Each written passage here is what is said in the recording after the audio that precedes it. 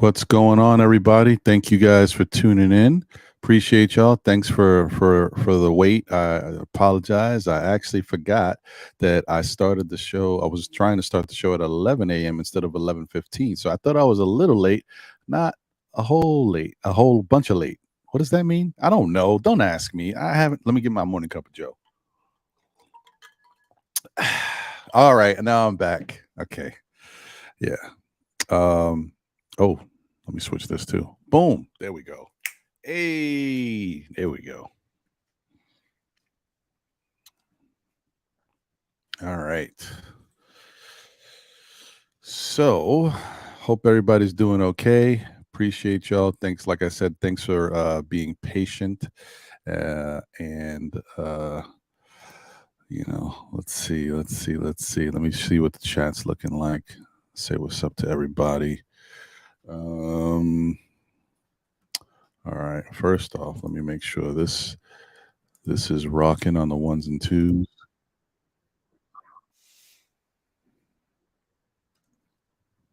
Okay. Yep. That's cool.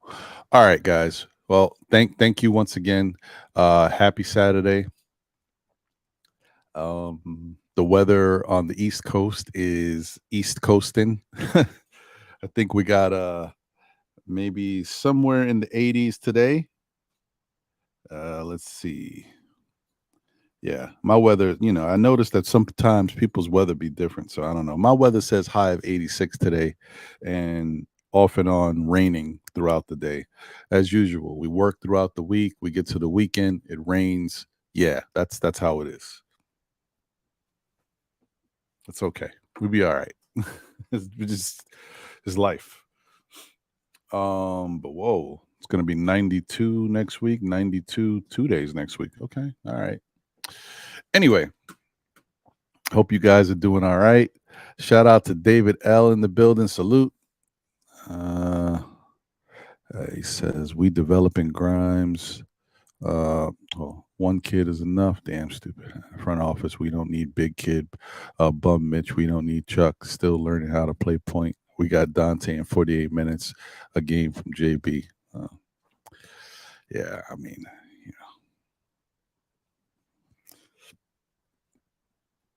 there's some truth to that. We knew this day was going to come, though. Eventually, at some point, the Knicks were going to get to a point where they started playing better basketball. I mean, you would hope they start playing better basketball. And then some of these young guys, it's like if you haven't shown what we need what we need to see from you after 3 years or so, the questions start to be. I think we said this, if you guys remember from last offseason going into this offseason, we were talking about how guys were on the clock. Tibbs was on the clock coming into the season. RJ was on the clock because now he's not going to be looked at as the darling. So now if he does something wrong, people are going to start criticizing him more. Julius was on the clock if he didn't change things around, which he did. Grimes was on the clock. Can he improve?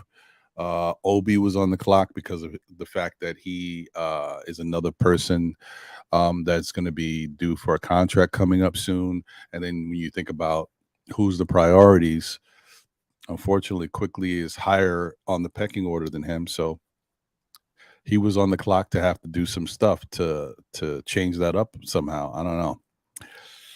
Yeah. A lot of that stuff we kind of really did kind of talk about coming into the season. Those are things to expect, and we see how it's playing out.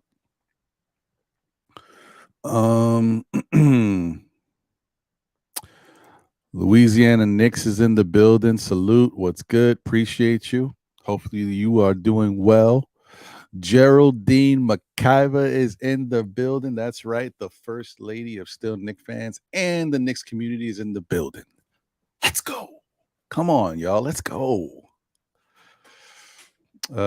Thank you. Hope you're doing well as well, Geraldine. Danny Landis is in the building. Salute. What's going on? Hope you're doing well, bro.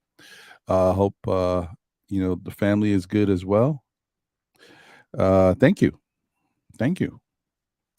DSJ in the building. Delano Steele Jr., folks. Yes. I hope it is. I hope everybody feels that way.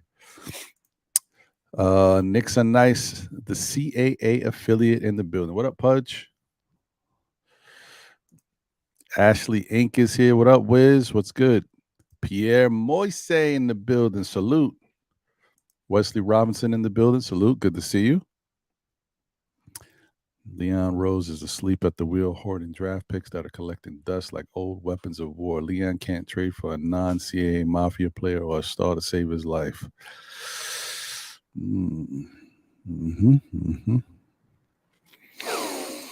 Dwayne Dennis in the building. Salute. Dunross Gallman in the building. Salute. What's good? Coach Sire in the building. Salute. What's good? Kerry Cox is in the building. Salute. Hope you're doing well. Our Future Media is in the house. What's good? Lion of Judah. Shalom, my brother. Appreciate you. I hope you're doing well. You and your family. Thank you for the kind words as always. Kevin Middleton is in the building. Salute. Why do the Knicks fans feel like we should not add players because we already have a 9-man rotation? We have to upgrade and add talent. If you lose your spot, so be it.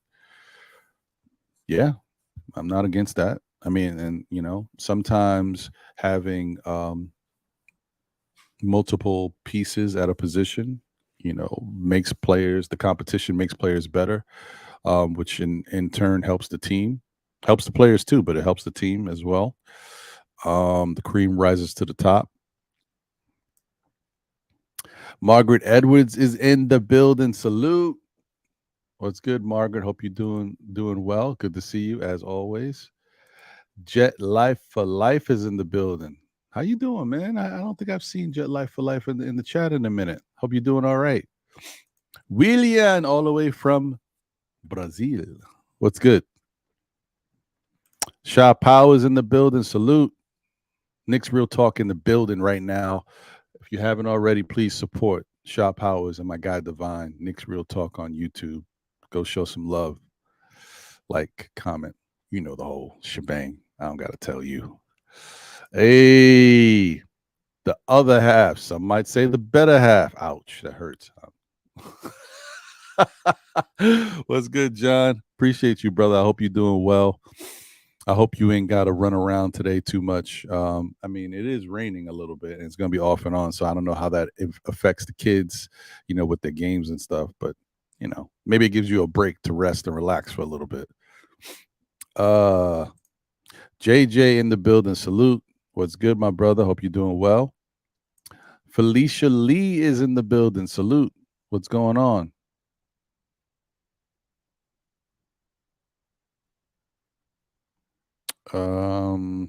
Let's see. I think I got everybody who jumped. Oh, Boulevard 73. What's good, my brother? Hope you're doing well. Illmaddox is in the building. Salute. Appreciate you. Knicks Worldwide is in the building. Man, you would think the Knicks, this team is a contender the way the front office is risk averse. I'm hearing what you guys are saying. All right, I think I got everybody who's like constantly putting stuff in the chat, and obviously those out there who may be viewing and not in the chat. Appreciate you guys for tuning in. And if you're somewhere and you're not even watching, you're just listening, thank you for doing that. Which still reminds me, I keep saying I'm going to do that, and I haven't done it yet. I think this weekend I just got to put my foot down and make some time to get the audio podcast going. Some of y'all may not even know that we have some audio content that's out there that we have put out a long time ago, but we haven't really expanded upon that. And so I think now is the time to do it. So we'll look to doing some stuff. Maybe we can get some audio stuff going, because I do realize that some people are in situations where they're on the road, they're driving, they're at work, they're just listening in the background. Why not actually give a dedicated option for people? So, and I do that myself too. So Shout out to Morning Brew Sports Network. What's good? Salute to my guys, Jigga Man, Phil, and Hector. Keep doing the type of great stuff you guys are doing. The content is fantastic. And just keep growing. I wish you guys nothing but the best. Guys, if you haven't already, as I always say, please go support them. Morning Brew Sports Network on YouTube, and then you'll run down the list of all the different types of content. They cover multiple things: Knicks, Yanks, Rangers, Jets, all types of stuff. So please go support them and show them some love. Okay. Yeah, I think that's all right. Cool. All right, so let's do this. Let's hit the intro. We'll come back and we'll start chopping it up.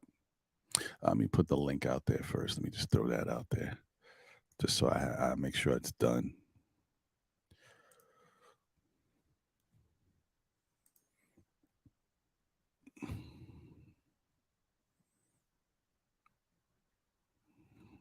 Okay, cool. All right, let's get the intro. We'll come back. We'll chop it up. I'll read this super chat, and I'll read some good news from Morning Brew Sports Network. That's nice. I'm glad to hear that. See, that's what I'm talking about. You guys doing your thing, man. All right, we'll be right back.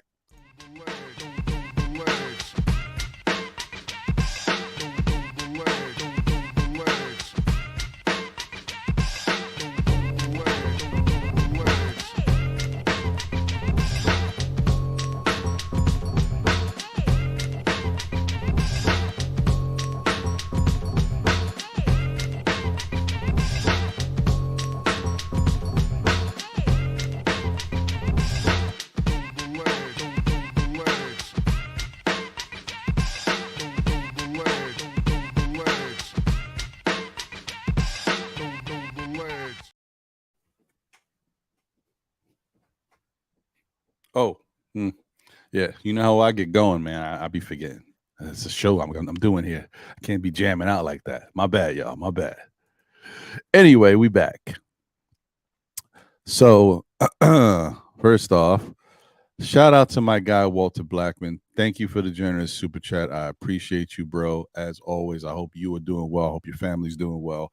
I hope life is treating you well. Thank you for always being an incredible supporter. Can't say how much it means. Thank you. Appreciate it. Oh, and you know what? You reminded me of something, Walter. I'm gonna do it. Let me put it in the chat in a minute. Because you sign up for all these different things, right? And I look at stuff and I get these emails and I'm like, let me check what's going on. Because sometimes when stuff don't pop up, you just like, I don't know, I ain't thinking about it. But someone asked me the other day, and I said, you know what? yeah. I'll do that. Whatever. I mean, look, I appreciate you guys coming to watch the show, and just being here and supporting and being in the chat. But I do have a Patreon, I do have Cash App, and obviously we get the super chats here, which YouTube takes their cut from. But it is what it is. I'm just gonna put the links in the thing, not the links, but the thing in, so you know what it is. If those out there, I'm not telling you guys that. I'm just telling you. Someone asked the other day, and then I was like, I got an email 2 days ago, and I said, it popped up on my radar. I'm just gonna do that so that way people know it exists. I'm not asking for anything from nobody. You guys already know I appreciate y'all being here. If I was doing this and I didn't have a day job and I didn't have no way to support my family, and I'm like, come on, fellas, come on, that'd be different. I don't know, but appreciate it. And I just thank y'all for being loyal. There's a lot of Nick content creators out there, and I love the fact that we're all supporting each other, but I also do love the fact that you continue to support me. So thank you for that. All right. Now, what was that good news that I saw? Boom. There we go. Morning Brew Sports Network said we at 8:45. Yo, I'm afflicted today? More coffee. We're at 8:55, 8:45. Okay, go once, go 8:55, 45. What is wrong with me? I can't speak. This is crazy. All right. So, Morning Brew Sports Network says we at 8:55 trying to get to 1K. We just made it into the Jets 2023 yearbook for the upcoming season. I don't need me. Let me get the real stuff, man. I don't need me doing it. Where they at? Let's get the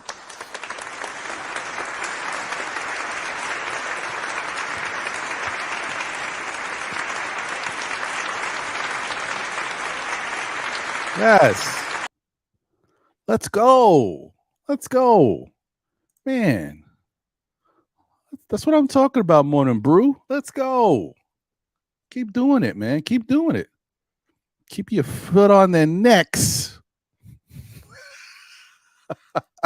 That's great, man. I'm happy for you guys. Keep doing it, man. Just keep doing it. The point is to continue to give great content to our fellow fans. But you know what? Those accomplishments are going to keep coming because you guys are doing really good things. I wish you guys nothing but the best of success, and I'm glad that I'm cool with y'all. We cool people, so I can be there while I watch you guys rise as well. Yeah, so it's dope.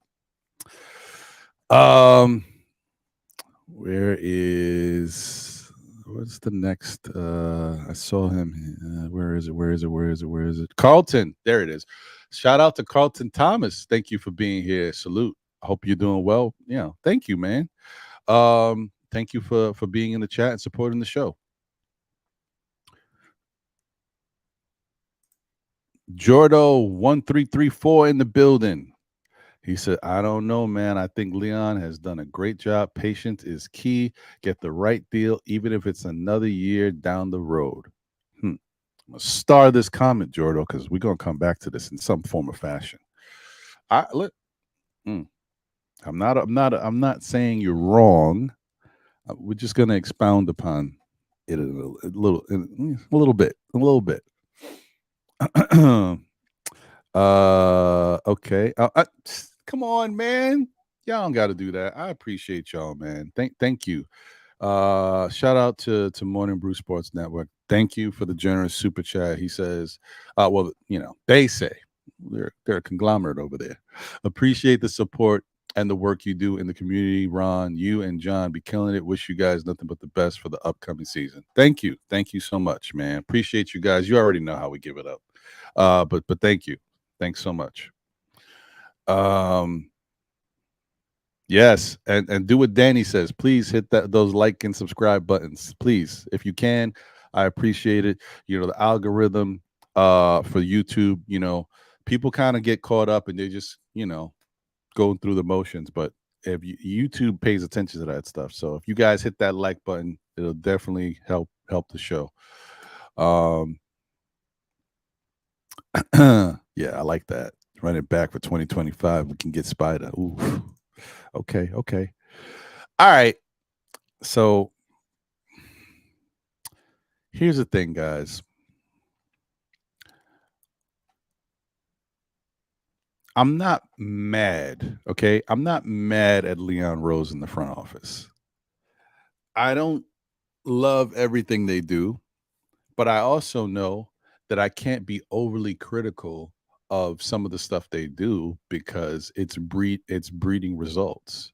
Like, you can't say that they are inept and don't have any clue of what they're doing, because what they have done has put together a team that, you know,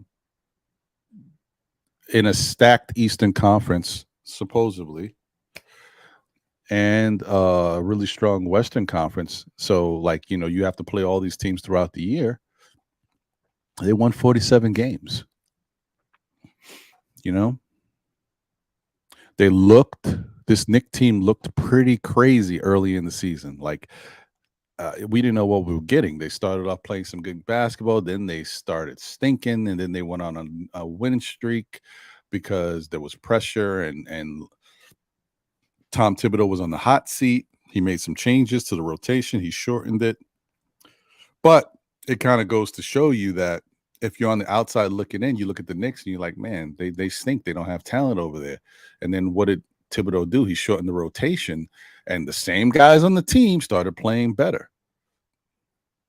Makes you wonder, right? But so with that idea that Tibbs had or whatever he decided to do and switch around, in the end, the Knicks wound up winning 47 games. And 47 games is nothing to sneeze at in today's NBA. And they won a playoff series. So as much as we like to say that they have no clue of what they're doing, in the end, you gotta, recognize what they have done. So I can't look at it all bad. I just gotta. I'm looking at it from a different pair of lenses, if you will, because there's some other stuff that it does concern me, and at some point it will come back to bite you. It may not, like, you can kind of skate by for a while, but if you want your team to get better, then you're going to keep doing things to build the team, and once they start getting better, then the conversation changes and then the moves change. And this is when it starts to bite you. So, shout out to Gideon and Monqua in the building. Salute. G Money was good. Yo, you better watch it, man. Watch it, okay? All right, listen. I don't got all the moves, but I got some of the moves. You know how I get my West Coast on. You know what I mean? Oh, okay. I don't know. I don't know what's going on with me. I couldn't talk earlier. I'm in this happy, jovial mood. I'm getting my moves on. Y'all ain't ready, man. Come on, man. It must be something in this morning cup of Joe or Joanne. You know what I mean?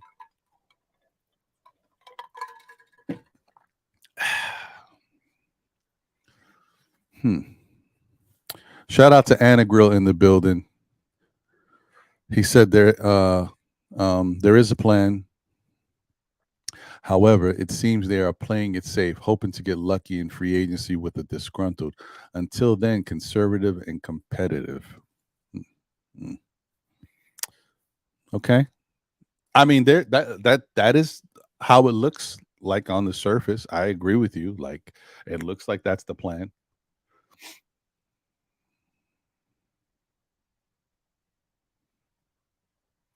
Damn, somebody said something. No, it was Captain and Coke is in the building. What's good? Salute to you. He says our front office has been patient. However, they have been far from perfect. Several mistakes have been made.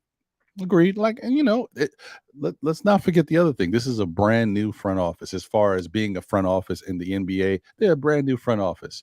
It's year 3, I believe. Yeah, I think so. So, but they're learning as they go, and I think they're getting better understanding of how things move around in this league. But all right, let's just rip the Band-Aid off. Okay, let's just rip it off. You guys know I've been saying it for weeks now. I've said it prior to that, but I just haven't been saying it as much. I don't have a lot of confidence in this front office to be able to sign or trade for a star type player that they don't have relationships with, deep connections, or some CAA thing, or I've said it before, or his kid goes to my kid's school. His brother threw an event, and I saw him raise a glass and propose to his wife, and we were friends. Like, if they don't have some type of meaningful, like, real relationship with somebody, I don't trust that they can bring anybody in here that's worth something. And so I'm still feeling this way. I have not seen anything that can say otherwise. And I'm going to start with the Donovan Mitchell offseason last year. I'm going to say that's the first one I'll point to, because there might have been other things prior to that we don't even know about. But being that it was a new front office and the Knicks were still in a building phase, not rebuilding, but a building phase, I'm not going to fault them for deciding they don't want to do certain things or they're not ready to bite the bullet on certain players. That's okay. That's still early. Now it's different because the Knicks, every year they grow older. Every year somebody's closer to getting a significant contract outside of the contracts you're already paying. Every year they seem to be improving, except for the year before last, where it was a really tough season. And I don't even think that the Knicks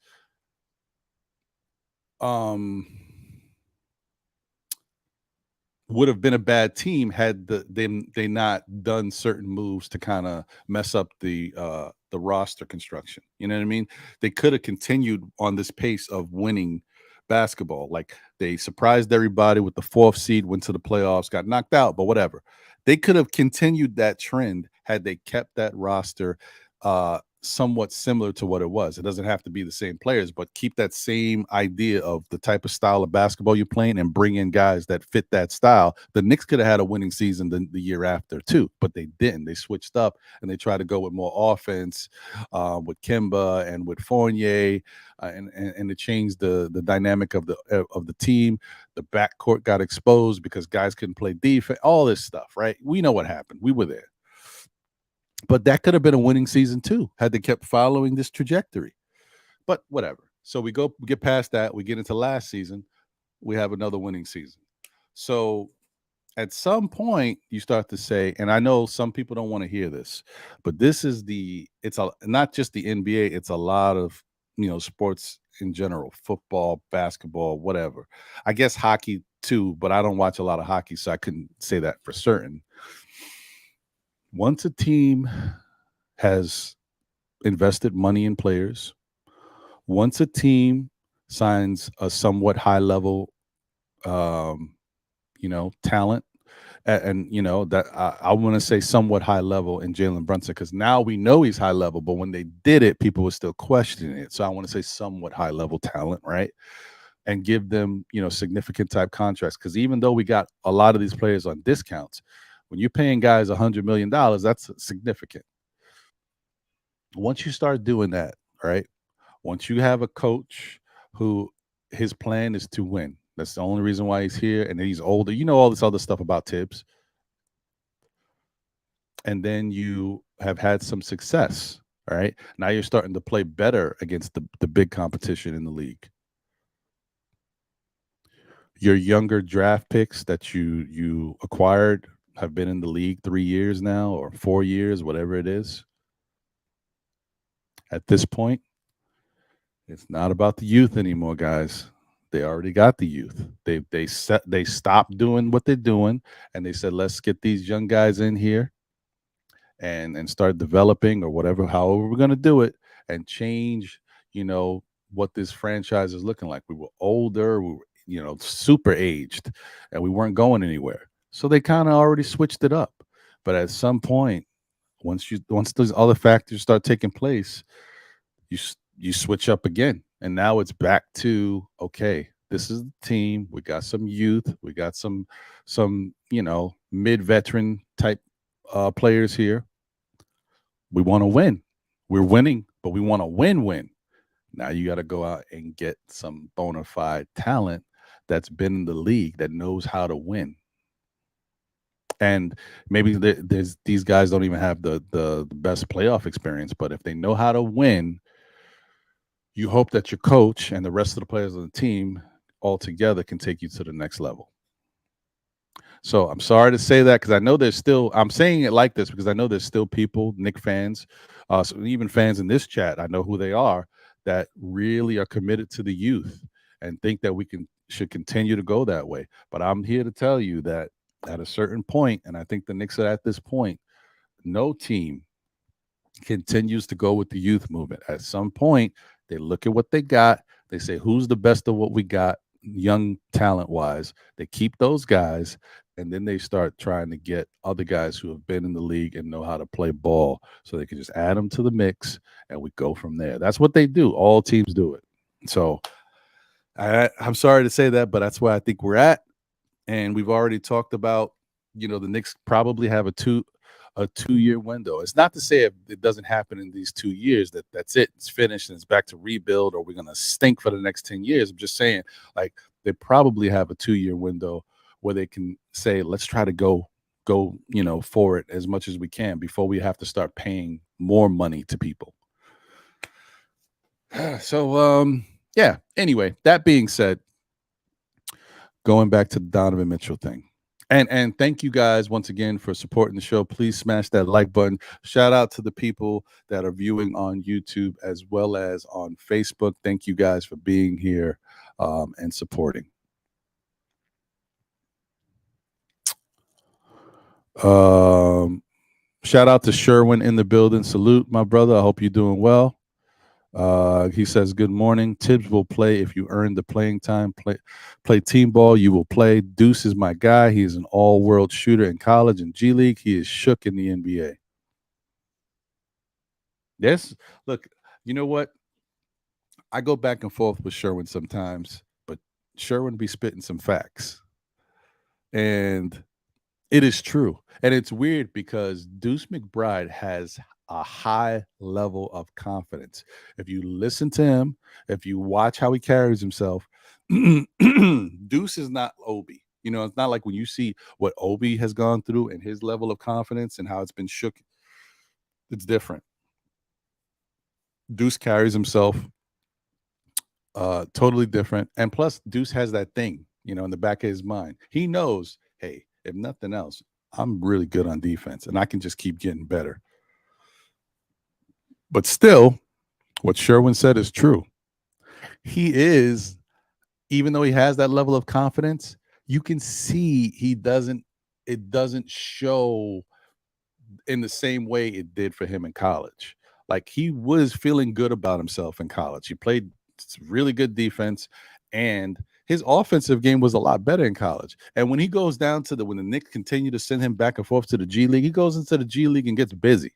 Now, I know the competition is not the same in the G League, but the difference is he's comfortable. He goes to the G League. He's like, I know I'm going to get mine.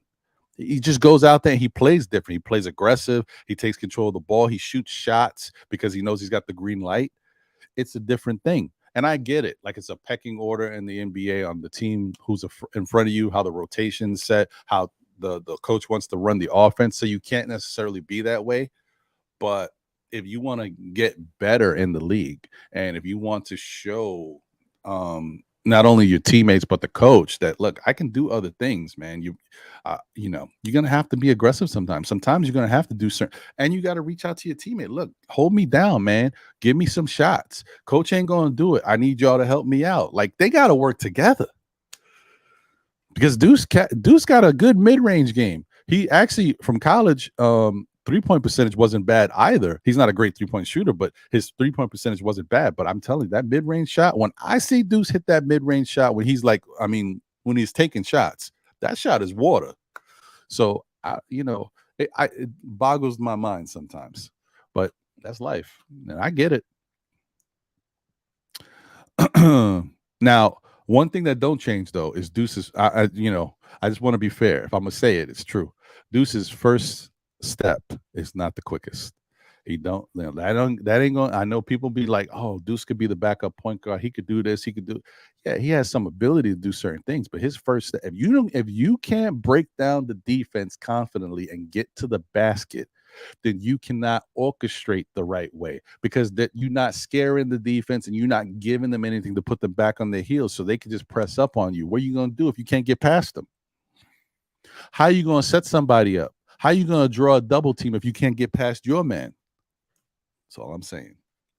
So that's it. I'm sorry, Deuce fans. Deuce is who was my second favorite player on the team. The pecking order has changed. Okay. RJ was number one, Deuce, and then Obi. Obi's gone, but he is. And now I'm Jalen Brunson has crept up on my list. So anyway, that's what's going on. P. Ramos, my guy, what's good? Appreciate you, my brother. I hope you're doing well. He said we need proven winners, especially in the forward position, and that player needs to be able to create their own shot. Facts. Facts.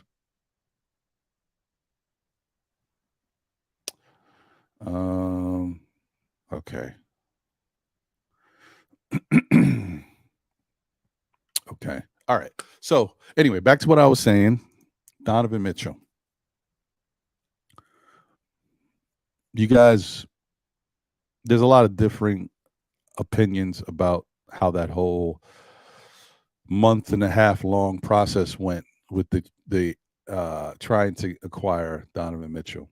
And we knew it was going to be tough. We knew there was going to be a Knicks tax and all this stuff, and it was going to be a match of egos between Danny Ainge and Leon Rose, and all of that happened, right? And I know some people look at that situation and they say, you know,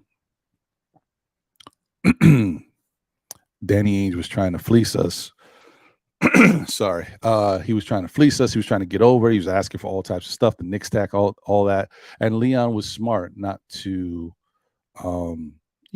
cave in to what he was asking for. Guess what, guys? Guess what? Some of that's true, but the Knicks were supposed to get Donovan Mitchell. You know what I mean? Like, I don't know how to say this, that it makes sense. There's all these rumors and speculation. Joel Embiid, Kevin Durant, Kyrie Irving, Michael Jordan back in the day, LeBron James. Oh, interested in the Knicks. We may want to come here. Yeah. I like what the Knicks are doing. Oh, man, New York City, man, playing at Madison Square Gardens. Nothing. Yeah. Whatever. Donovan Mitchell loves New York. Loves it. Okay. When he's not where he is playing basketball, he's in New York. Okay. He loves the Mets. He loves the city. He loves the lifestyle. He loves New York. He was just here the other day at that white party for the dude who owns Fanatics, the Fanatics sports brand, whatever, that sells the sports memorabilia and merchandise. And everybody was at that white party, by the way, but whatever. He was just there. He loves New York. He's always here. It's not about whether or not Danny Ainge was trying to fleece Leon Rose and the Knicks. It's about Donovan Mitchell was supposed to be here. And they know it. And he knew it. And we made moves to secure that he be here. We got a whole coach here because we wanted Donovan Mitchell here. Johnny Bryant, I don't care what anybody says. You can't take anything away from his accomplishment, but he was an assistant coach who hadn't shown anything to necessarily be moved up in the ranks quite yet. Was he getting there? Yes. The Knicks said, we know how this works. Let's go get Johnny Bryant. And in turn, we know who that will bring. You go get Johnny Bryant. You move people around and you create flexibility. And your plan is, you're watching what's going on. It's a train wreck over there in Utah. Donovan is going to get on the move soon. You're like, this is my time. It's already, I'm telling you right now, I don't care what anybody says, what you guys want to think. I'm not saying I'm right about everything. Donovan Mitchell was supposed to be a New York Knick last year. 100%. The Knicks knew it. He knew it. And it didn't get done. You don't go into a situation like that when you have almost a guarantee. There's so many players that have come across the Knicks that they're like, oh, we want to go there. And they use the media and all this stuff to drive up prices. They have no intention of coming here. Donovan is the type of player that he's quiet. He don't like to make noise and talk about what he wants to do with that stuff. He's loyal, whatever. He didn't want to say nothing. It is what it is. But everybody knew. And you mean to tell me after a month and a half of negotiating, vacation in between, coming back, you still can't get Donovan Mitchell? A guy that you already had penciled in that wanted to be here and expected to be here. He's not going to say it, but I'm sure he was already making plans.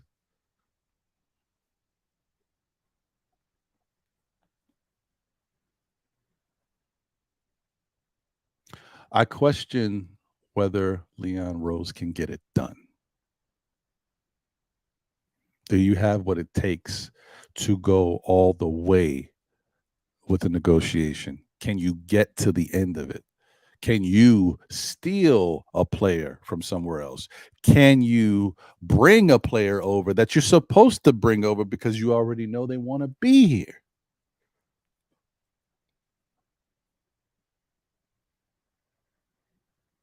Can you say Giannis Antetokounmpo is one of the best, if not the best player in the league, and he would turn my franchise around?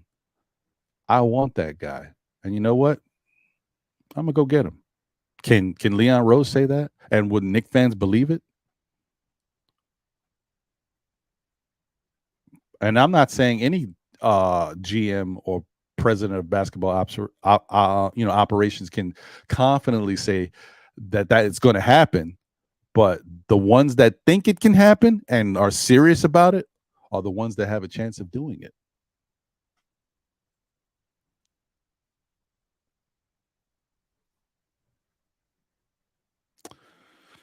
I don't know. I just question stuff like that because the Donovan Mitchell thing is just we've moved on, guys, and I'm not trying to harp on it, but I'm just telling you, the Knicks failed there.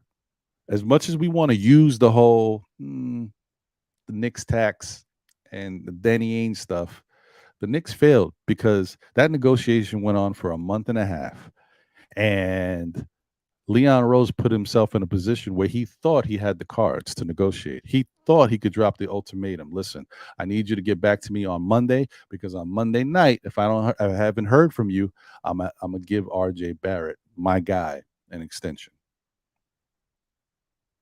How'd that work out? It backfired. Danny Ainge didn't blink. So that was one. All right. Now, there's nothing wrong with the Josh Hart acquisition. I love what Josh Hart brings to the Knicks. I think I loved his game prior to him being a Knick. I thought the Knicks should definitely pursue him. Happy that he's here, but it's another safe pick. It's like everything is safe. Acquiring Jalen Brunson, yeah, a lot of the league wasn't sure about him, and now you see all of these people coming out showing the tapes of people saying, "Oh, it's a bad move. How are you going to give this guy $100 million?" Oh, now all the naysayers are coming out, so it makes Leon Rose look really good. But you talking about what Godson? All the I don't know. Tibbs used to coach him, whatever. I don't know all these relationships. I don't remember right now. You get it. It's just too that the relationships were so heavy and so strong. Another one of those no-brainers. And at least now you don't got to fight with another GM to see if you can pull Jalen. Jalen just came. Jalen turned down the opportunity to stay with Dallas and a Hall of Fame player by his side. Think about that. You know what I mean? We say the whole thing about, Leon Rose did a good job of bringing Jalen Brunson here. The writing was on the wall. And what did the Knicks do, as they usually do? We're like a law firm or something, but we're not the greatest negotiators like the law firms are. We brought in, we did our due diligence and brought in, somebody to sweeten the deal. We brought in Daddy Brunson.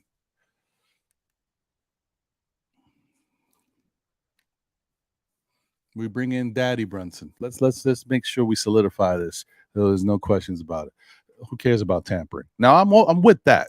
If you're gonna tamper, go all the way. but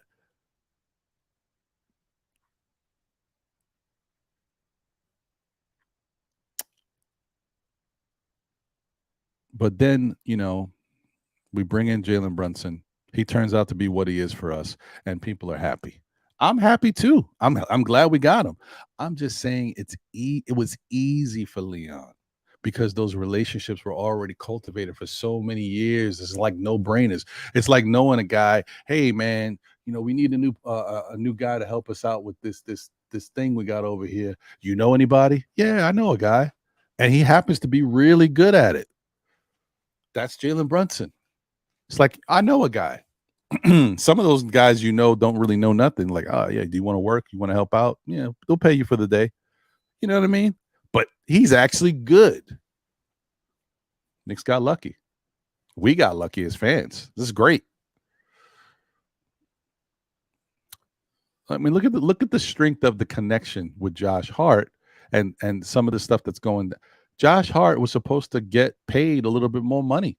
He said, I'm just going to opt in, because by me opting in, my relationship with my boy DiVincenzo, I can bring him over here, and the Knicks will still take care of me. Relationships. All right. So I don't want to belabor this, because if other people want to join the panel and talk about it, I want them to have an opportunity to speak about it. But you know what I mean? Like, this is crazy to me. Like, I get it. I know that the Knicks have failed with many different regimes at the front office.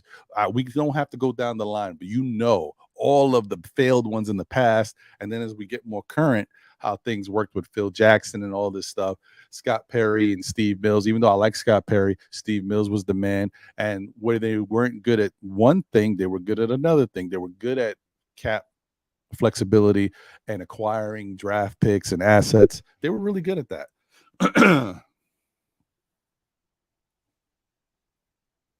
But now we're here. So this is kind of what set me off, guys. If you want to know what kind of put me into this space, it's this Paul George stuff.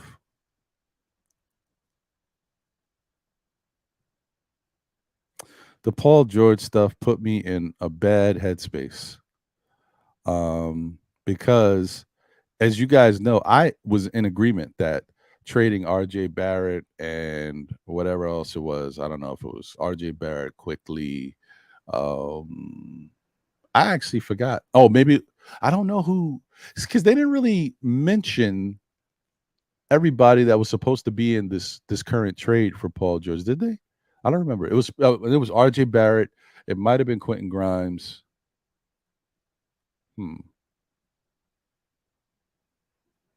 And Fournier, or it might have been Quentin Grimes and Fournier, or maybe it was Quick. I don't remember, to be honest with you. But I also know it was 3 picks, right? And the Knicks were considering it, but Paul George asked for the extension, and that killed it. And I was okay with that. Paul George is 33 years old. He's got 2 years left on his contract. He's making $40+ million, which that's not too bad. I mean, a team can take that on for 2 years and deal with it and then move on if it don't work out, which fits into our window anyway. But the extension stuff really does, make you think. The fact that he is someone who is hurt a lot does make you think. But when he's out there on the court, he balls. You can't say that Paul George is out there sucking. He's good, okay, on both sides of the ball.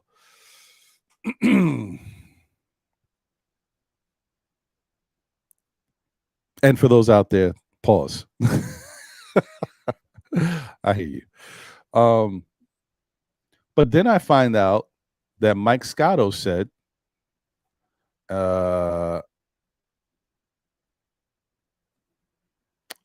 NBA writer Mike Scotto, by the way, says that the first offer for Paul George didn't include Julius Randle or RJ Barrett.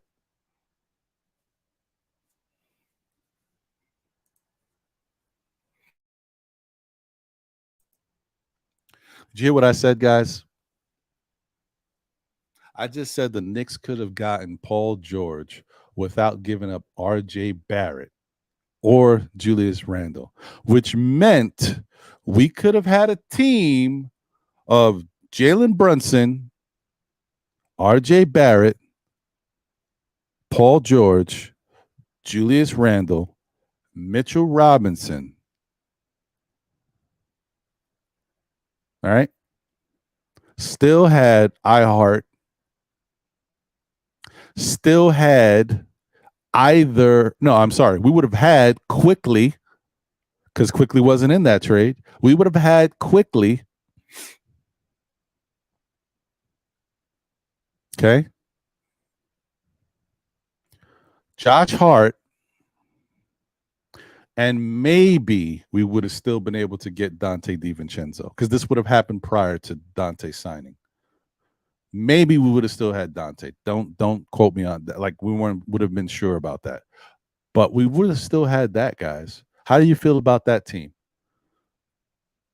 Jalen Brunson, RJ Barrett, Paul George, Julius Randle, Mitchell Robinson, Josh Hart, iHeart. Still would have had Jericho Sims. Still would have had Quickly and Deuce and whoever else we add to the mix.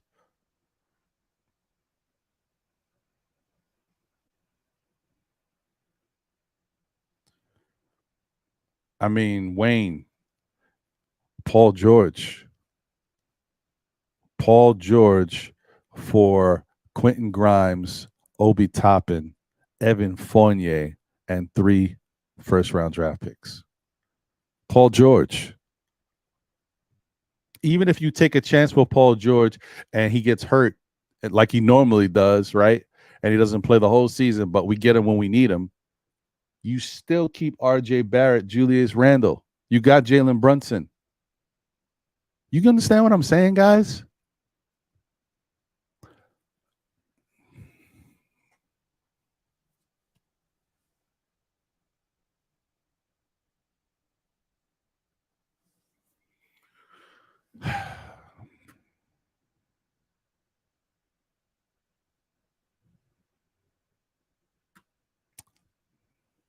I don't know, man.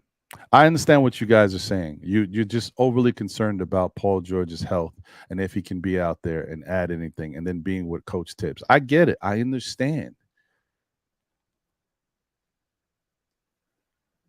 But Paul George would come to this New York Knicks team and instantly, let's just call a spade a spade. Let's be real here. His overall basketball game, Paul George would come to the Knicks and be the best player on the Knicks. Tell me I'm wrong. I don't care if you like Julius, he's 20, 10, and 5. I don't care if you like Jalen Brunson. You know, he's 24 or whatever, 6 and whatever he does. But you know what I mean? And he's super efficient. Paul George comes here and he's 20 plus. He can give you 6 assists. He can give you 7 rebounds. He is a really good defender in the league, gives you 1.5 steals, and he plays solid defense. Really solid defense. He would be the best player on the Knicks. I get it. He's an injury prone guy. I know he's 33, but he's 33 and still balling. It's not like he's 33 and washed. You guys saw what Paul George did when he played this year. When he's out there, he's balling. I get it though. I'm with you. I'm concerned about people being injury prone too. I am. I'm just saying it's who you're giving up to get him. Fournier, Obi, and Grimes for Paul George. And I keep RJ out of it. I don't know how you don't do that.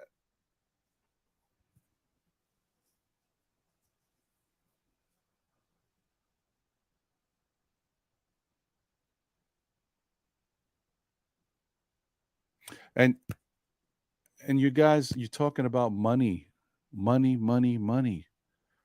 We spending money already. You guys are concerned that we gave RJ 107 million and he's not doing what you expect him to do. We spending money and we're not even getting the return that you guys want.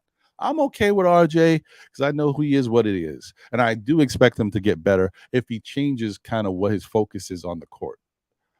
But Knicks fans haven't been happy with certain things. We giving Julius Randle a discount. He's only making like 30 plus million. And you guys ain't happy with the fact that we were giving him what he took. People were saying Julius took a discount. You're like, nah, no, Julius didn't take a discount. He just saw the writing on the wall and took whatever money he can get. Just saying.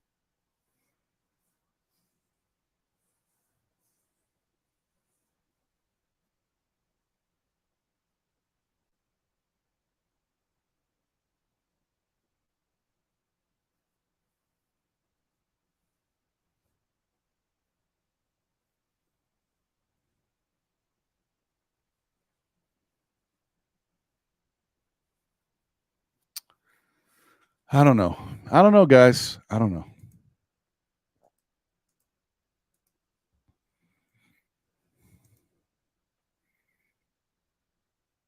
You know, I'm with you, but I'm also on the side of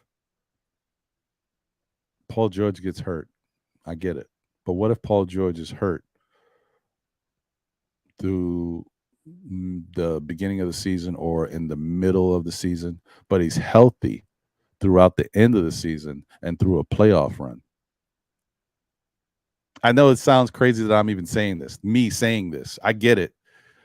I'm just thinking,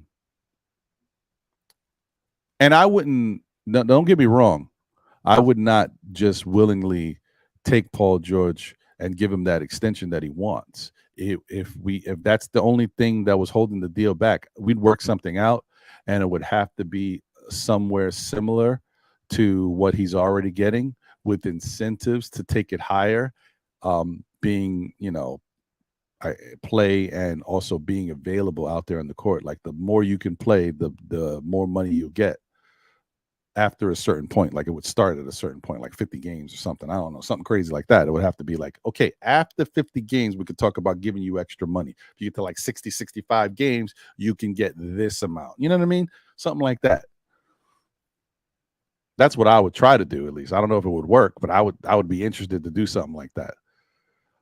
And then I would also make it, I'd give him a 2-year extension, but make that the second of the 2 years a team option. And, listen, he may go for it, he may not go for it, but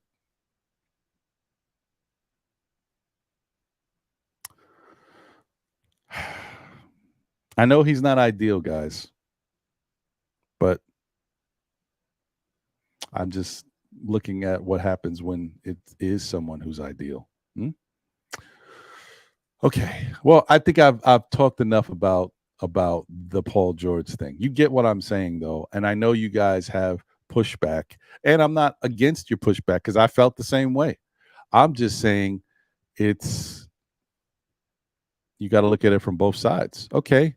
You don't like the Paul George thing. You don't like the fact that he's injury prone, that he makes 40 plus million, that he wants an extension. But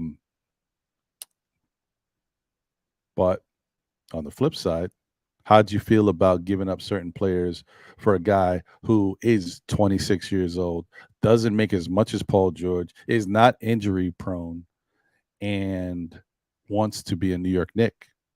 How did Leon Rose handle that situation? Neither one of those guys is here. The guy you guys don't want, who's injury prone, who makes a lot of money and is 33 years old, is not here. The guy who's 26 is a very strong offensive player in the league, makes a decent amount of money under his contract, wants to be a New York Knick. He's not here either.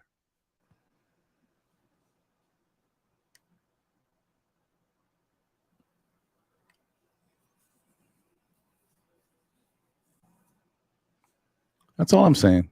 That's all I'm saying. And that's what leads me to question if Leon can get any of these deals done.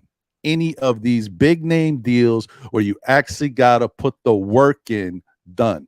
How can Leon do it? And this front office, whoever's in the front office, Gerson Rojas, what the hell, Worldwide West, whoever. I don't know. I don't really know who's running this front office right now. Because I said to you guys before, I feel like Leon Rose is a strong leader, organizer type guy. Like, I need somebody to do this. I need somebody to do that. I need somebody to do this. Okay, let me get these pieces. We'll be in these big meetings. You guys will tell me what we need to do. I'll listen to what you're saying. That's a good idea. Go do it. I don't know if Leon is the one, who's actually coming up with ideas and doing all this stuff. I think he's just got the right people in place. He's a manager of people. He knows how to do that well. So I don't know. All right, let me get a couple guys in here. See what they talking about. Boulevard's in the building. Salute. Appreciate you, my brother. Hope you're doing well. Homeboy. What's the name of your show on Sundays? The 718 boys with me and Corey Lee, CL Smooth. Thank you, man. you go. Let's definitely salute and shout out 718 boys on the Blorange Tears Network on Sunday mornings. You know, Corey and Boulevard. Please show them some love. Check them out. Thank you, man. And then, appreciate y'all. No doubt, of course, brother. And let me get my guy in here. It's been a long time. I haven't seen him in a minute. I'm happy that they're back on. Hard Will in the building. Salute. Yes. Yo, what's good, bro? What's good? To shout out to the chat. What's good, Boulevard? What's good, Rod? What up, Hard Will, man? Welcome back, bro. Good to see you, man. I know you out there running around. Your nephew is doing it, and he's looking good, man. Yo, man, I'm happy for you, bro. I appreciate the love, man. Yeah, he gonna be at UConn this year.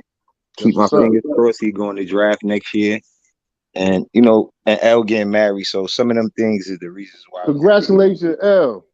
Yeah. Been on, but we supposed to go on today, so I said let me jump on. And I was listening to what you were saying, and I just want to give my 2 cents. No, it's okay. And look, I understand that you may not agree. I know there's other people in the chat that may not agree. This has just been one of those long time coming things for me and how I feel about the front office. And so I just wanted to take today to say this stuff. So but go ahead, Harwell. You my guy. So when I see you like this, I just want to talk with you or chime in. You know what I'm saying? I don't really see you really feeling a way about stuff. Sometimes you be the one that's more optimistic than I am when it comes to some of these situations. But I just want to say this. When you kept on repeating how much the deal is and what the deal was, if it was that sweet of a deal, I don't want to take credit away from them guys and say they wouldn't have made a deal like that, because then that's the type of deal that would be a no-brainer. You know what I mean? And it's a lot of stuff that we don't know about that come along with it that we won't know about the reasons those moves be made. Another point I want to make is, I say this on my show all the time. With the ball guards helping the Knicks right now, we were saved by not spending all that money on Spider. Regardless if Leon Rose and them struck out, sometimes when you want something that don't go your way, it's better for you. Now, as everything played out and the smoke cleared, I feel like we came out on the better side by missing out on Spider after we beat Spider. With that being said, when you revisit it, we may be able to get him for a better deal if it's meant for him to come, right? Because if we would have got him, we would have lost some of the pieces that got us where we were. We wouldn't have had all the picks. And you can't take credit from the guys that was here and help get us where we got. And that's real, because Tibbs had to play those guys. And I feel like sometimes you can't have too much star power. And we had an equal amount where we should have been able to even do better than what we did. The point of, I think, why we didn't was because those guys didn't have enough experience, enough playoff basketball hours. And we haven't been to the playoffs in so long. Even when we went, we didn't have enough get enough experience out of that run when we lost to the Hawks. So it's like, think about what I'm saying. And then some of these players get some experience and we'll be able to build off of that and be a better team. Now, do we need a 2-guard like Spider? Without a doubt. Don't think I'm not saying that we don't need to do that to come out of the East, because the East is going to be way better than it was last season. We know that, right? Cool. But that being said, I don't think Paul George is somebody that that don't play as much, that's not going to be there to just sit there and come in the playoffs. And of course he can do that, but we need a guy that's going to be playing with us all season. If he happens to get hurt, we don't need a guy who we know we checking off a box that he's most likely to be hurt. And to me, that's a little sketchy. Sharon mentioned it in the chat about, and he's right, about Paul George has a trade clause where he has a kicker where he has to get a certain amount of money. And if he sits there, do you want to spend that much on? Yeah, you made a great point about how we is spending money, right? And we're not happy with every dime that we spend, right? But I got a great response to that, is that would you rather have Zion Williamson or RJ Barrett? Because of the fact of, we knew Zion was better, good point, explosive, but the more RJ plays and plays and plays and Zion don't play, it's going to come a time where he's going to either catch him or pass him. Health is very important. We don't give guys credit for being available. We don't. We just look at other guys that we want that aren't available, but they just a better player than the player that we have. which to me be kind of crazy because those guys aren't always available. So if a guy isn't as good as another player, but he's available more, he's going to produce more. If he's not that much bad as the other player, you get what I mean? And RJ's still a young player. So when you take a 30-year-old player, and I'm not saying he'll be a Paul George, but you look at the numbers and you go back and look at Paul George numbers early in his career, it'll make you scratch your head when you compare the numbers.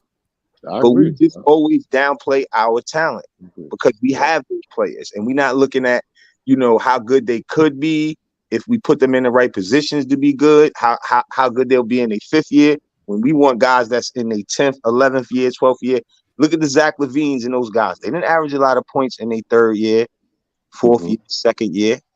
And RJ was lucky to average those points, get that opportunity because guess what? That's called experience, brother. And by the time and I'm just using him as example because I wouldn't care less. I'm gonna be a Knicks fan if they trade RJ or not. Let me put that out there too.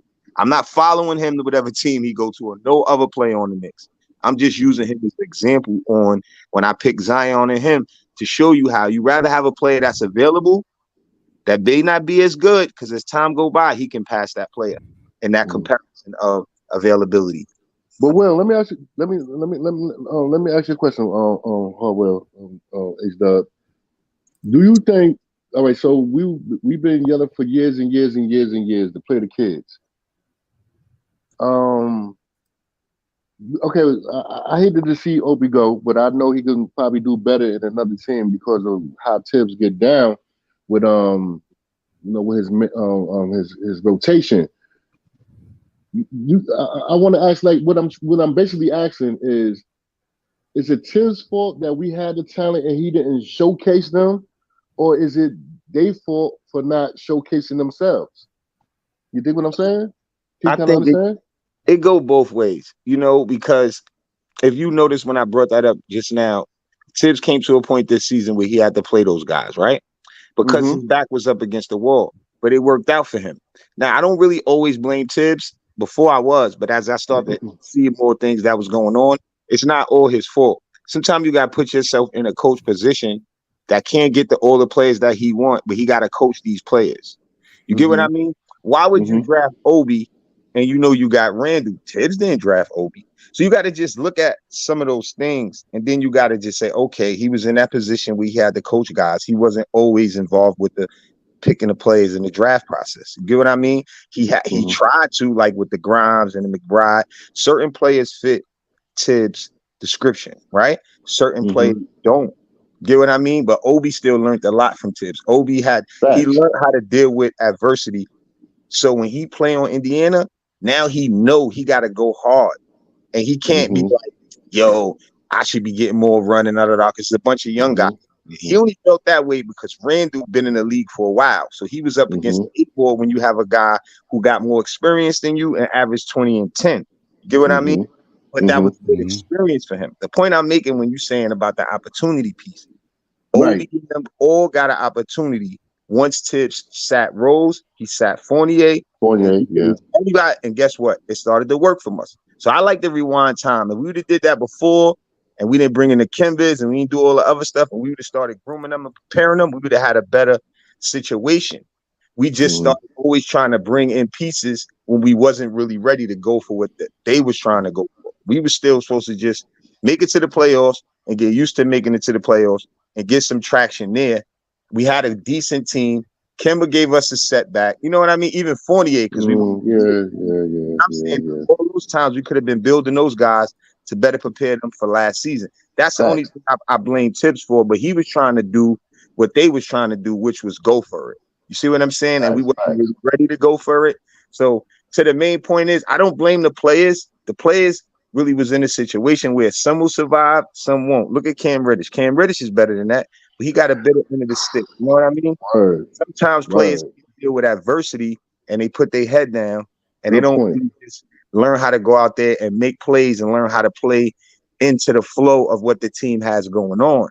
See, you got to be mentally correct going in the game and just going in and get a team what they need and not worry about just scoring on certain things, and that'll get you more in the rotation. A lot of young kids don't know how to do that. Good point, That's man. fair. I ain't gonna front. That was a good ass point. That's good fair. Point, dude. Yeah. I mean that I can't argue with that. What Hardwell said is very true, and I agree. I agree with that. You hit it on the nail. My whole thing is, it's like I'm arguing a point. I'm not really arguing. I'm mentioning something because I want Knicks fans just to think about it and be a little bit concerned about it. But as I said, before I started saying anything about anything, I'm happy with what the front office has done. I think that they have surprised a lot of people. I think they have a certain plan in place, and I think it's been working. It may not be the way we thought it would be, but it's turned out to be favorable in the end. 47 games, playoff win, playoff series win. So stuff is promising. It's just the point that at a certain point, you have to take the team to the next level. And when that happens, now it's when you really got to start putting in the work. How can you bring somebody over here, especially because as much as, things we've benefited from Tibbs being here and actually creating a culture, because I know a lot of Knicks fans get upset about Tibbs. I do too. I've mentioned multiple times I'm not happy about his rotations and his in-game adjustments. He's gotten a little better at certain things. He's not perfect, but and most importantly, Tibbs has changed this culture. The Knicks was kind of crazy, right? If you guys remember, the way we were wild over here, gunslinging. We had a coach that allowed everybody to just go out and play. He said, "No, I don't want to run a system yet. I want the guys to be comfortable and see what they got." He never had a chance to run a system. He got fired, and so that system he still got on one of his black books. He's using that for another team. So we never really got to see a lot of stuff with Rambis and Fizdale and Fisher and Hornacek. Finally, you get Now finally you get Tibbs here, and Tibbs comes in like, this is the way I'm doing it.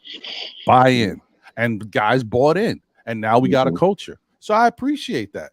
But the flip side of it is the same guy who created a culture for us finally is a guy that a lot of players in the league are scared of.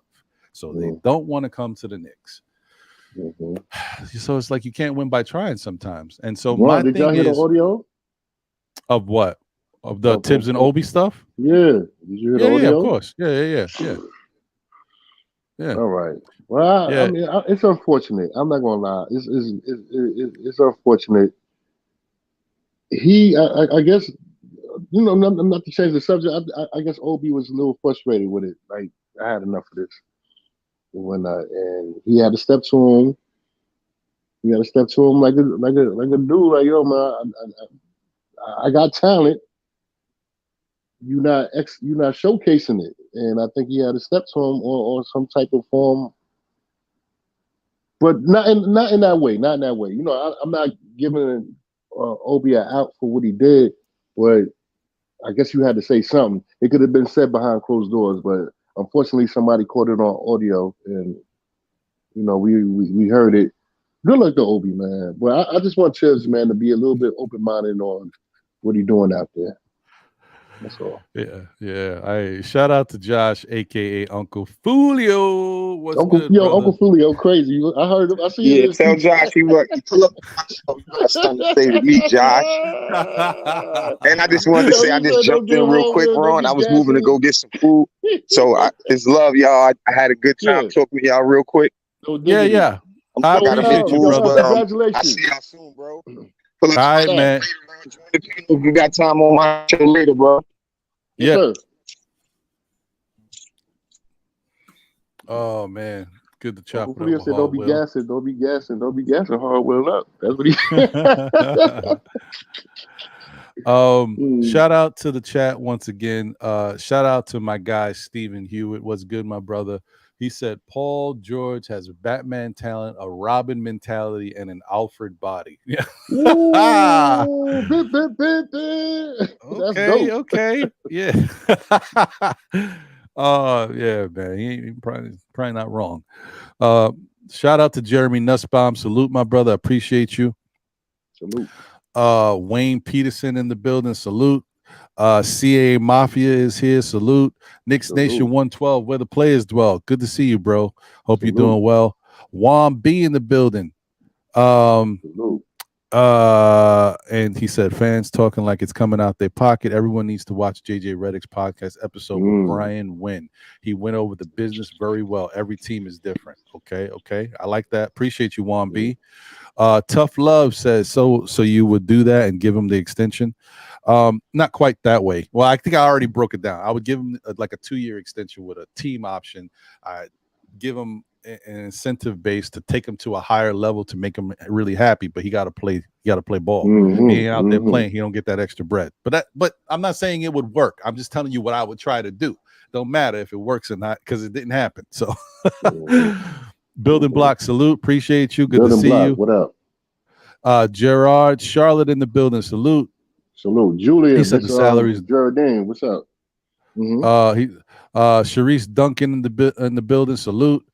Hector Gaston throwing tomatoes. I hear you, brother. He said another star to never win a championship. Keep him far away from us. He not a winner. I got you. Wow. I got you.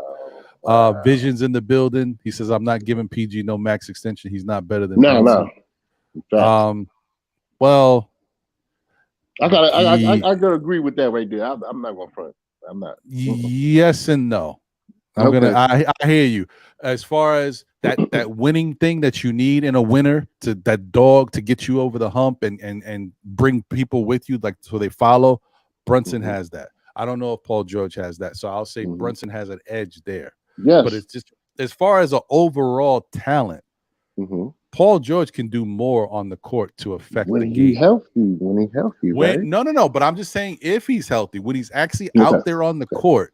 The way he scores, he's a very efficient scorer in his own right. He shoots high 80s from the free throw line. He shoots high numbers from the 3-point line. He shoots really high numbers from twos, and his mid-range game is somewhat automatic too.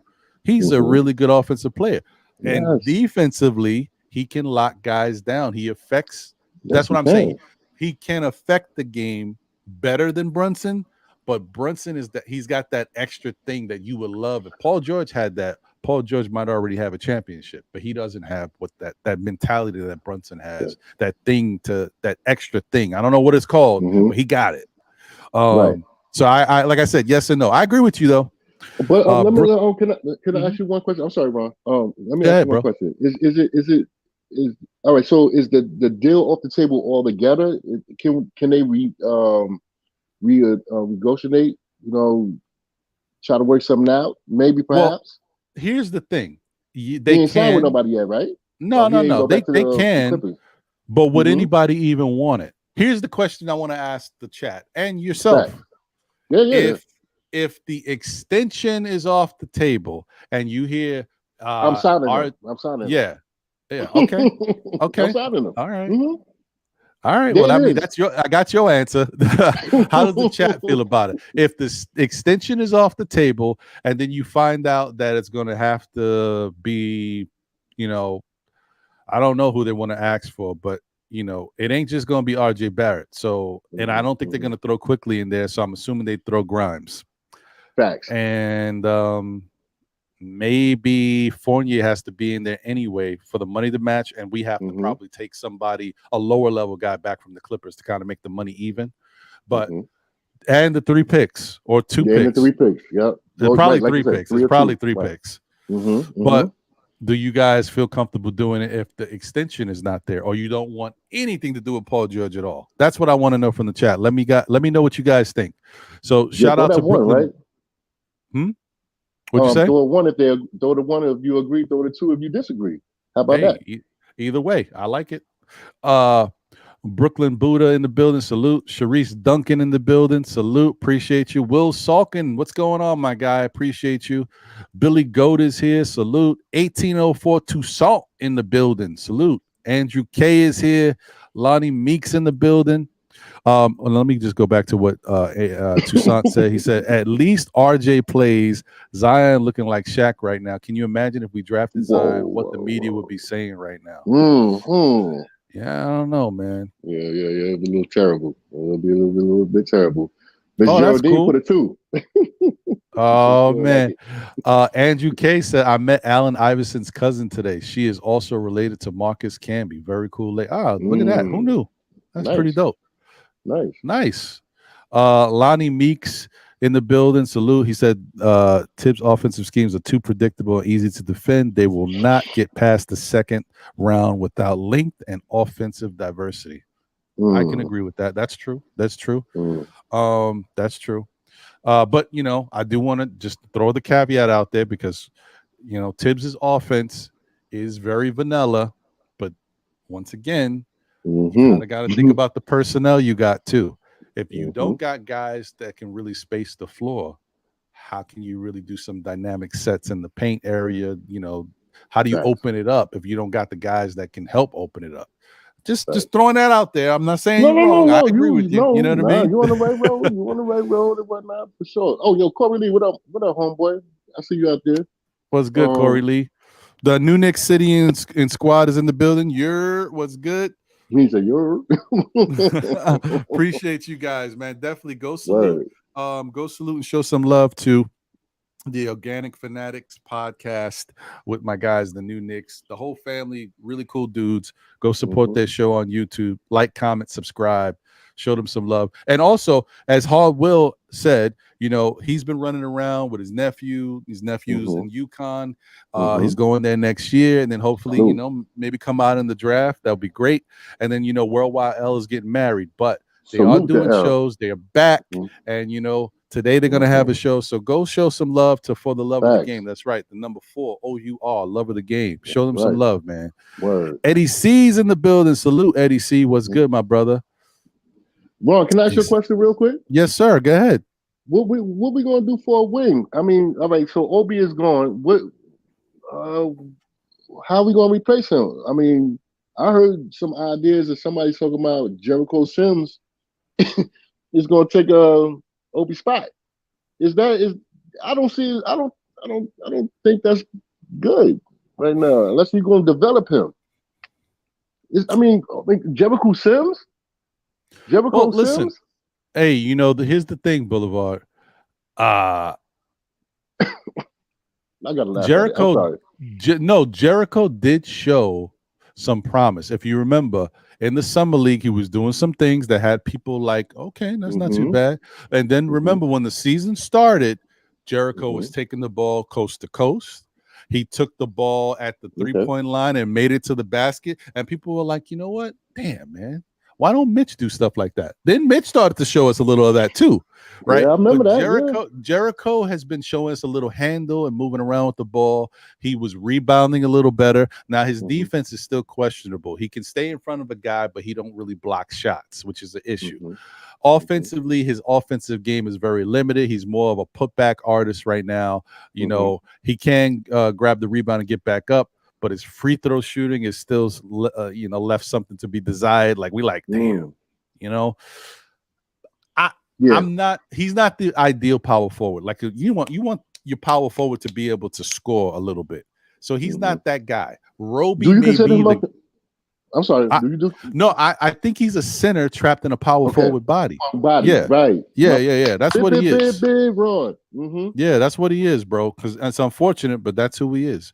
But he don't got the power forward skill set. You don't got that man.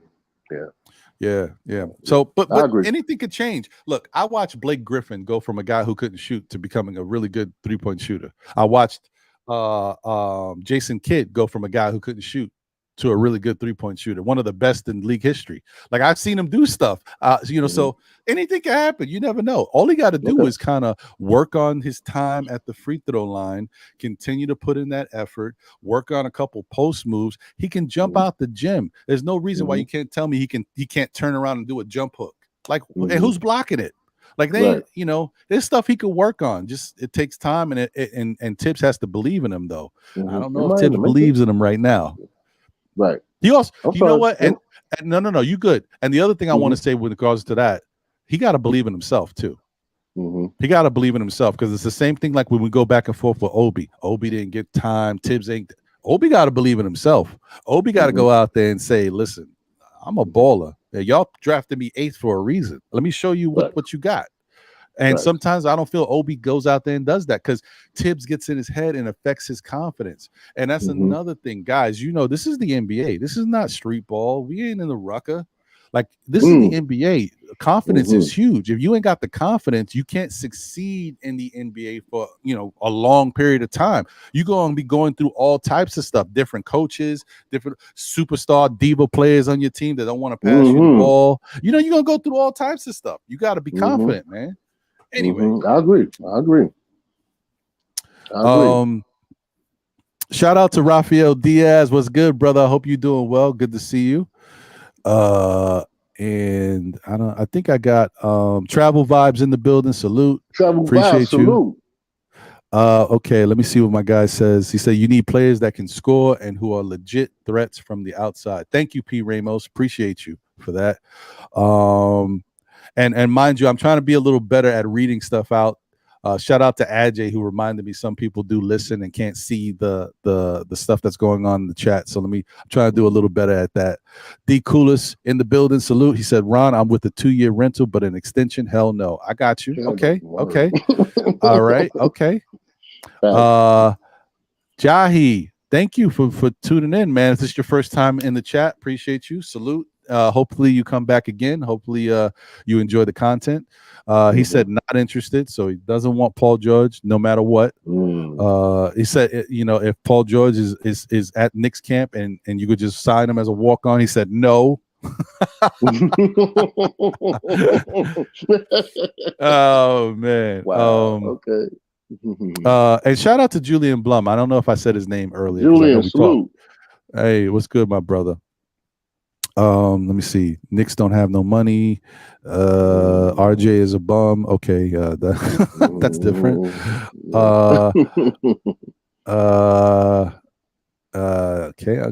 Okay. Oh, okay. All right. Well, I guess that's what I see here. J Tap in the building. Salute. Appreciate you, J Tap. Thank you for being here, rocking and supporting the show. Yeah. Okay, cool. All right. Wait. Hold on. Somebody had said something about Tibbs. Gerard Charlotte said 17 wins, 27 wins, 18 wins, all before Tibbs. Yeah, we was not. Tibbs changed the culture. It is what it is, guys. You can hate him all you want, but he turned these things around over here. So we gotta appreciate that part at least. I'm gonna support him to the fullest and everything, but there's gonna become a time when we're gonna have to say he's not getting us over that mountaintop. I mean, I hope he does get us a chip, but there's gonna be a time when we're gonna have to say it's time to take Old Yeller to the backyard. You know what I mean? I said it before, man.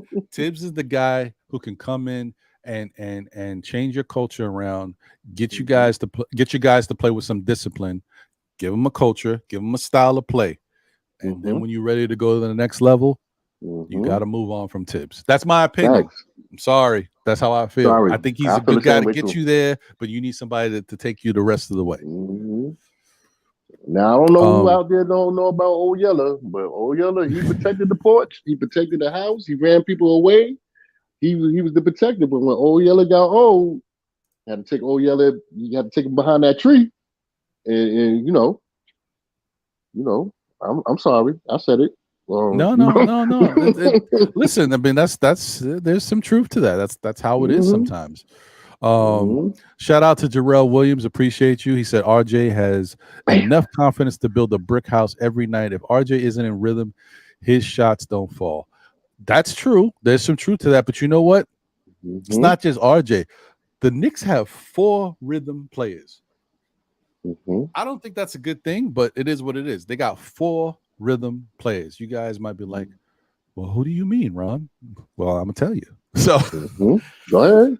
Julius Randle is 1. He's a rhythm player. RJ Barrett, 2. He's a rhythm player. I agree. Quentin Grimes, 3. He's a rhythm player. Very inconsistent with his jump shot. If he don't got it going, it's gonna be a long night. So he got to really see the ball going into the hoop, and he's got to have his feet set and his form right. He's got to slow down his quickness. If you guys know, sometimes Quentin Grimes shoots that ball quick. He comes out the gate. Sometimes he's just like, he's got to slow himself down. If you don't do that, he struggles sometimes. He's 3. And then 4, excuse me, Emmanuel Quickly. Yep. There ain't nobody bigger than a rhythm shooter than Quickly. Quickly got to put the ball down and dribble it once or twice before he takes a shot. He's gonna take that shot now.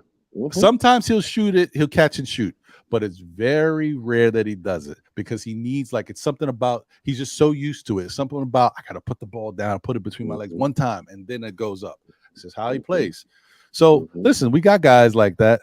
We and you know, thankfully Brunson is not that way. Thankfully. Brunson is our superstar, man. I gotta say it, man. I mean, I think a lot of people might disagree with it. But man, Brunson is our superstar for right now. This is Brunson's team. He the captain of the ship.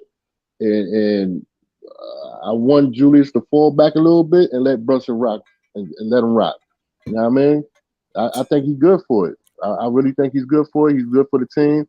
I just hope that Tibbs could figure out game plan schemes to get this team over the hump and don't run the team in the ground. And I mean, nine-man rotation, okay, I get it to a certain extent. But there's other dudes that's want their opportunity, man. Let them shine. That's all, you know. I respect Tibbs. I like Tibbs and stuff, but I want him to get us to a chip. But if it don't happen, I'm sorry. I take him out to the backyard. I hear you. I hear you, brother. Take him to the backyard. Shout out to my guy Mega NYK. Called Mega in the building. Salute my brother. I hope you're doing well. Yeah, man. Good dude. Good dude. All right. Yo, I'm sorry. So no, you good. You good. You good. All right. So I got that out. Like I just and I got your feedback. I know that the house is divided. Y'all ain't rocking with Paul George. That's cool. And that's fine. Paul, but not Paul with that George extension, no. Yeah, no. I'm with you. I understand it. I'm cool with it. It's just that the chance to get him and hold on to RJ and Randle was interesting to me. And it kind of it set me back a little bit. I was like, it's interesting. But as I said before, I know people not in love with it. I think the Knicks should go after OG Anunoby. I know he's not exactly what you want offensively, but defensively, he gives us everything we need. I think he does. And I think that that changes what we got. You know, you go into this playoff series with the Miami Heat, and you got Dante DiVincenzo on the team. You got OG Anunoby who can go guard, Jimmy Butler, right? And then if he don't guard Jimmy Butler, then you put Josh Hart on him. Then if Josh Hart can't, then you put Dante on him. You got several different looks for him, as well as you still got, the other guys who have offensive ability to make him work. Like RJ may guard him. RJ doesn't do horrible against, him all the time. They go back and forth. Right. But Jimmy Butler don't really, when RJ's going, Jimmy Butler don't be stopping RJ either. Don't forget when RJ had that's true too. 46 points. It was against Miami against Jimmy Butler. Yeah. Yes, it was. So, it goes both ways sometimes. But I look, just OJ's a little safer. You don't have to give up as much for him. And he's a really good defender. And he gives us something we need. Do we have we still lack the 3-point shooting, consistent 3-point shooting, but you know what? Definitely missing in that, yeah. We maybe the defense helps. Look at what the Knicks did with 2-3 years ago when we didn't even have a big offensive squad. We was defensive and we made it to the 4th seed, right? Got knocked out by Atlanta because we needed a little bit more offense, but the point is we got there with just that. Right. I agree. What were you gonna say before? My fault. The president of basketball operations. What's his name? Leon Rose. No, in Toronto. Majuri. Yeah. Do you think? I heard he a monster too. I heard he get busy when it comes down to them trades. I heard he don't play no game. How much we gonna have to give up to get him? I mean, to get OG. I think we can get OG. Realistically, it's I think we can get OG for less than what Majuri wants, because the thing is he's been trying to move OG since the trade deadline, right? There's not a lot of takers, not a lot of biters at his high asking price. But you can only ask for a certain amount and then eventually you got to drop it down, or you got to pivot. Is he ready to pivot? Don't know. I guess it's going to depend on whether they move, if they decide to move Siakam. Okay. Siakam. That's another one, man. Because I kind of feel like you got to get OG now before Siakam goes. Because if they move Siakam, then they may just keep OG. Like, oh, you know, we got Van Vliet's off. That's money we save. Siakam's out of here. That's money. You know what I mean? Like, so they may keep OG at that point. That's a good. You know what? That's a good point. I ain't think about it like that. That's a good point, Ron. Word. You got to get him up out of there right now. If that's what you're gonna do, you gotta get him up out of there right now. How much is he willing to suck? How much is he willing to take from the Knicks? Well, look, I mean, the Knicks. What the Knicks do have is guys that he can get in the building for cheap. Like, you think RJ want to go back to Toronto, where he born and raised at? I don't think he does. I think RJ loves being a New York Knick. I think he loves everything that the Knicks have to offer. I think he loves the nightlife. I think he loves the fashion. I think he just likes being a part of this organization. And I feel like RJ feels like he's the Knicks. He is. You know what I mean? He's the Knicks. So it's like hard for you to say that young guy is going to be, I want to go back to my hometown when, you know, it's Toronto. Like, you know. It's a beautiful city, man. No, but I'm just saying, like, he's in New York. You know what I mean? What you mean. I know, I'm just making a joke. Go ahead. So I don't know. I think I think RJ would rather stay here. However, I do think RJ is kind of up against the fence right now. He's been dealing with some personal stuff. I think he's moved on from that, but nevertheless, he dealt with it throughout last season. Then you got to worry about it's affecting your game, because he didn't look like he was in the right headspace. His focus, no, not at all. Doesn't seem right. And then now you got the fans coming down on you. Before it was like, damn, yo, you got to take it easy. Look how you're coming down on Julius. Whoa, now it's me. Whoa, you know, it switched up. So he's dealing with that. Yeah. So I think this year, honestly, I think if RJ doesn't come into this year playing better than he did last year, I think RJ is going to be out of here no matter what. I think the Knicks are going to find a way to move him. They're going to be like, look, I don't know. We thought this young guy was going to be the next, you know, smart big piece to help us. He may not be a superstar, but he could really have value on this team. But if he don't improve his game this year, they're going to probably try to find a way to move him. Now, they might be up against it, because if he's not improving and you put all his money into him and you valued him as the face of your team and you're ready to move him, other teams are going to be like, oh, no, we're not just going to take him for whatever. Like, you're going to give us something? Because, you know what I mean? It's always a tough game, man. It's a tough game. Word. You ain't never lie. Yeah. You ain't never lie. But I hope RJ... Yeah, I hope RJ. He is the Knicks. He is the face of the Knicks. I'm not gonna front for right now. Him and Brunson, and of course Julius, is the face of the Knicks. But I want RJ to elevate his game. I want him to elevate his game a little bit more. So we won't talk about the trade rumors and stuff like that. I really like RJ and whatnot. I know that's SK home. I mean, no. That's Greeny. That's Greeny homeboy and stuff. Salute to Greeny. RJ Barrett is his player and whatnot. I want good things for RJ, but if he ain't doing it, like my man Corey Lee say, it ain't about the name on the back. It's what's on the front. Gotta do what we gotta do. That's true. That's facts. I mean, you can't. It is what it is. Like, but I definitely think the Knicks owe him, obviously, a chance to turn things around. And facts. I also think the Knicks need him. You know, it's easy to say we got to go out and get this player and get this player, but if we can get, you know, solid basketball play from RJ Barrett, after knowing that he struggled for a lot of the season, you know how much better this Knicks team will be overall, with Jalen doing his thing, Julius being back to where he was. Now you got Dante here, another year of Josh Hart, so he's even more comfortable. Maybe some of those shots that he was hesitating to shoot before, he'll start shooting, because, you know what I mean? Like, the Knicks can be a much better team. People may, and I don't mean much better in wins, because we still may still be around 47, 48, but we may play better basketball. Like it just I agree. it looks a lot better. So I agree, man. I you know, totally we'll agree see. with you on that. I totally agree with you on that one, for real. I'm just And Dante, checking. what's the guy that we just got? Dante, DiVincenzo. I hope he worth it. I hope he worth it. I mean, I looked at his highlights a couple of days ago, and he seemed like he's a good player. Like he could shoot the three now. I mean, he shoots your eyeballs out. I want to see how Tom Thibodeau incorporate that with the team that's currently constructed and everything. I want him, you know, if you're gonna utilize him to the fullest.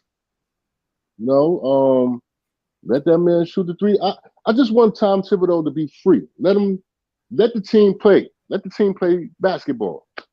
Don't handcuff people, man. Don't handcuff people to the chair. And you know, everybody's sitting there, they you know, knees is knocking against each other's knees and whatnot. Let them get out there and play, man. Be free with the team, be free with the ball, and let the team just develop to let the team develop into a great team. Stop pulling people out when the team is hot and your superstar is not hot and the team is doing good. Don't facilitate and bring the superstar in and he ain't been doing nothing. Let him sit down. Like when he benched Julius in the Cleveland game. Not because he was hurt, because he wasn't doing anything. And we won the game. That's what you need to do sometimes, bro. You know, I'm not fronting on that. Let him do it. Yeah. I agree. Definitely. I feel you on that. It's I don't know, man. I like RJ. Look, I've said it before. RJ's, you know, still. I'm not gonna lose love for the dude. He's my favorite player on the team. I want him to be better, and I'm disappointed in the way his game is, because I think he can be better. I think what we've seen from RJ is just for whatever reason, and I said this before. I think, and it's no knock on his trainer. His trainer is Drew Hansen, is a very good trainer. Good trainer. But sometimes the trainer you get, you evolve or you devolve, right? And so you need to change. Maybe he needs a different trainer that can help him focus on something else, or he needs to have a real sit down with his trainer and say, look, I'm struggling here, I'm struggling there. Instead of what the league is trying to get me to do, because this is what it's turned into. Maybe I should focus on what will make me the best player out there. Maybe I should get that mid-range game popping.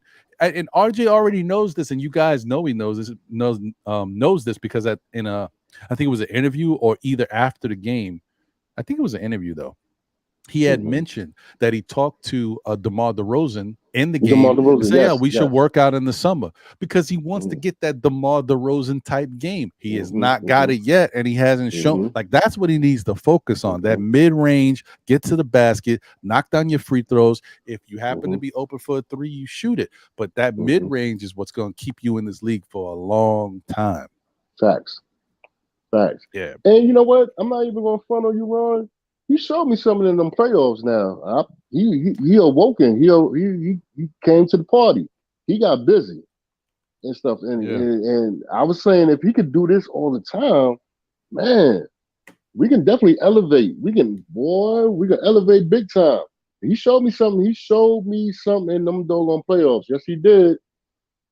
Sherman, what up? I see what you said. I got you. Yeah.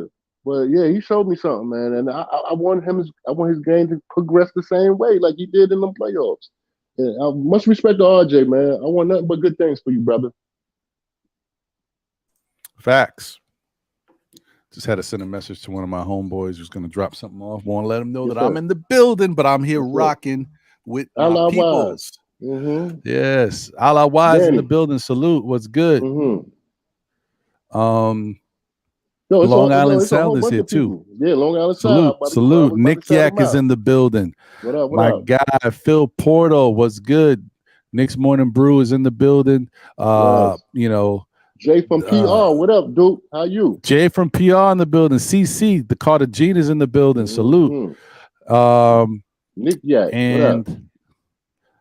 Yeah, I see. I said Shot Powers. Andrew Gutierrez is in the building. Salute. What's good? CC, salute, Yeah. man. What up? Yeah, appreciate y'all, man. Thank y'all for tuning in. Smash that like button if you haven't already. I appreciate it. Please do. Oh, Danny Thomas is in the building. Salute, Danny. What's good? Salute, man. Stopped in California. What up?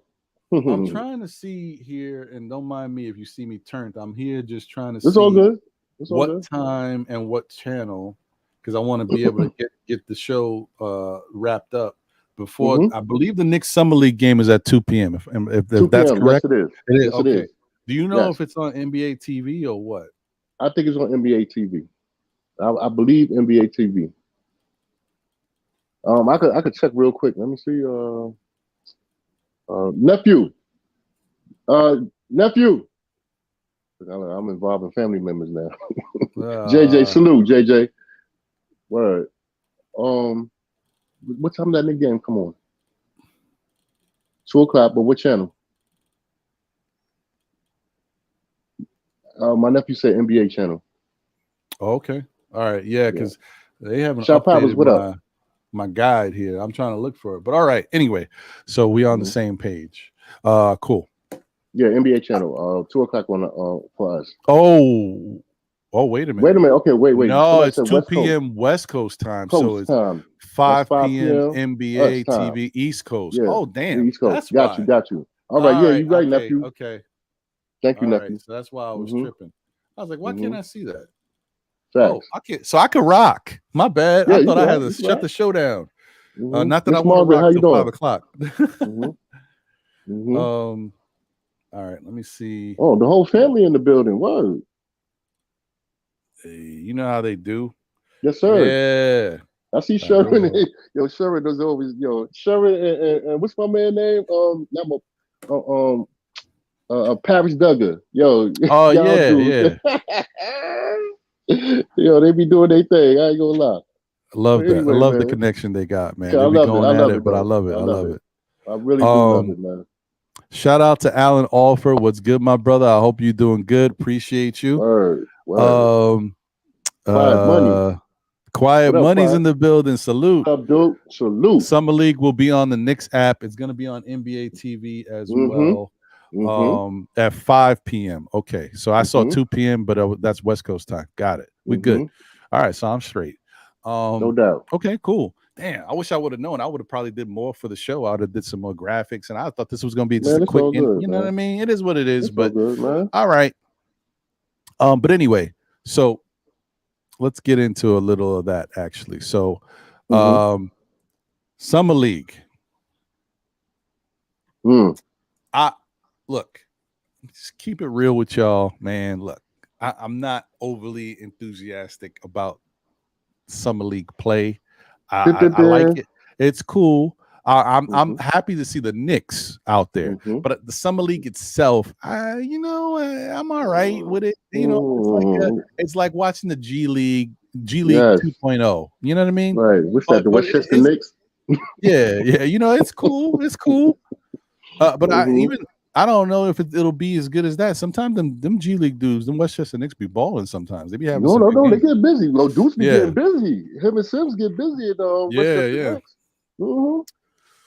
But so is there a player that you're looking, because I know there's not a lot of big names in this Knicks Summer League team. And you know, it upsets me because when I look at this roster, you know what? Let me go pull this roster up. Because when I look at this roster, it really, it's not, I'm not saying nothing because it is what it is, but it bothers me because when I look at this, I'm like, why is Kai Soto not on this Knicks Summer League roster?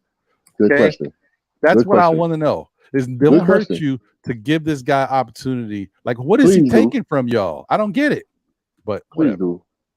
What's his name? Robbie.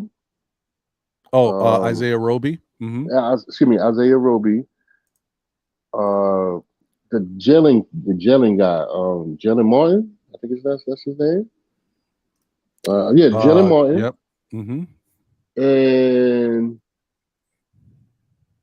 there's another guy that I'm looking to see what he do. Oh, I can't think of the name right now. But what's the name, brother? The other Oh. topping, extra toppings. Yeah, I extra call them extra toppings. toppings. That's nice. I like that.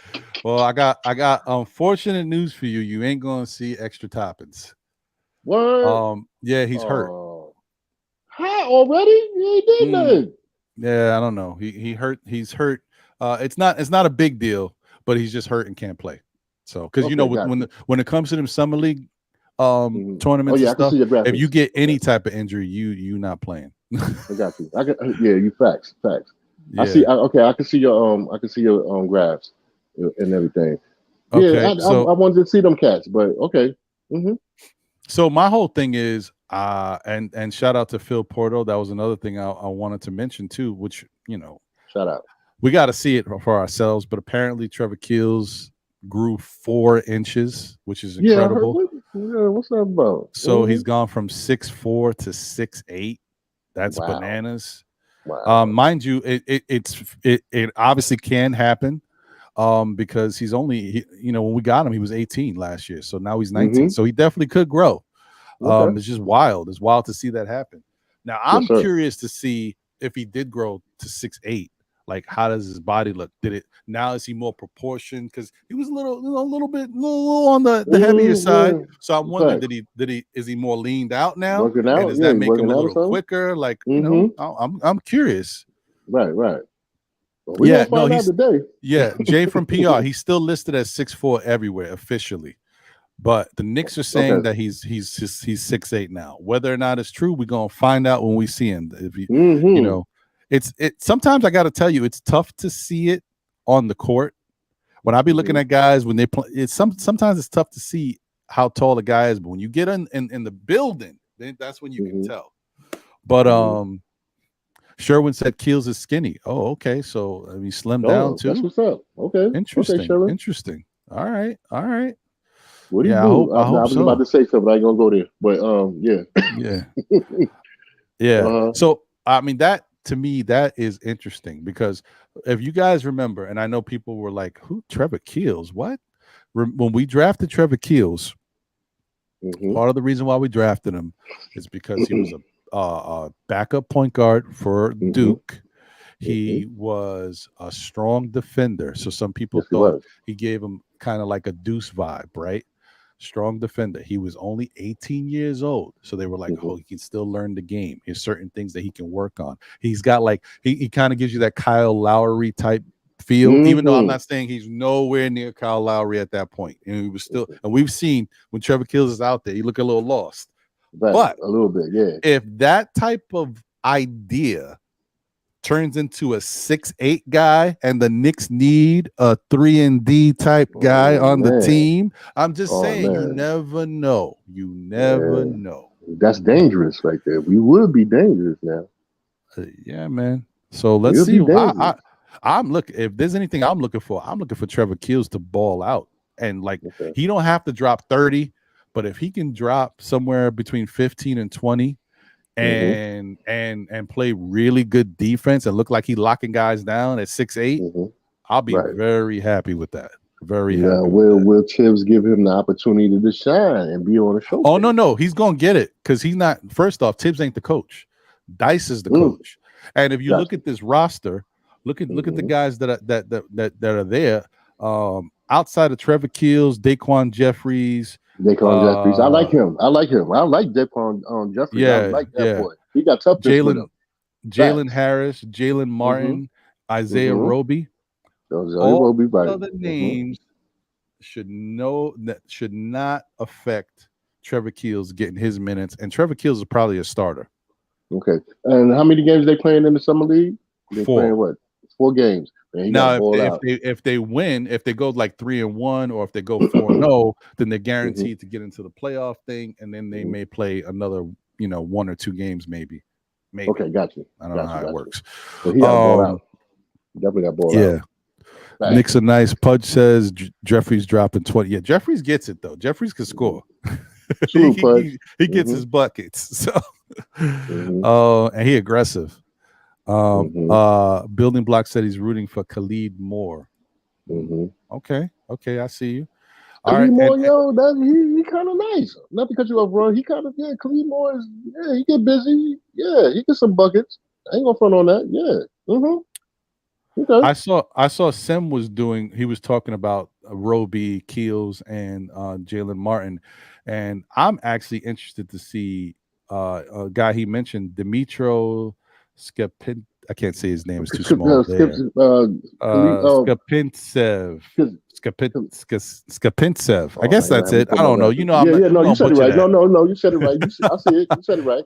You said it right. Go ahead, bro. So I'm interested to see that guy because if he could play a little bit at 7-1, see that's the problem, guys. That's why I say I worry about Jericho Sims because I think Jericho's in Tibbs's doghouse.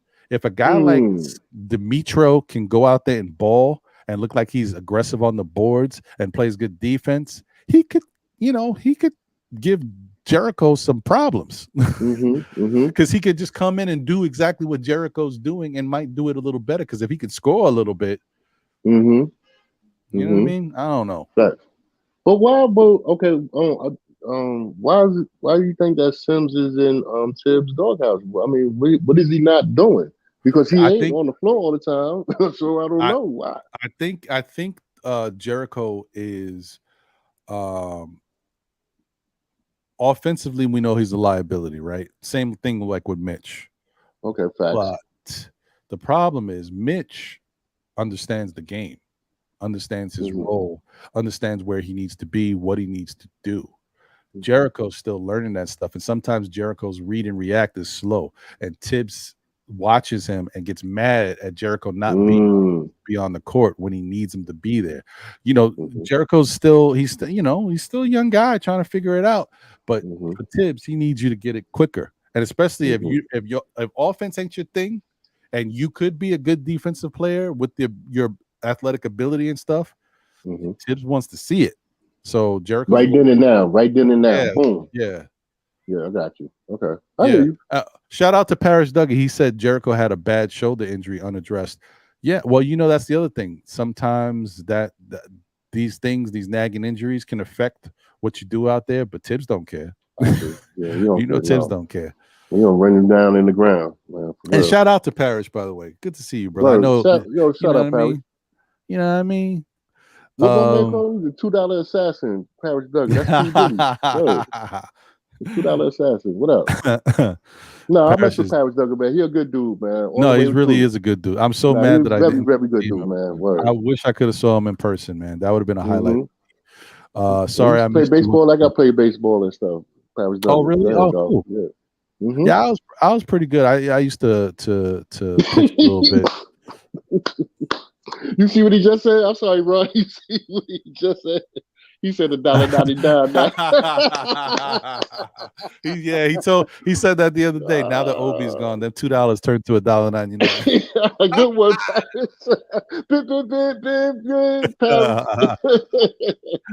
Nice. This is a funny dude, man. Nice. Yeah. So I mean, this is the summer league roster, guys, and like I said, it's nothing really crazy. One thing I will tell you, I'm also interested to see how Jalen Martin fares in this atmosphere because Jalen Martin, I like his game, and as much as I like his game, that doesn't mean that I expect to see him out there with the Knicks. You know how it is with Tibbs. Like, if I'm being honest, right?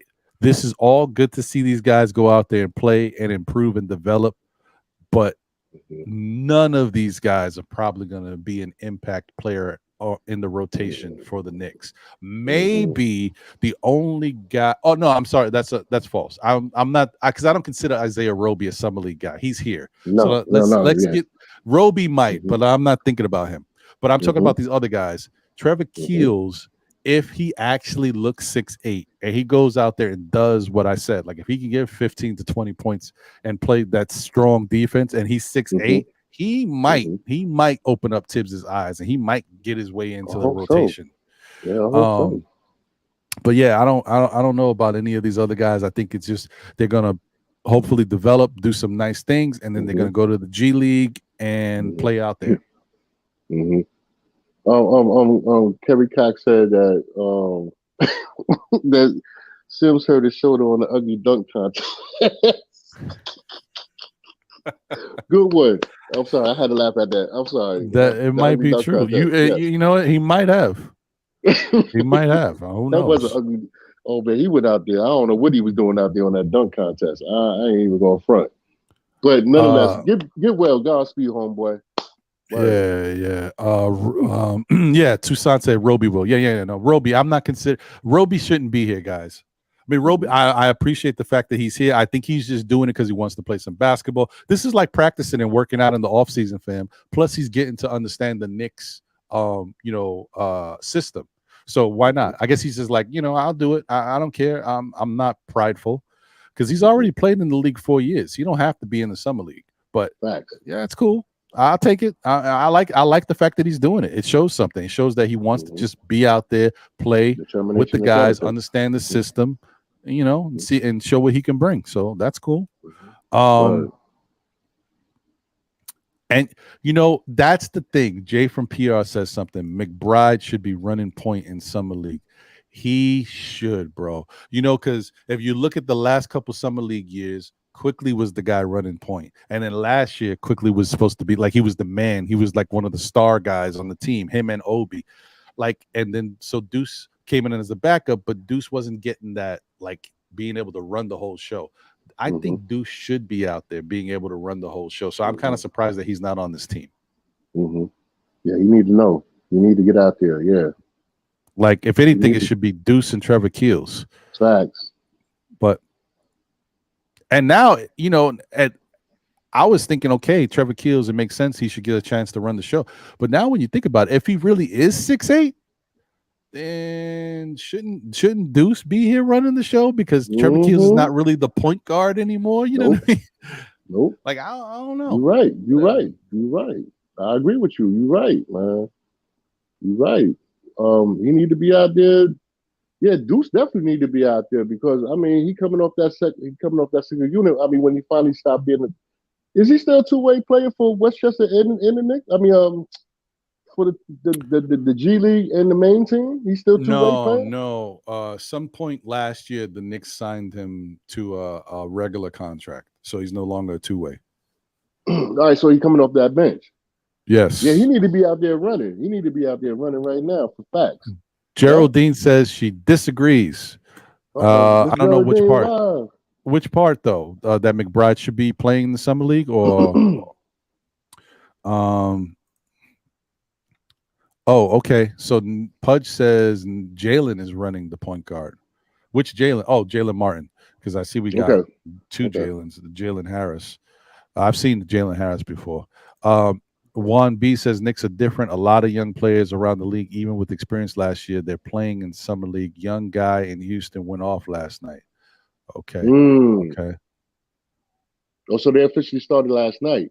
I missed all of that. I'm sorry, y'all. That's interesting. Kerry Cox has his own theory. He says McBride's not playing so he doesn't get injured. He's a part of a trade package. Okay. Okay, Kerry. Okay. Okay, that makes sense. That kind of makes sense. Word. That definitely makes a little sense right there. Word. CC says suggestion for Deuce: get with Rod Strickland all summer at Long Island. Yeah, Knicks don't fall. I don't know what's going on with this franchise. Sometimes they don't take advantage of the stuff that they got in front of them. They got really good guys that can help with this team. And then he may not want to do it because he may want more. But why we got now I'm about to talk about him and I forgot his damn name. Knicks coaching staff. Hold on. Oh, you talking about well, hold on. Are you not Jerry Bryant? Johnny Bryant. The other dude. Oh Lordy have mercy. Look, I forgot his name too. My bad. But nonetheless, like you were saying, Ron, why we don't take advantage of what's out there and stop playing games, man? The front, I don't know. I think we got a lot of opportunities to grab and do a lot of good things, and I just think they kind of. Oh, there he is. I got it. Othello Harrington. Othello Harrington. Yeah. And why we got Othello Harrington coaching the big men when we got Patrick Ewing job. Ewing. Yes, he out there right now. Why? Can somebody explain that to me? I don't understand it. I don't get it. You know, I think Patrick Ewing would love. It may not be his ideal job. I think he would love to get his foot in the door to be on the coaching staff of the New York He Knicks. need to be here. Yeah, I think he would love that. But he needs to be here. Facts, bro. You're right. He needs to be here, man. I think that would brighten up his day every day. Like you said, that might not be the job that he particularly, he probably want a head coaching job. I mean, he did have a head coaching job. I think it'd probably be more on his brain. I mean, less on his brain to coach them kids than him being a head coach and stuff like that, to be truthful. I think he would love to be here and teach these kids, to teach Mitch, Sims, or whoever, you know what I mean? Even, what's his name, Iheart? You know what I mean? Like, yeah, get him. yeah. Why y'all keep dissing Pat, man? I don't like that. Like, y'all diss his son, Pat Jr., when he was on the squad. Well, he was never on the squad, but he was summer league squad. You can cut him. You sent my man to Seattle in them ugly green teal colors that they had, the Supersonics. Then you trade him from the Supersonics to Orlando. He had a little stint down in Georgetown. Man, bring that dude back, man. Bring him. He part of the squad, man. He was New York. He was the face of New York, number 33. He was the face of New York, man. Bring him on, man. Come on, don't do that to him. In some type of capacity, have that man on the squad somewhere. In some type of capacity, man. Salute to Pat Ewing, man. For real, 33 forever. Agreed. And listen, I'm with you. Who's just said it? Just had it. Who said it? Where is it? Yeah, I don't know, Kevin Middleton. I'm just telling that's the rumors. That's what's been going around. That's what's been said. I will believe it when I see it. So I don't know yet. I'm just telling you that's what's being said. And they said it with RJ, and we didn't necessarily believe it too. And I still don't believe it, but we'll see what happens with Trevor. The only thing is there could be some truth to it because he is still a young guy and he still could be growing. So it could be true. I don't know. It's not like it's never happened before. I think Sim brought it up. Scottie Pippen. Scottie Pippen was 6'3", right? Yes, and then all of a sudden he had a growth spurt. He turned to be 6'7", almost 6'8". It happens. I mean, I don't know. I don't know if it's true or not. And if it's not true, I got to tell you, that's some kind of, I don't know. I won't say it's stupid. It's silly for the Knicks to do this every offseason, 2 off seasons in a row, talking about somebody growing on the team and they didn't grow. Like, why? What are you doing? What's the point? Who cares? Like, no one's saying, damn. You know what I mean?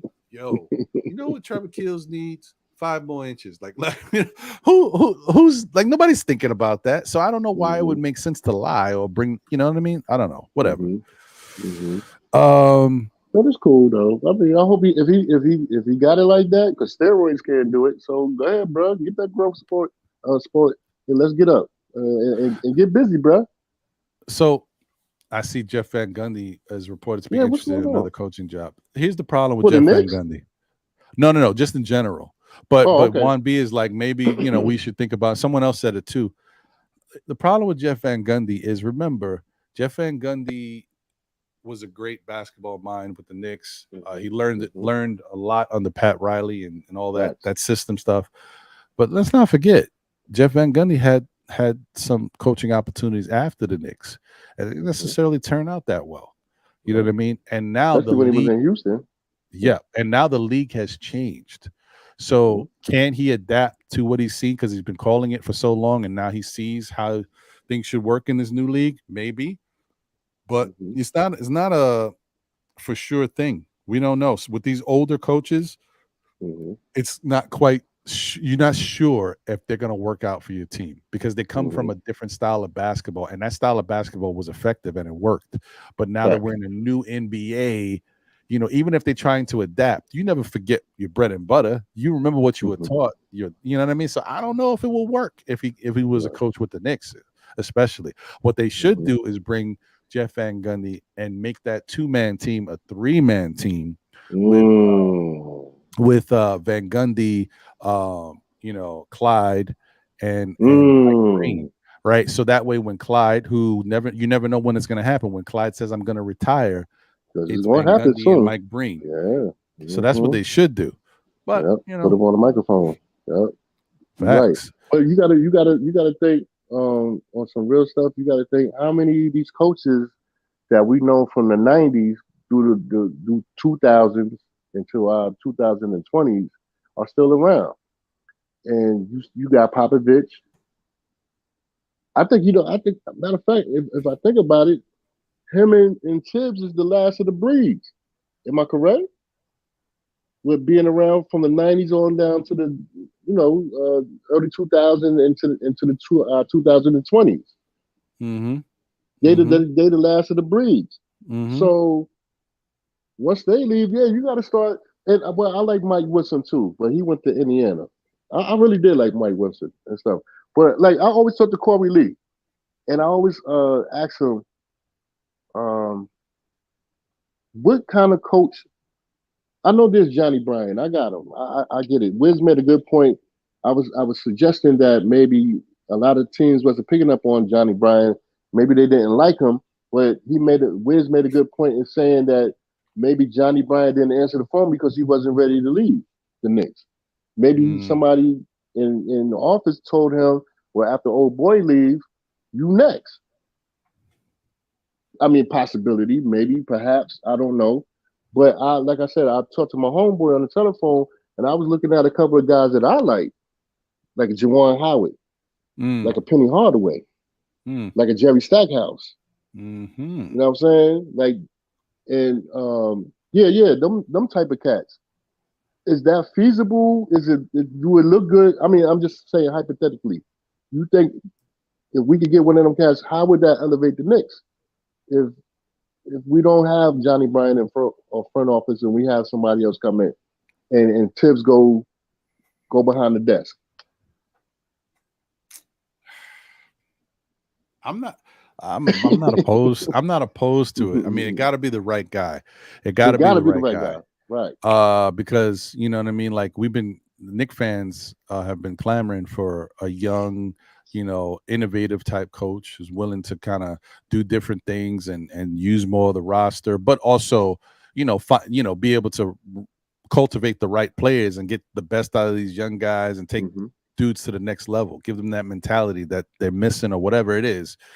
But you got to be the right guy. You can't go strike out because we've struck out already with a bunch of placeholders until we got to Tibbs. So it got to be like, I like Atkinson. I like Atkinson. I don't know where. I don't know where he is now. Like as far as coaching, because he's been a New Yorker coach. Yeah, I like that, and I think he does good with young talent. I think he understands how to get the best out of them too.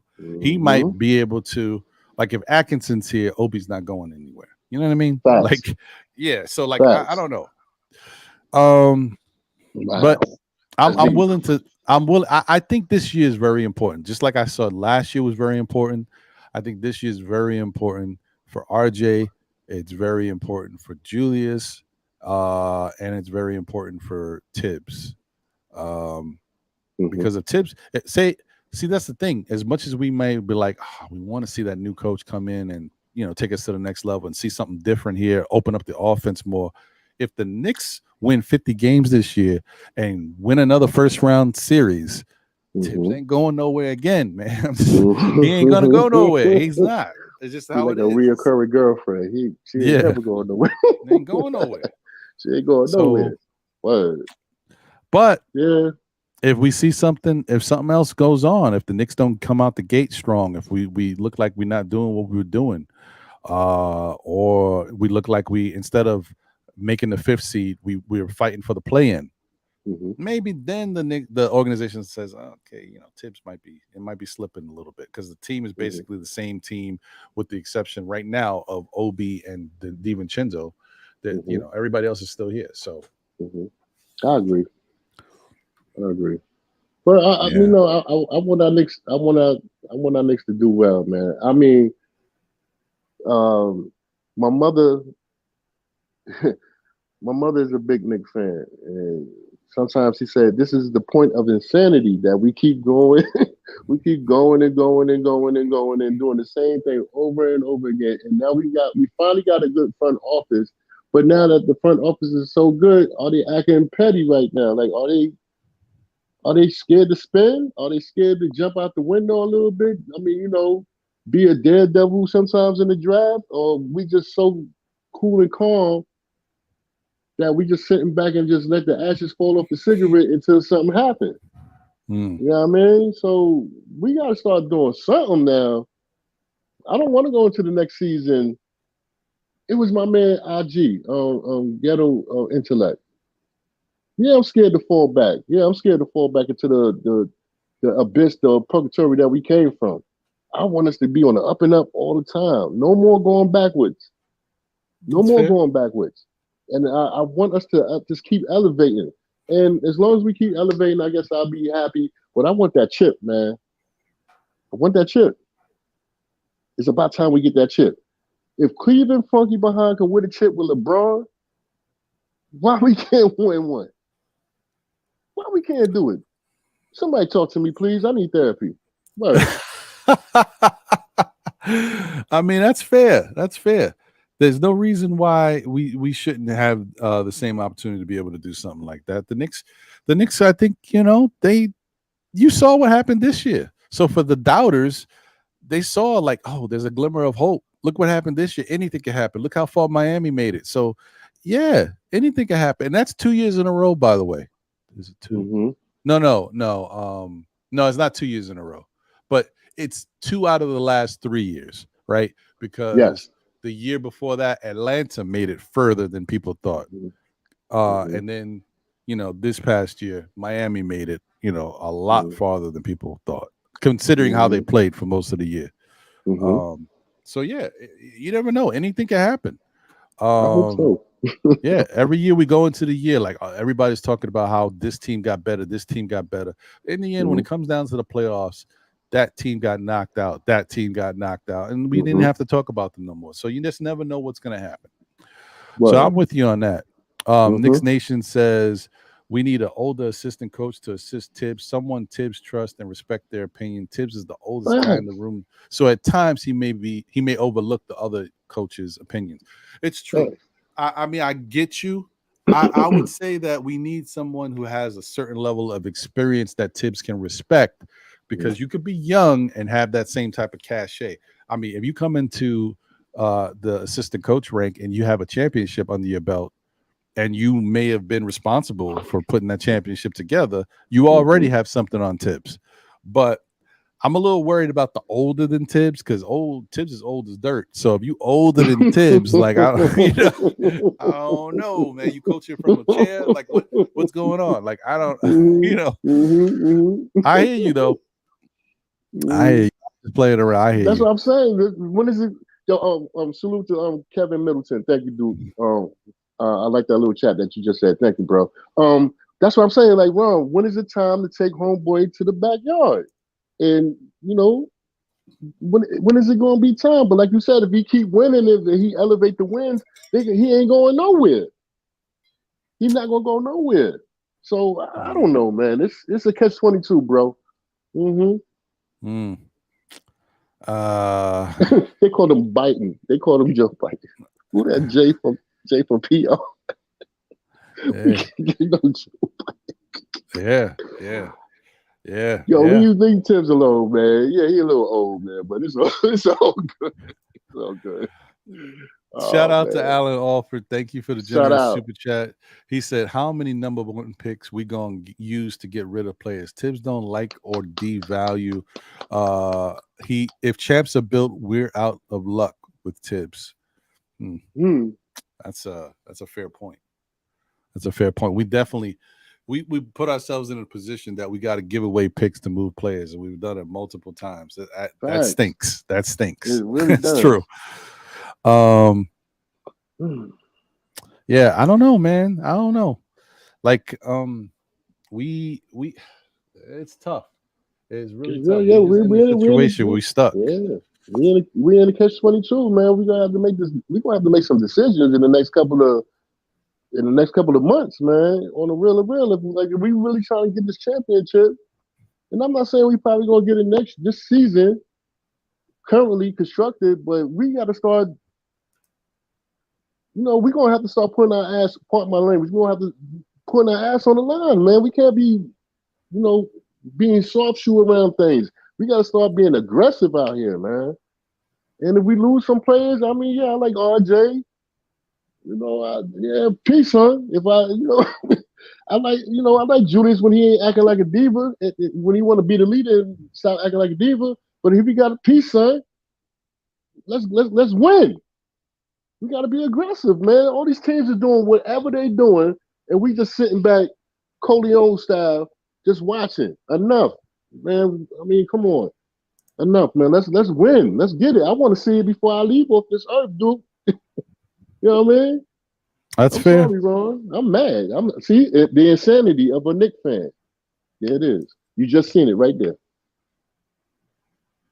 Yeah, I don't know, man. We just go through it. It is what it is. And I'm a Syracuse fan. The insanity of a Syracuse fan as well. Stop playing.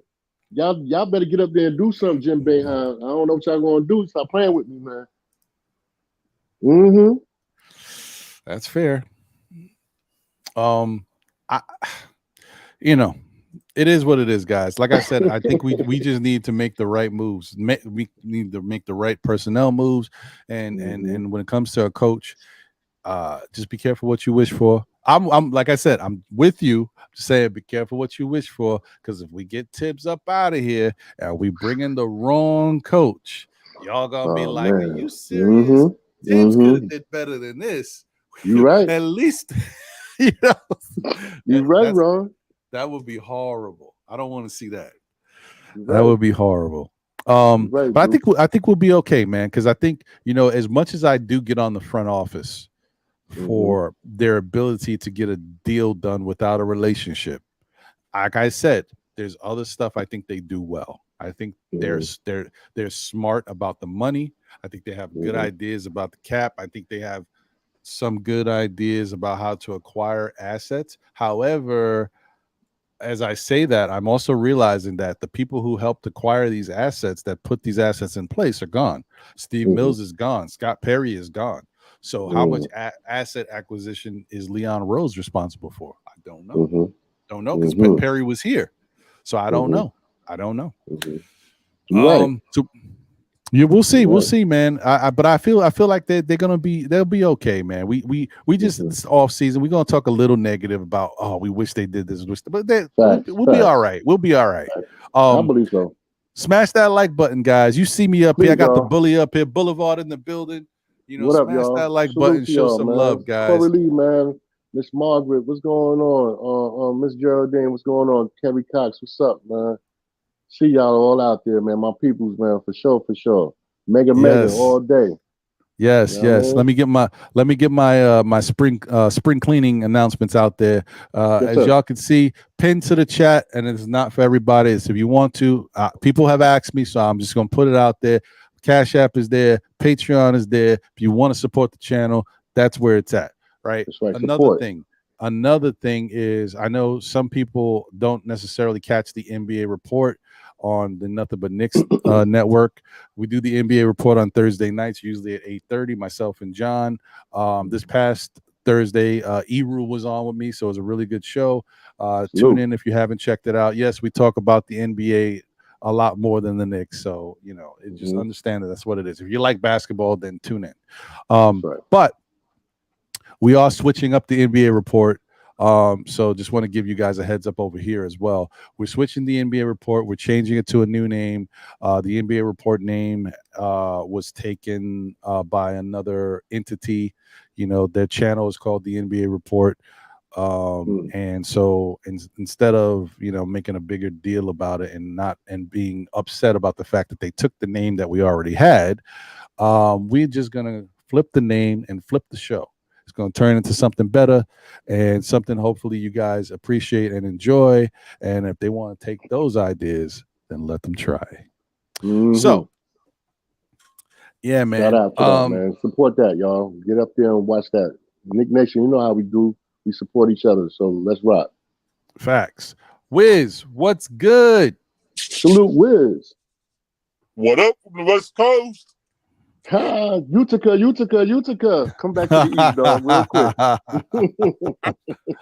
That's my man. Soul Figure, what up, dude? I see you out there. What up, Wiz? So I decided to cook before I got on this morning. Would you make it? Don't tell me you making salmon. No, this side in. This side in. Oh, okay. All right. Cause it's Salmon Saturdays in the Wiz crib, you know. Oh man. What's happening? Shout out to Soul Finger, my guy, Soul Finger. What's good, brother? So what's happening, Wiz? That was getting better, by the way. This morning's dance move looked a little bit almost hey, like on rhythm. I try, man. Listen, and then when you get me in my West Coast back with the pimps and what I mean? Oh, but anyway, whatever. Listen, man. What's your thoughts on what's going on? You happy for the summer league today? You get to see some basketball again? Man, well, actually, unfortunately, I'm happy to see the other teams, summer league teams. That's the sad part. Oh, right, because you're on the West Coast. Like, no, but it's not just that. It's that Houston, they got fired out there, baby. Oh, man. Even Portland. They got fire? Ooh, I mean, those cats are it's nice. They got, we ain't got no rookies, really. Come on, man. I mean, they actually got drafted rookies, drafted first rounders. I'm like, where's the Knicks? Where the Knicks at?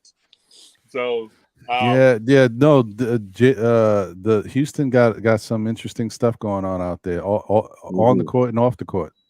Wait a minute, don't they got that coach? They got that coach that used to be with Nia Long, right? Yes, sir. They got Udoka. Udoka. But they got Scoot looks good. I mean, man, like what's his name from Shaden Sharp? Oh, he's sweet. All that guy's got a nice game. Yeah. Wiz, you sound a little bit too happy, man. What's going on? Yeah. Like that? Like, yeah. You sound a little too happy, bro. I'm laughing so I don't cry because I'm looking at our rookies and I'm like, damn. That's how it be sometimes, man. Yeah, I got you. Okay, so let me just throw my little take here about a couple of things. By the way, thanks a little shout out about my theory about our coach on the bench, the assistant coach, that maybe got a promise for him because Tibbs got 2 years left, right? If you don't renew the contract next year, then it's inevitable. He'll be a lame duck and gone. We hopefully elevate from internally if we want to keep the same system and the same, mentality, the same culture, but who knows? I'm looking at my concern about the next future, though. I mean, asset acquisition is a beautiful thing when you're an investment banker, and Wall Street. I know New York City, right? As a financier, asset acquisition is a great thing. If you're like Warren Buffett, which is very, very old school, you hold on to assets and they should appreciate. Unfortunately, it looks like our assets depreciate.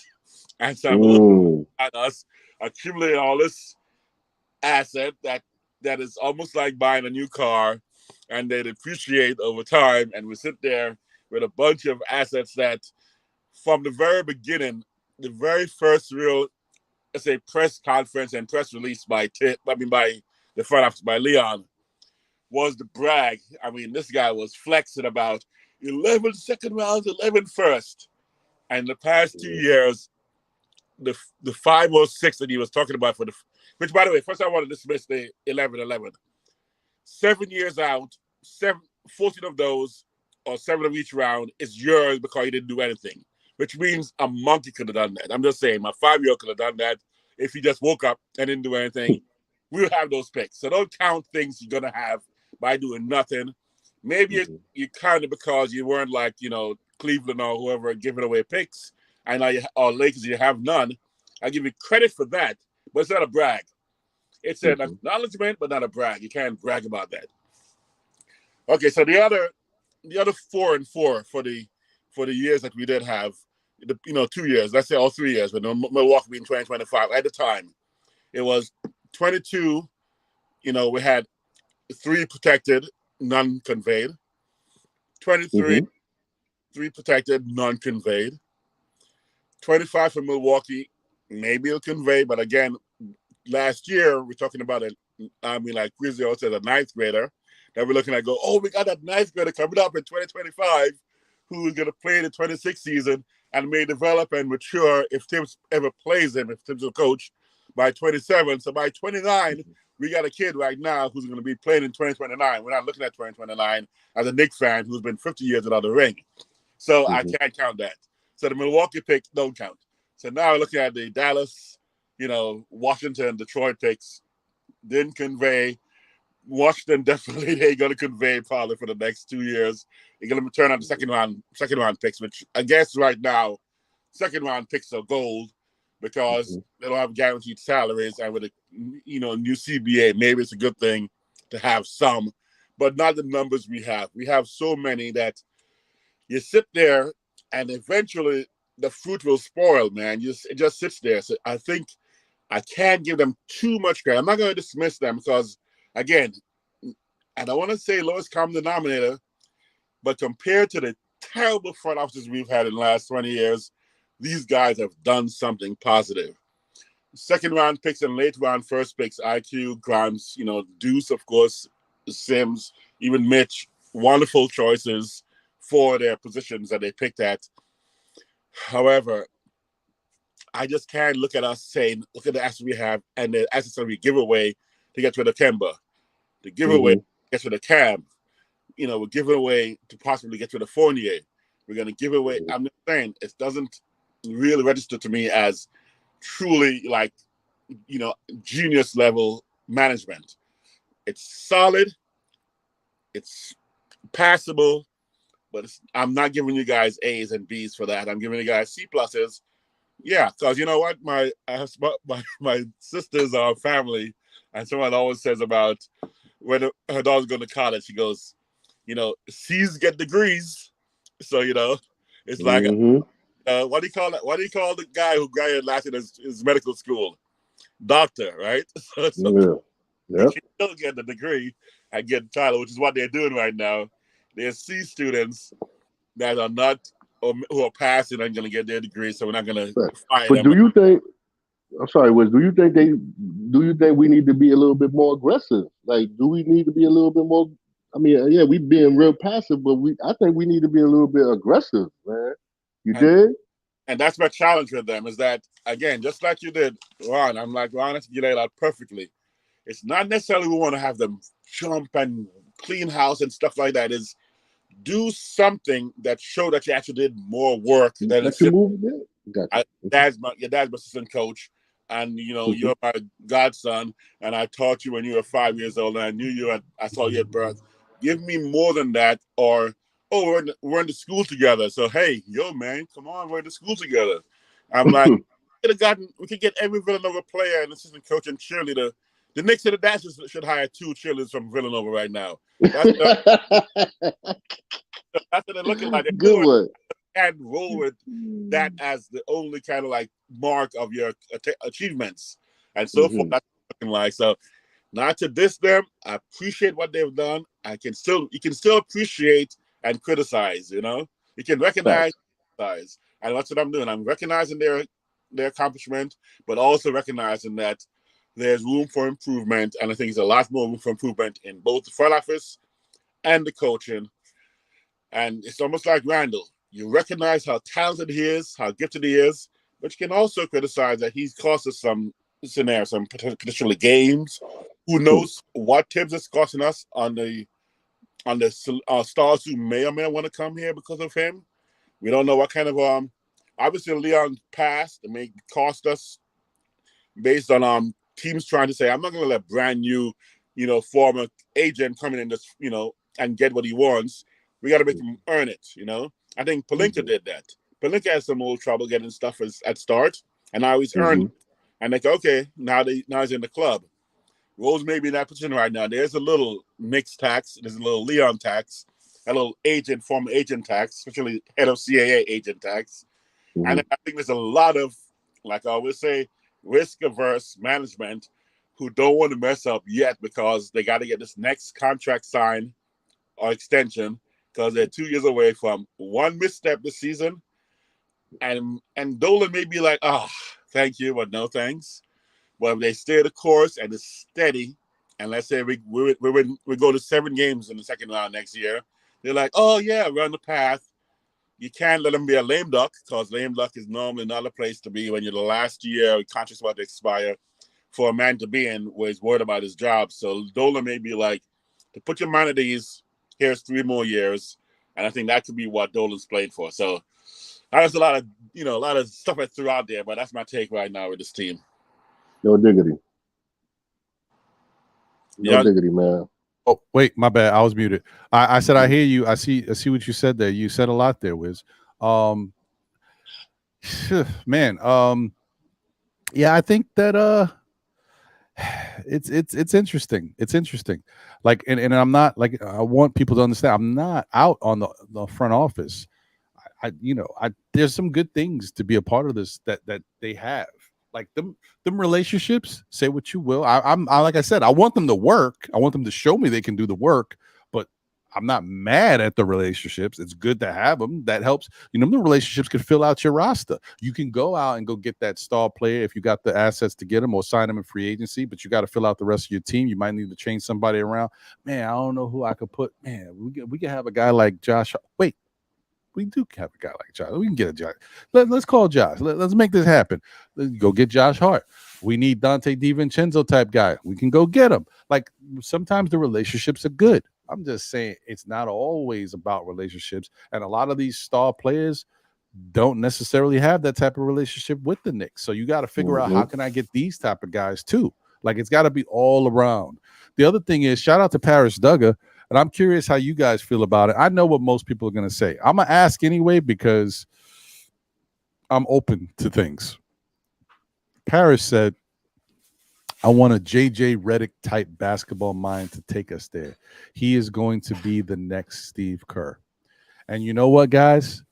He might be right. I agree. JJ Redick could be the next guy. I agree. And we're going to watch JJ Redick go to some team that's willing to take a chance on giving him the opportunity, and he might be able to turn that team into something like that. And we'll be like, oh man, why can't we get guys like JJ Redick? Because we don't want to take that chance. That's the problem. But he's interesting. He's a guy who not only was he a sound basketball player when he played. Yes, we know he didn't have the ability of some other guys. He wasn't a great defender, but he was adequate. He was a really good three-point shooter, really good free throw shooter, and just played his role. But he understood basketball. And guys like that are interesting to have who know the game. Steve Kerr's the same boat. What was Steve Kerr, some dominant defensive player? No. He could shoot it, though. He understood the triangle offense. He understood basketball. And look, the Warriors have won championships behind Steve Kerr. Shout out to Mark Jackson for helping put the team together. But Steve Kerr took him to the next level. Steve Kerr took him to the next level. Bishop Blackman, right up the block for me, because Mark Jackson's finals, Brooklyn. What up, dude? Yeah. I'm sorry, Bob. Go ahead. No, you good. I think Redick is interesting. Now, the problem with Redick is you take a shot. If it works, then if it don't work, then you put yourself in a little bit of trouble, though, because guys like Johnny Bryant are out of here. Johnny Bryant, I'm waiting here. You're going to bring in Redick? Peace. He ain't staying behind JJ Redick. So you know what I mean? So you take a chance, and then something like, you might lose out on somebody, because Johnny Bryant, as much as I say I don't know, about Johnny Bryant, and the reason why I say that, because don't keep in mind, if Tibbs is out of here and you give the coaching reins to Johnny Bryant, the offensive systems and a lot of stuff that's being run right now, they might be from Johnny Bryant. So if you don't like certain things, you might see more of it, because it could be coming from Johnny Bryant. We don't know who's running the offense. I see Johnny Bryant calling out a lot of stuff, telling Tibbs a lot of stuff. So this could be his system. Just put that out there. Hey, let me get my guy Corey Lee in the building. The other part, CEO Smooth. the other part of, damn it, I keep forgetting the damn name. Could you help me again, The Boulevard? 718 boys. The 7-1, and boys. you would think I know that The because I'm brown paper 718. bag Let's go, boy. baby. How dare you, Ron? I know. Yo, it's horrible, B. My bad, bro. Excuse me. Hey, good afternoon, greetings. You know what I'm saying? And good morning to you on the West Coast, or good afternoon to you on the West Coast there, Brother Wiz. Good morning. Good morning. From the H18 to the 718. There you go. There you go. That's bar. That's a bar. There you Big, go. big, whiz. Big. Yeah.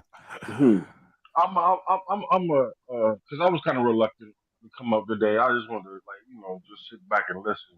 I could see you was fighting it to stay in the chat, but I appreciate you jumping out. Yeah.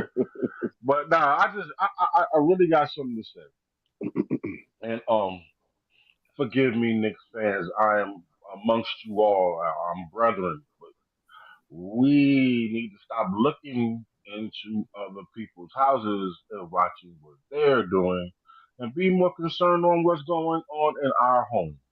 Okay. You understand what I'm saying? You know what I'm saying? How do they say? Biblically, let's stop trying to covet my brother's wife. You understand what I mean? So you going into the Bible now, but go ahead, man. But my point to y'all is this: listen. Oh, this guy looks good. We see highlights of these people, but we don't know how these people are going to react chemistry wise to our team. That's my biggest thing. I'm just not, oh, let's go get this guy. Like, this is not 2K, fellas. Come on, man. Let these people do what they do. Let them cook while we stand there and we wait for our plate. That's all I'm saying.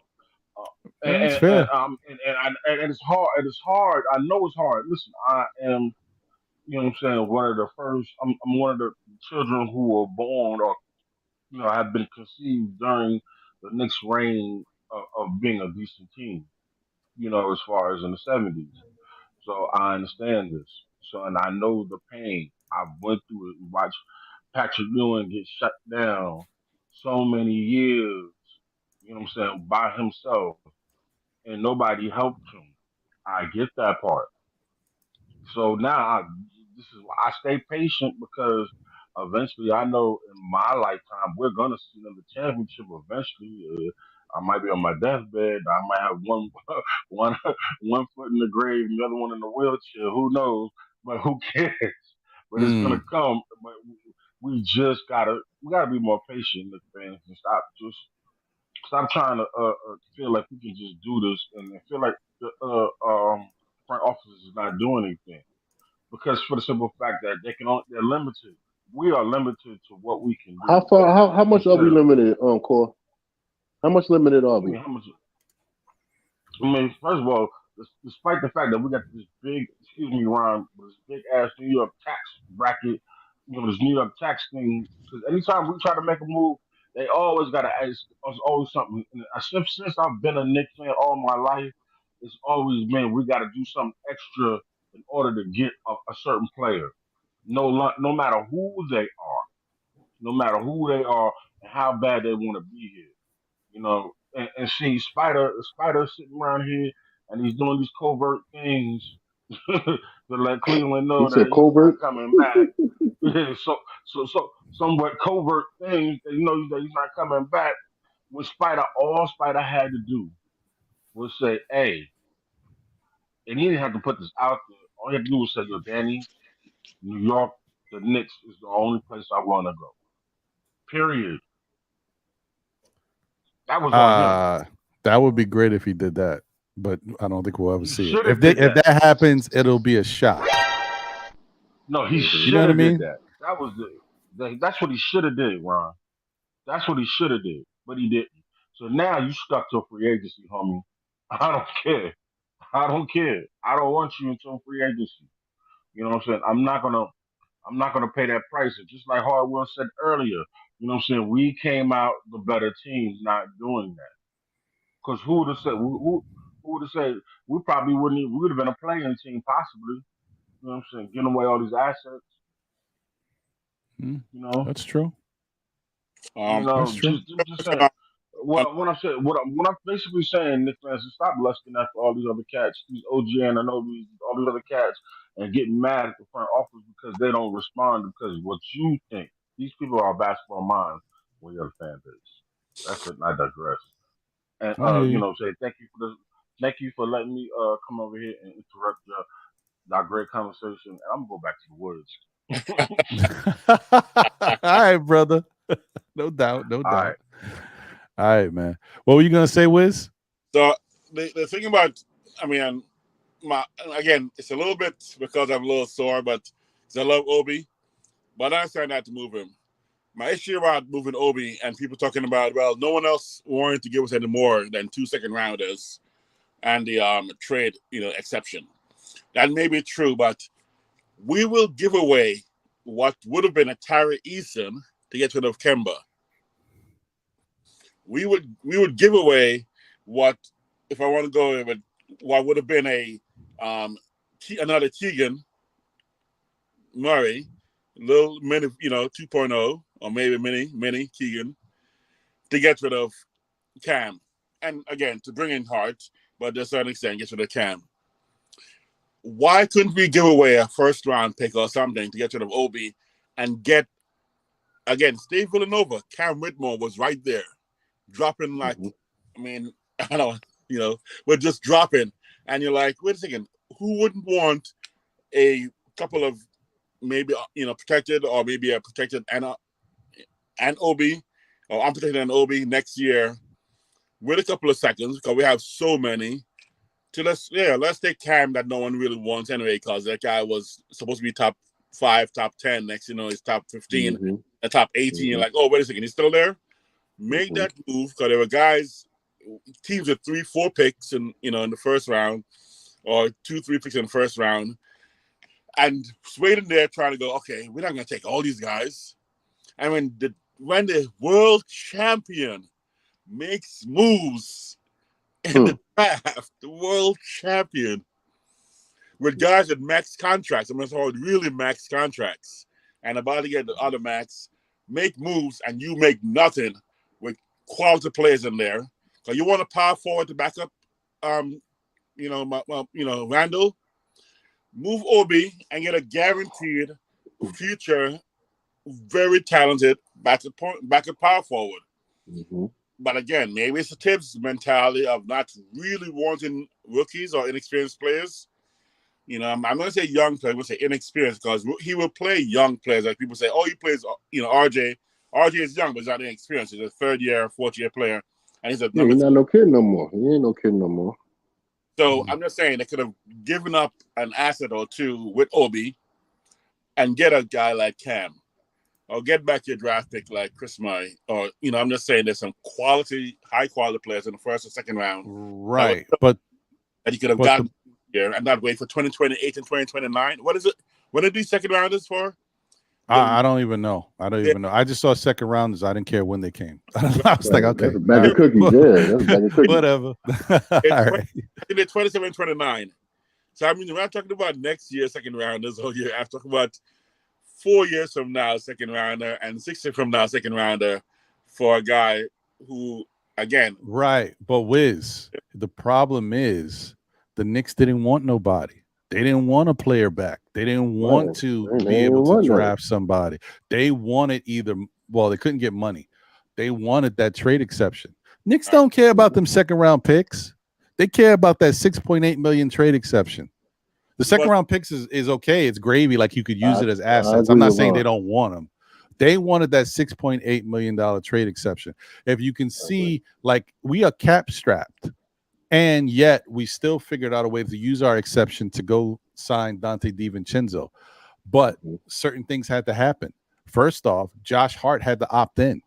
Right. The Knicks didn't have no money. So they didn't want to add anybody who would put us in a position where we would have to pay more money out and it would affect the cap.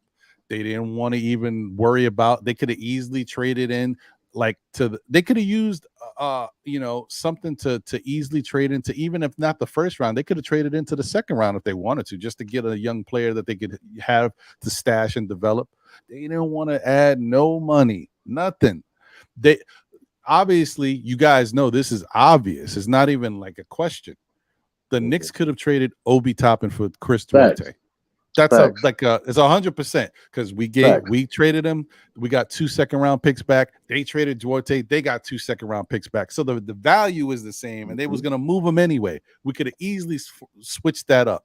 They didn't want that. They want that trade exception because they feel like they're gonna need it.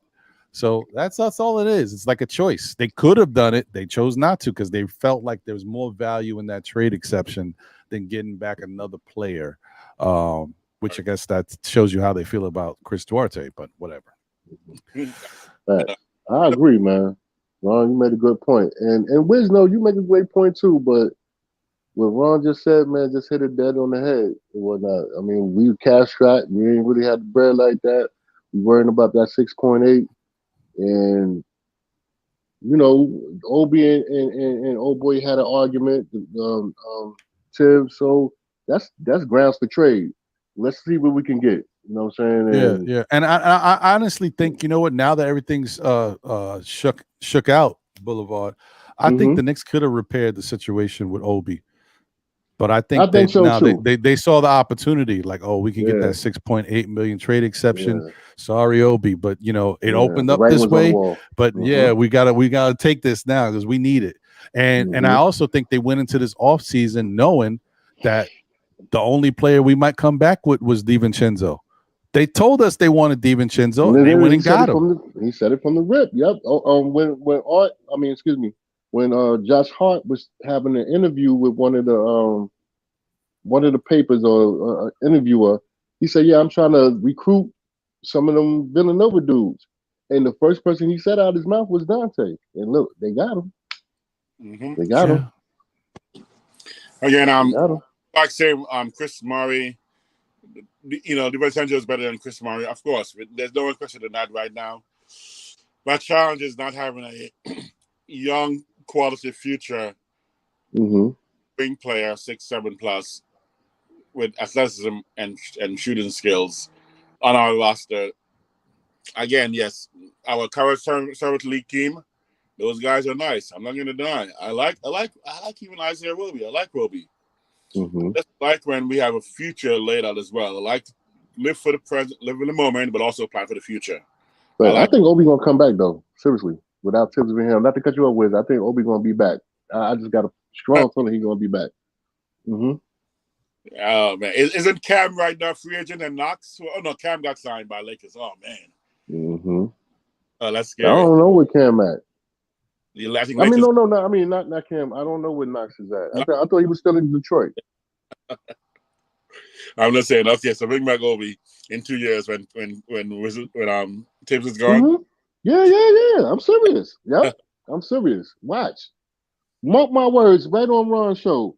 Obi be back in 2 years. Watch. I don't doubt it. I don't doubt it. I think I couldn't see. I couldn't see that. You know, it's not it looks like it could be a possibility that he could definitely be back.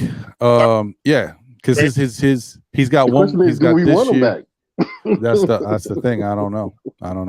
That's the question. Mitchell, we throw. So we're gonna throw like Fournier. To get Donovan and Obi back with replacing, let's say, RJ or something.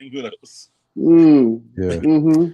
What are you talking about, Stafford? Business is business. He had to go. Stop crying. What are you talking about? Are you listening? Yo, Stafford Don, did you not hear what are you talking about? Step the Penguin? Man, you was about to fight him. This conversation came up because we're talking about could they have gotten more for Obi.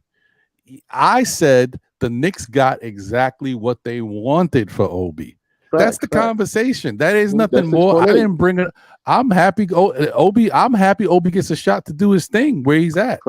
I moved on. I don't care. I don't know why you think I'm not bringing up Obi to talk. I'm not crying about Obi. I'm just telling y'all that if y'all think the Knicks could have got more for Obi, yeah, they could have, but they got what they wanted for Obi. Is what I'm trying to say. They could have got a player. They could have got Chris Duarte. Do I think Chris Mhm. Duarte is washed? Or no, I think he could be a good player. I mean, maybe in a different system under a different coach, he'll be able to show what he can do because Duarte got some skills. He's older. He's like 24 years old. Maybe he's going to be 25 now. I don't know.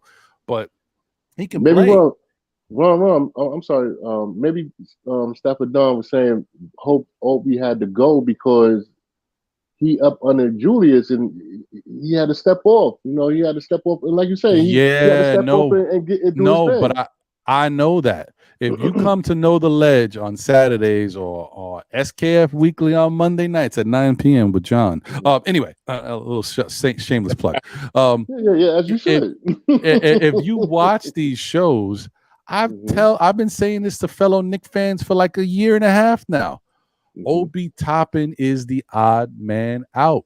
They paid. You did say that. Yes, you did say that. They paid RJ. They signed Jalen. Quickly is up for an extension. That's $100 million. You're talking about maybe $100 million for all these players. People don't just throw $100 million around. Even if Obi can earn 50, do you want to give Obi 50? Has he shown you that he can be worth 50 as a backup behind Julius Randle, who's going to play like 30 plus minutes? You know what I mean? He's a backup here that don't even get the average backup minutes. No, Obi was the odd man out from jump. From day one, from day uno, no doubt. Yeah, I hear you though. I'm cool with it. I'm just trying to explain to everybody else that the Knicks got what they wanted. They could have got something else. That's 6.8 million, like you said, like that's 6.8. Yeah, that's what they wanted. Yeah, man, you're right. Should we sign IQ before the season or wait till next year? I'm waiting for next year. I don't know, man, because you guys, guys in the chat and not today, but like other shows and other actual content creators were bringing up the fact that the Knicks may be looking at IQ as a asset value piece that they can sign, get him under the contract, and then flip that contract to go get the bigger star, like an Embiid. Like he helps match some of that money. That's the other thing, Oh, go ahead. The Knicks don't have a lot. The Knicks don't have a lot of options to be able to match salaries to move people unless they send out somebody that they may not want to send out. Like if you don't want to trade RJ for somebody, but if you don't have anybody to match that person's salary to bring him here, then you might be forced to trade RJ. But if you give quickly the bag and know that it's going to be used to bring somebody here, they might want to give quickly the money so they can use that contract as a asset. But it's a gamble. So what were you going to say, Boulevard, before you forget? That's why I have my hand up so I won't forget. What do you think? Because I've been seeing little articles online and everything about Embiid coming here. Like, how would that fit the team? Where's Mitch going to be? How's that? How if you was to put that dynamic in motion? How's that going to work? Wait. Say that one more time. I'm sorry, I was reading something. Embiid. If you was to bring Embiid into the fold to the Knicks, because I see that homeboy Hart and want to trade. He want to go back to Houston or whatever he's trying to finagle. If you was to bring Embiid to the Knicks, how would he fit into this the construction of this team as it is? Is Mitch going to the bench? And Embiid started the Mitch plays. How's that moving? How's that? How's that working? Okay, I see what you're saying. Shout out to Stafford Don.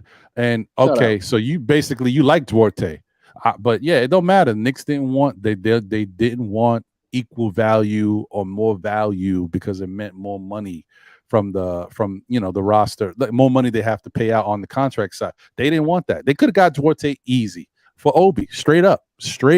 So. Yeah, I hear you though. To answer your question, Boulevard, I mean, who knows, man? But honestly, if the Knicks get Embiid, Mitchell Robinson is gone. He ain't on the team. He's out of here. Mitch would be gone. Maybe RJ Barrett will be gone. Quentin Grimes might have to go too. Or, like I said, if they're trying to give IQ the extension to use some of that money, it would be IQ instead of Grimes. And who knows, maybe it'd be IQ and Grimes, and they'd figure out a way to keep RJ here. But one thing I will tell you, for those people who do not like Julius Randle and want him out of here, if Embiid comes here, Julius Randle is going to be here, because Embiid and Julius are cool. Embiid don't want to come to the, not that I don't know if he has a trade clause or no, you know, I agree. but Embiid wants to come to the Knicks to play. If he wants that, he wants to play with Julius. He don't want to play instead of him. So that's you know, you could not think that they're gonna figure out a way to make Embiid happy. They ain't trying to bring a disgruntled star here, like, and make him more disgruntled when he's here. Shout out to Chef NYK. Chef, and shout out to Stafford Don too, my guy. Sorry, I just jumped right in with your words. I didn't even give you the shout out. Appreciate you, bro. Ice Mike 6969 was good. Salute to you. Craig Robinson in the bill. Craig was good. Craig, you know what I mean? I don't think I think I got everybody. Jay from PR, I think I had already shouted you out, my brother. I hope I did. Salute to you as well. Yeah, I think I got everybody. David Smith, salute to you, David Smith. Appreciate you. And Knicks won today. Salute to you. Yeah. So, yeah, Wiz, what you say about Embiid? I like Embiid. I like his game. You know what? IQ and Grimes suddenly, no matter how good they are, or potentially could be, I think the Dante Brunson, Josh Hart combo would maybe even makes them more expendable. So that's why I wouldn't, when you mentioned those names being in a trade, I'll hesitate about Grimes for sure. But IQ, I can see that they would take that. Mitch or iHeart, definitely gone. More than likely Mitch, because you definitely want to have rim protection in Philadelphia if you're going to give up your Embiid, and not going to take iHeart, even though iHeart is a better overall player, in my opinion. Man, that's a decided IQ before the season. The reason why I hesitate is because of what happened the past 2 seasons. Both Randle and RJ, who signed before their year was up, instead of going to free agency, would have actually cost us less had we let them play out this season. The problem is, unfortunately, I worry about guys like Randle and RJ who, because their contract was already signed, their game fell off in their last year of their smaller contract. If they're fighting for a contract like Kuzma did, your game steps up and you have your best year ever, and then you go restricted free agency and get your salary. Wait, hold on, Wiz. Yeah. I don't mean to cut you off, but I gotta cut you off because I gotta. Yes. What do you mean, Randle? RJ, I get it, but Randle, he already got his bread and he balled out this past year. No, but the year he signed, he didn't ball out his last year's previous contract. No, I know, but I get it, but he's already disproved that because he showed that as far as regular season goes, he was more than worth the money that we gave him. Yeah, he earned it, but it was with the money that we paid him. But when he was in his last year, we signed him before his last year expired, right? Before he went to free agency, right? So we signed him, and last year he fell off in his last year of his contract. Oh, so you're just saying? Oh, okay. So you're basically saying that as soon as we signed the guys, the next year that they played, they didn't have good years. Exactly. I see what you're saying. For the money. They were playing for the money. They gave him probably would have stayed up higher. But then the risk you take is if Randle did a All-Star, All-NBA last year, it would have cost us more to sign him in free agency. So that's what IQ right now is. 2 years in a row we signed her early, and now I feel like maybe we should take a chance with IQ and go, you know what? If IQ is not $6 million a year eligible type game this year, maybe we can pay him $15 million a year instead of what right now looks like $20 million. And then if he falls off, we're like, damn, we messed up. Then he comes back like Randle did, and he shows what he's worth. Randle did show what he's worth, and he outplayed his contract. But my fear is that hesitation of signing too early gives the guys this somehow mentally their game falls off. Either they're trying too hard or they realize I'm set for the next 4 years. So, I'm going to play. You know what I mean? Because guaranteed contracts. These are not NFL type contracts. These are guaranteed. So, so that's just my fear. Otherwise, I still think IQ is going to be worth the money, whatever we pay him. I don't want to go above 20 for IQ. But at the same time, I don't think IQ's future is long with this team, because I think that Villanova connection right there is going to squeeze a lot of playing time for him, and that's the challenge. I think that's a fair assessment, but man, we need to hold on to IQ, man. I ain't lying. We need to hold on to IQ. I think I think it's something in there with him. He got it. He got it, man. RJ.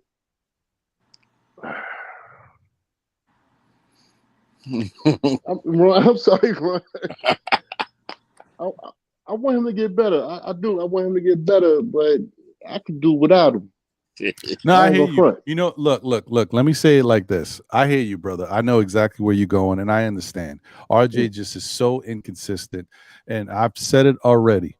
I don't care how much I like RJ, that he is degressed.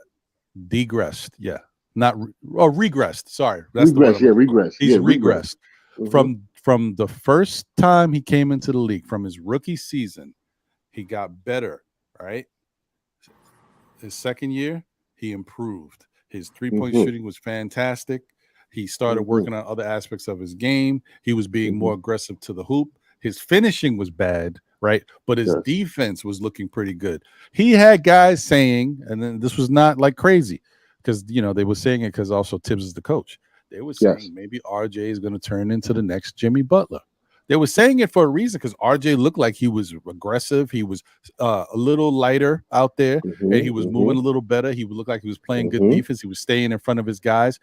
Now, we gave a lot of credit to RJ, thinking that it was all on him. What we didn't realize is part of the reason why RJ looks so much better on defense is because we had Elfrid Payton and Reggie Bullock patrolling the rest of the backcourt. They was making it easy for RJ. So RJ can just focus on playing his guy, doing what he had to do, helping out here and there. But then it changed once Reggie Bullock and Elfrid Payton were gone. Now RJ got to guard the best players. Now RJ's being used guarding threes too. Now he gets exposed. So that's what I'm saying. Like, this is why he's kind of put himself in this position. His shooting has gone down. His layup package is okay, but it's not the type of finishing he needs to be at. He's not crazy too. His free throws did get better this year. Because if you look at his percentages, he's knocking them down better this year. Yes, but I will give it to him. I'm sorry, Greeny, and I'm sorry, Ron, and all the RJ Mafia. The 9-guard. I want him to get better. I really do want to see the man get better, but if I have to trade him, he out of here. He did show in the playoffs. No. Hold on. Let me. I hear you. Let me finish. Because this is the thing that I will say. if we didn't have IQ, right? Say we had Maxey. Who's better, Maxey or RJ? You already know. You already know. I know. So if we had to let one of these guys go, who's leaving, Maxey or RJ? RJ. Yes, sir.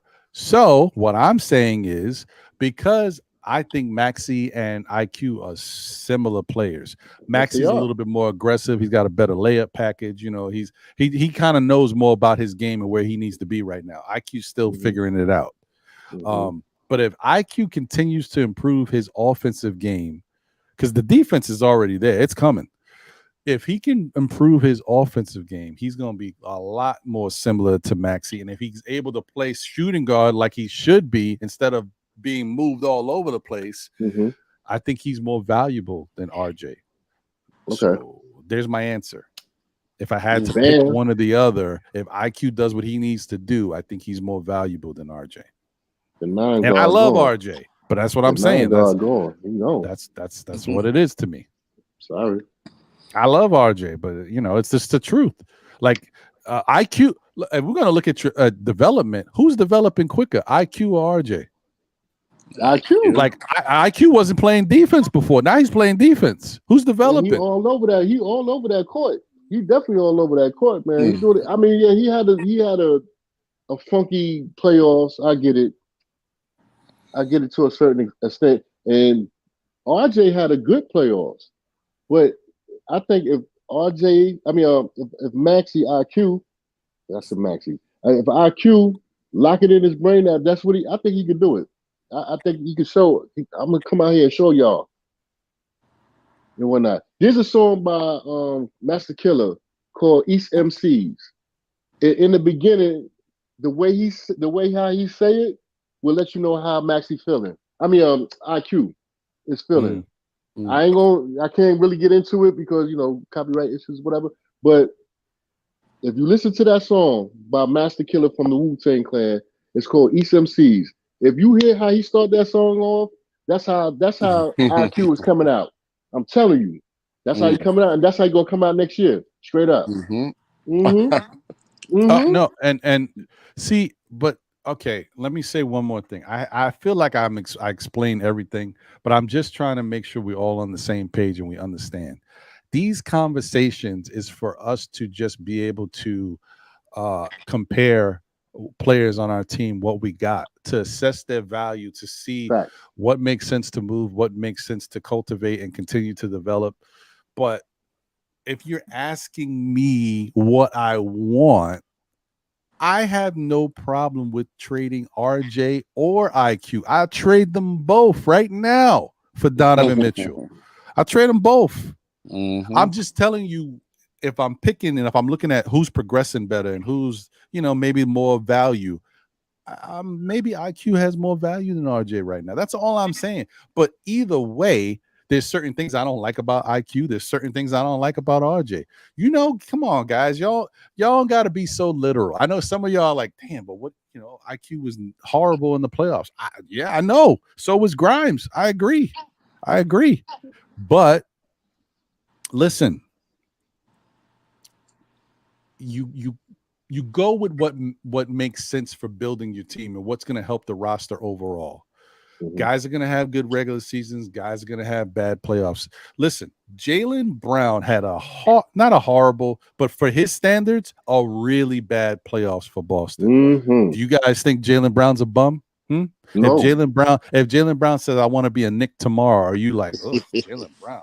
You know what I mean? Like, come on, man. But then that same Jaylen Brown who had a horrible playoff series and a bad playoff series, playoff run for the most part of it this year, had an incredible playoff run last year. If it wasn't for Jaylen Brown, Boston might have got knocked out early because, Tatum was struggling last year. Struggling. So, I get it, but, Can I say this? Go ahead. Can I say this real quick? That's that light skin stuff. But anyway, go ahead. I'm only joking. I was just joking. Sorry, Sim. Sorry, Uncle Free. Sorry, Corey. Whatever. Go ahead. I'm sorry. Welcome to Still Knick Fans Know the Ledge, aka School Days. School days. Damn. I'm just joking. That's it. Y'all young wannabes and jigs. Yeah. They don't know about that movie. They don't know. I know about it, man. Yeah. Anyway, but I hear you guys. Look. No one's saying you get rid of guys just to get rid of guys. It only makes sense. You have to make a choice, but you got to understand it's not just about us. We may love RJ. We may say RJ stepped up in the playoffs and he was great for us, right? And so I don't want to get rid of him. You may say Quickly didn't step up. He hasn't really shown when we need him. We can count on him when it matters. Okay, that may be true. Guess what? When you're going out there trying to get somebody from another team, they're going to ask for who they want. You can either play ball or not play ball. But if they tell you, listen, I want RJ. I want Quickly. You got to figure out, well, can I give him another option so I don't have to give up this guy?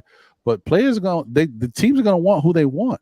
And RJ's been trying to fight to get himself. He's off of basketball list that he should be on. You would think he's third pick overall in the draft. They leave him off of rookie list.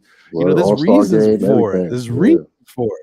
And yet IQ got a dog in him. He looks like he's got that mentality. And guys, teams look at that and they're like, okay, you know what I mean? IQ got some issues, but I like him. There's something about him. That's what I'm just saying.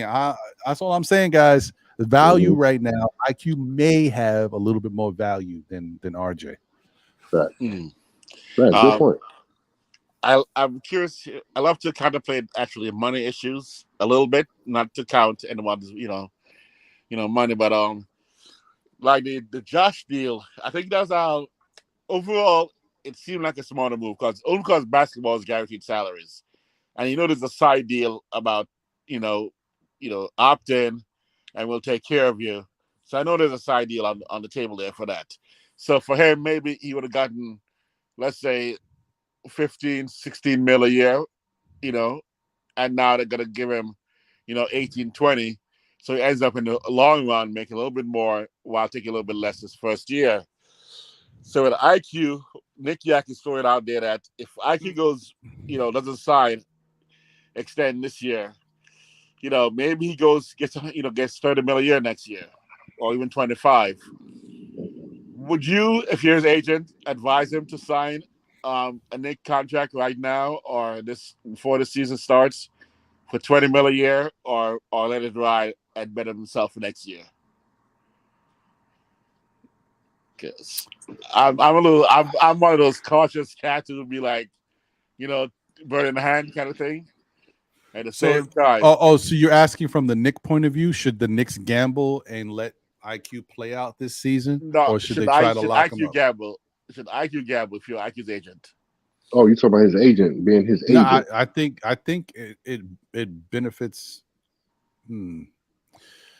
IQ can get more from his own team, but I think IQ. It would be better for IQ to play out the year because it puts him in a better position to leverage. He can be up out of here and get the same type of money that a lot of these guys are getting this year. I think IQ can get that just because of his skill set, what he can do. Could he do more? Does he still need to develop? Yeah. But I think IQ could easily get 20 million per year. Yes. Yeah, I think he could get 20 million per year. So if he plays this season out, that 20 million can turn into 25 million or 27 million, like somewhere around there, depending on how good of a season he has. Like he could really put himself in I'm not saying the Knicks will give it to him because of, a 27, 25 type million guy. They probably have to have a bigger role on your team, but he can get that. If he balls out this year, someone else can give him that money and they will be happy and he will be happy with it because that's his game. You know what I mean? Facts. Exactly. So Jay from PR says he'd advise him to take the 20. Take the 20. But, I mean, 20 million is 20 million. You don't want to sneeze at it, but IQ had probably his worst offensive year to me as a Knick. Now, it may not be on paper. I'm just going by what I saw out there. I've seen IQ play better. This past year wasn't the best IQ I've seen offensively. Defensively, he was good. So I think this year he's going to have a much better year just because I think he can't have as bad of a year offensively as he did last year. He's got to have a better year to me. And I think that ups his money. But that's it. That's the only reason why I look at it that way. But I hear you. Look, if it was me, Jay from PR, I'm taking the 20 million. I'm my family, man.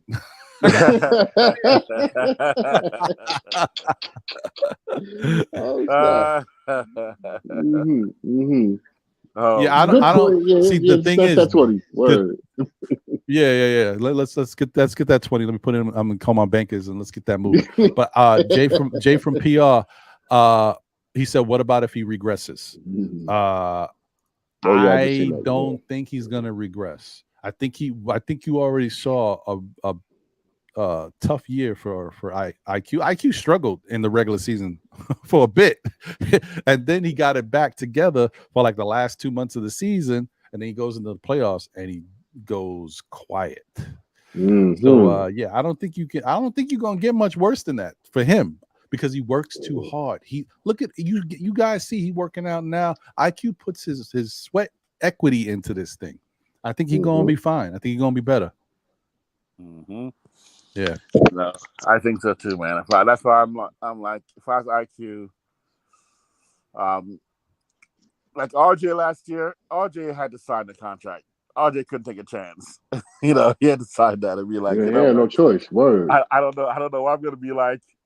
I don't know what's gonna offer me, but because of the CBA and the, you know, maybe new agreements coming up, and with the guys getting the money this year, IQ is looking out there. Like, you know, actually, I'm almost surprised Dante signed for that 12.5 because there's a lot of money out there. There's a lot of money being thrown around out there. Yeah. And I'm worried that I thought Dante's going to say, you know what? I know I said I'm coming.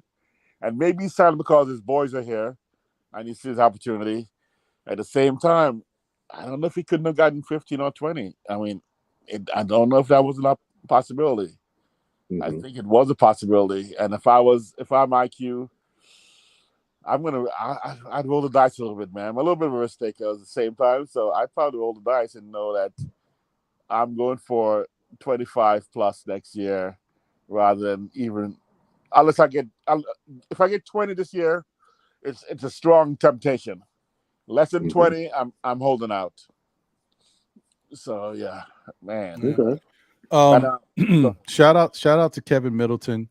He said we should have signed Gabe Vincent for 30 million if we're going to play. Yeah, I just seen that. Start 20 to 30 mil. We hustling backwards. Look, Kevin, I hear you. I understand what you're trying to say. All I'm trying to say, and first off, I don't think the Knicks. I didn't say that if he plays this season out, he can get 25 to 27 million, and the Knicks should give it to him. I didn't say that. I said that's what he could get. I didn't say the Knicks was going to be the one to give it to him, though. I think, though, but if we're being realistic here, Josh Hart, really good defender, right? Really good rebounder, great rebounder for his position.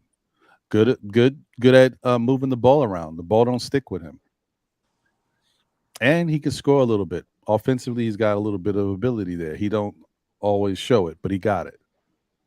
DiVincenzo, very similar, same type of stuff. Emmanuel Quickly is a good rebounder for his position at 6'4". He rebounds the ball. Yeah, he rebounds the. No, he rebounds the ball pretty well. More than Mitch. Yeah, defensive rebounds, yes, not offensive. Offensive rebounds, Mitch got that locked, but defensive rebounds, yes. Sometimes, sometimes Quickly will wind up with more defensive rebounds than Mitch. That's how crazy it is. Woo. And you already seen him when he gets the ball and he's told that we need you to be the man at the point. You see him get 6, 7, 8, sometimes 10 assists. You know, you see what he can do. That's the ability. Scoring wise, we all know that when IQ's on, he can light it up. We've seen it. He'll be on fire. And defensively, he's improved. In some cases, he's right there with some of these guys like Josh Hart and DiVincenzo on the defensive side. So what I'm trying to tell you is if he continues to work on his game, he's going to be better than both of those guys. And that type of guy that can do all of those different things that I said easily gets 20 million in this league.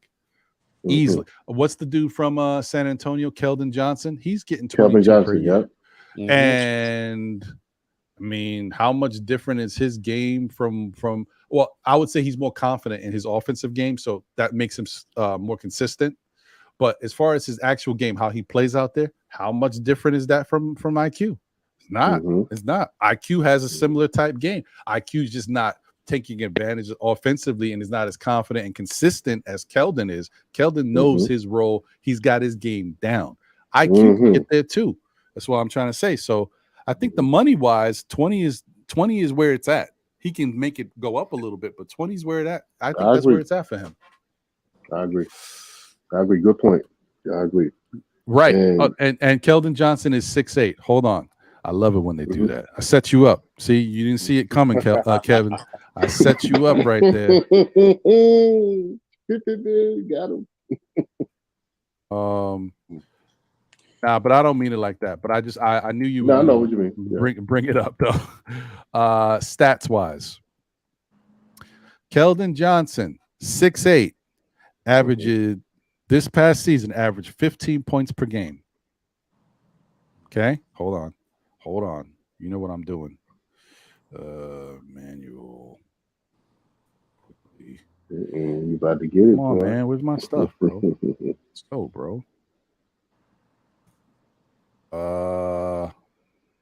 Okay, here we go. All right. Keldon Johnson averaged 15 points per game, 4.9 assists, 4.2 rebounds, and he had 0.7 steals, 0.2 blocks, 6'8", only 0.2, not even a half a block, but whatever. Okay. He shot 31% from three, 90% from the free throw. I hear that, Playboy. That's legit. 43% from the field in 24 minutes per game. Okay. Emmanuel Quickly played more, so he averaged 28 minutes per game, almost 29. All right. 14.9 points per game, almost 15. 1 steal per game, 3.4 assists, less assists than Keldon, 4.2 rebounds. He's 6'4", Keldon 6'8". 81% from the free throw line, 37% from three, 44% from the field. Right? Now, keep in mind, the other thing is the New York Knicks, who's the man on the Knicks? Julius Randle, Jalen Brunson, R.J. Barrett. If you look at their usage, it's extremely high on that team. IQ is probably 4th in usage because he runs that bench unit and he comes in at different times. So think about that. On the San Antonio Spurs, who's the man on the Spurs? Keldon Johnson. He's the dude over there. So I'm just look at his numbers, what I just said to you. Look at Emmanuel Quickly being like the 4th option. This is why I'm telling you, Quickly can get that 20 million easy. Yeah, that's why I like to, because I like the numbers to kind of show, what's going on, so people can. It's not my opinion. I'm just telling you, just look at the facts of the numbers, the amount of time he's playing. Yes, 28 minutes is a lot, or 29 minutes, but he's being used differently. He's not the guy. You got Julius, you got Jalen, you got RJ. In San Antonio, the number one dude over there is Keldon Johnson right now. Now I don't know what's going to happen this year because now Wemby's there. But right. Keldon was the dude over there. Who's the number one? I mean, who's the number 2 dude? Who's the number 2 dude over there? Oh, in San Antonio, it's the what's his name, man? I like him too. I wanted the Knicks to get him.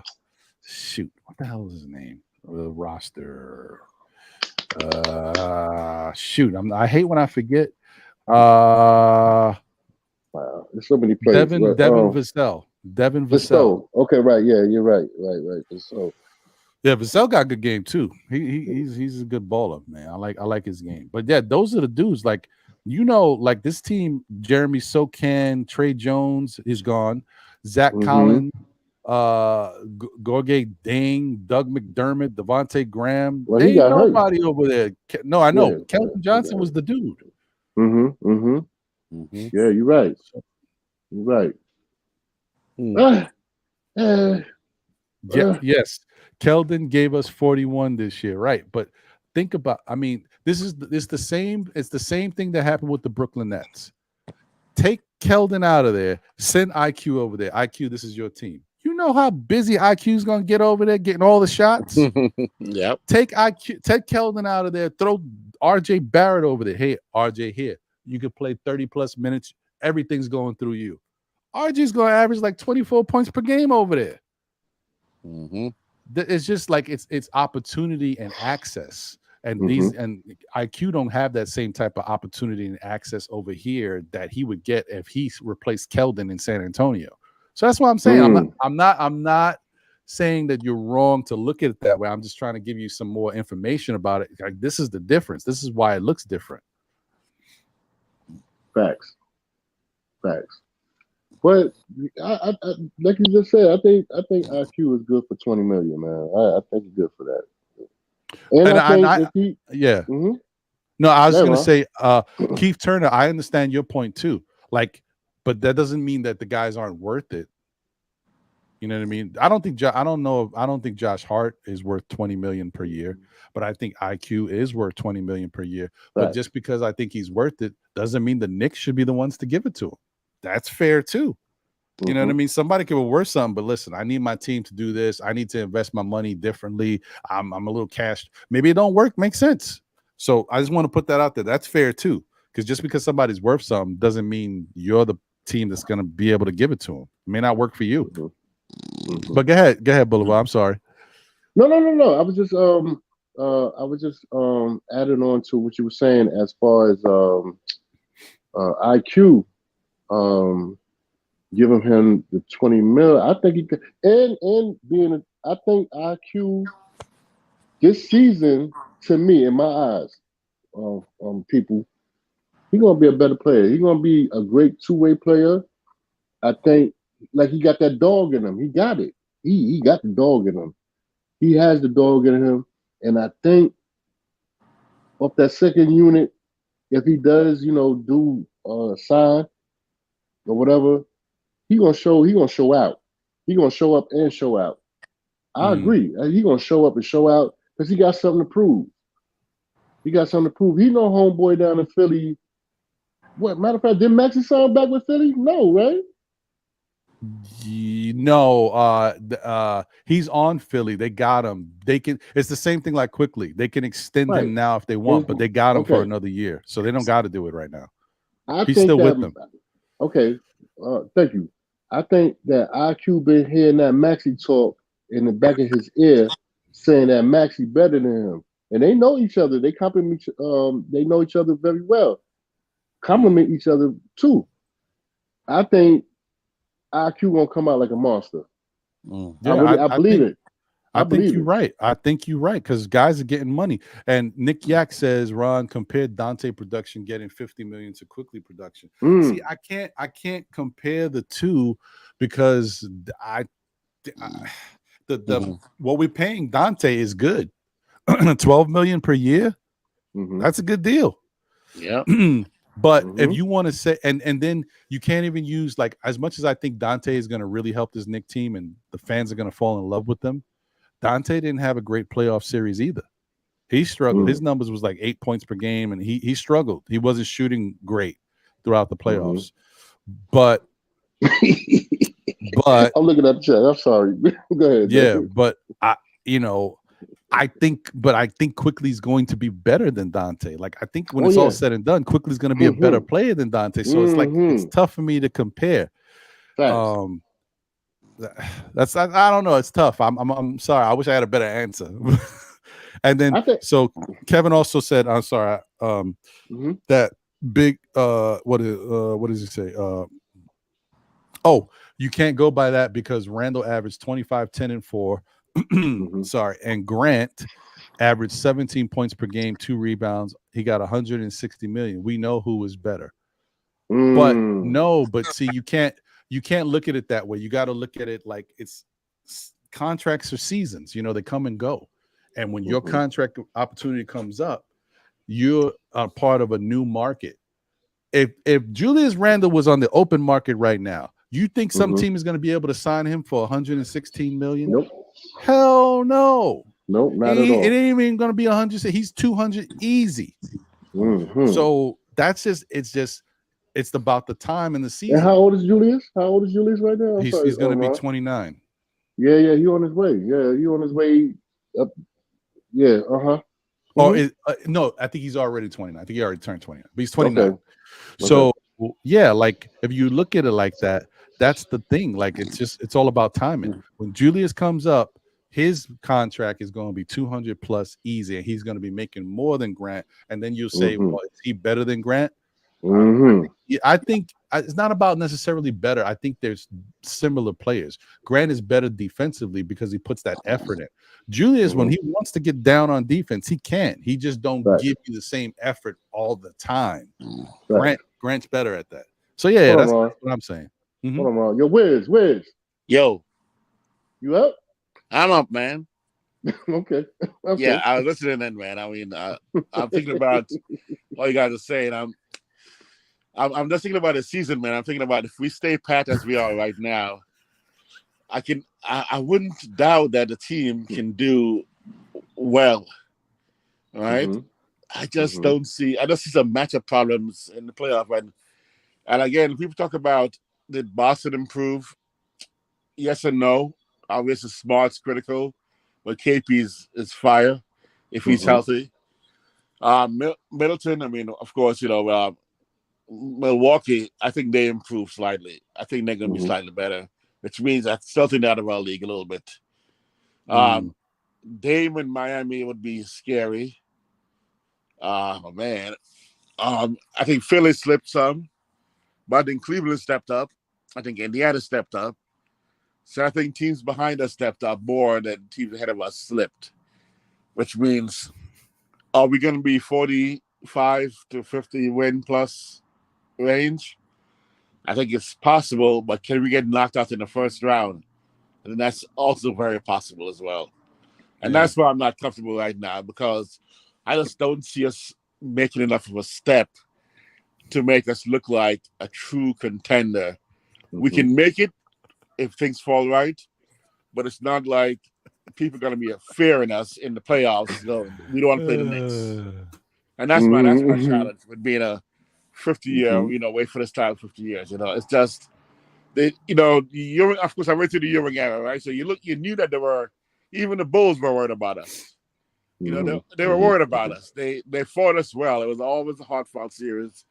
And they knew that it's just a matter of the ball falling the right way. Charles Smith hitting the right shot, Stars hitting the shot or two, just a couple of moves away from actually going to the finals, where this team right here is a couple of moves away from us getting eliminated the first round, and a couple of moves away from us maybe making it to ECF. And that's why I'm just not really feeling that comfortable as a Knicks fan. So it's hard not to look around. Wiz, man, hold on. Yeah, but Wiz, how did you feel? Dog. How comfortable did you feel last year coming into this season? You know what? It's similar. I felt like it was. I know. That's why I'm asking you. I know you felt similar. And that's my problem. I don't want to. No. Are you feeling sleepy, or you sure you scared, or you sleepy? Which one is it? I feel. Someone said that after you ate your food, you was starting to mow the lawn. That's what I thought you was doing. I was. Oh Lord! Why you not? Yo, I'm not even going for it, Wiz. It did sound like an 18-wheeler just went past my house. No, I think that's what Wiz was doing. Y'all tripping, man. Wiz was just out there mowing the lawn. You gotta take care of the house, man. Yeah. The salmon was good. Come on, man. Yeah, but I hate you, Wiz. But I know that's the reason why I asked you, because I have a feeling that I was like, Wiz probably felt the same way coming into this past season. And look at how the season ended up, bro. I know. Yeah, man. Don't jump off the don't jump off the boat yet, Wiz, man. No, I'm not. Come on. But my fear is this, man, and that's why I'm sitting there contemplating. So what happens when I'm thinking, and I bring my head down, I'm thinking, and deep thought. Yes, it was. You was in super deep thought. And then it was a deep thought. You was a hyperdrive. You was a hyperdrive, dog. You went to Jupiter and came back. Yes, you did. Just admit it. Just say it. Oh man, that's okay. And but it's not enjoyable, because last year, actually, a couple of shows here, you probably saw me predict that if coached correctly, last year's team had that 45 win in them. If coached correctly. Last year, surprisingly, if coached correctly early in the season, if we didn't start with Fournier, right there, playing and put Bud Grimes right away. If we start off with our more dynamic defensive rotation in early in the season, we could have salvaged 5 games early in the season. So literally, 50 games was right there for us to have. And then we put some games away. The Dallas game was crazy, because that was just pure coaching mismanagement as far as not doing the right rotation. Yeah, we lost that. Yeah, we lost that game. I remember that. Not have Sims have the big man in to get the rebound and the foul shot was crazy to me. I just couldn't believe he didn't do a rotation of offense, defense. And the very next game, he did it.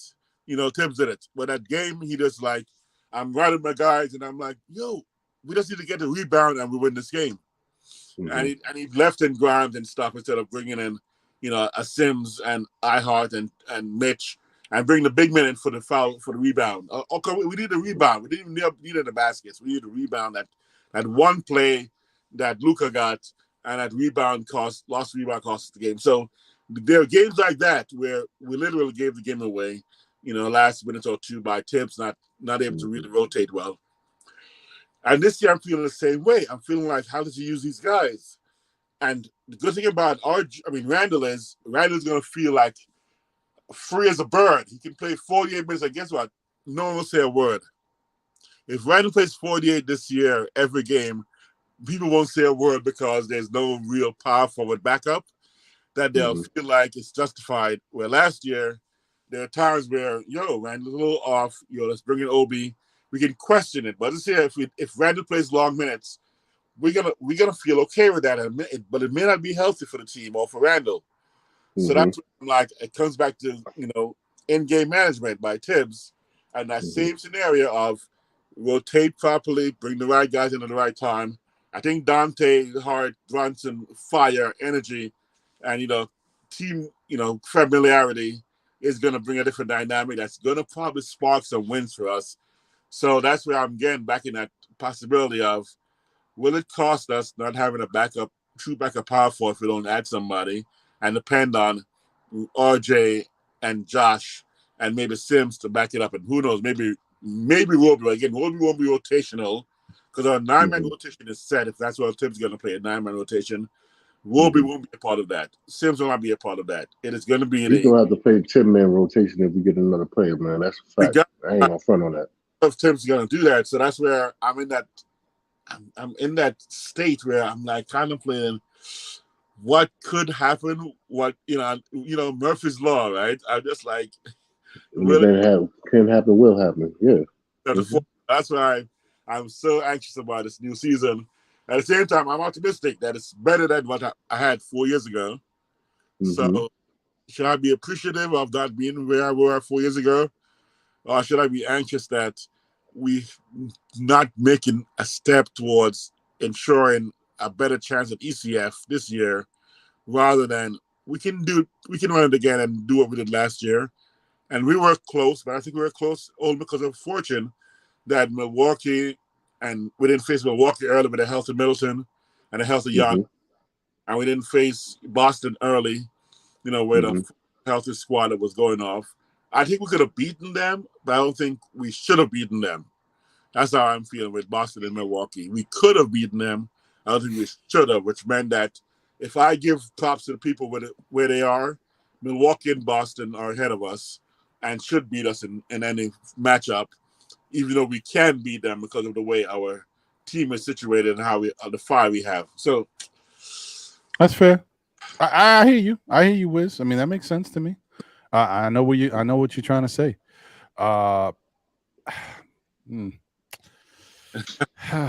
Yeah, I don't want you to. I want us to, even though we can be critical of certain things that happen with the Knicks, I also want us to have a little level of optimism too.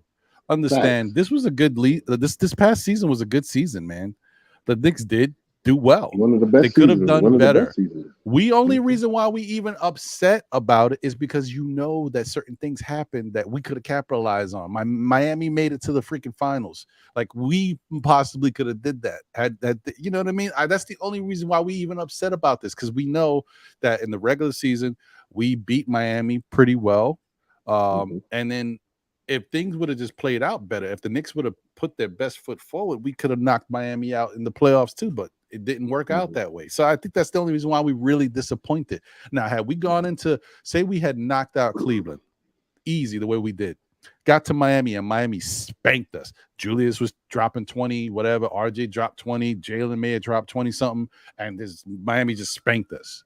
Nobody would be looking at it the same way. It's just that you feel like you could have beat Miami, and you know how far Miami made it. You're like, that could have been us. I get it. With one player. Yeah. So I get it. I'm just saying, like, things happen the way they happen. They had a better game plan. They orchestrated it better than us, and it just worked out for them in the playoffs. But they also got more experience than us. They know how to do this, and we don't. We're still learning.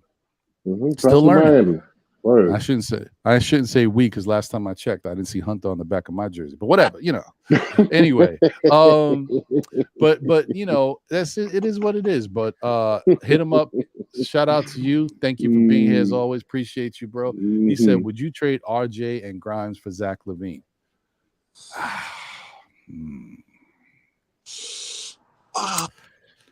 I mean, if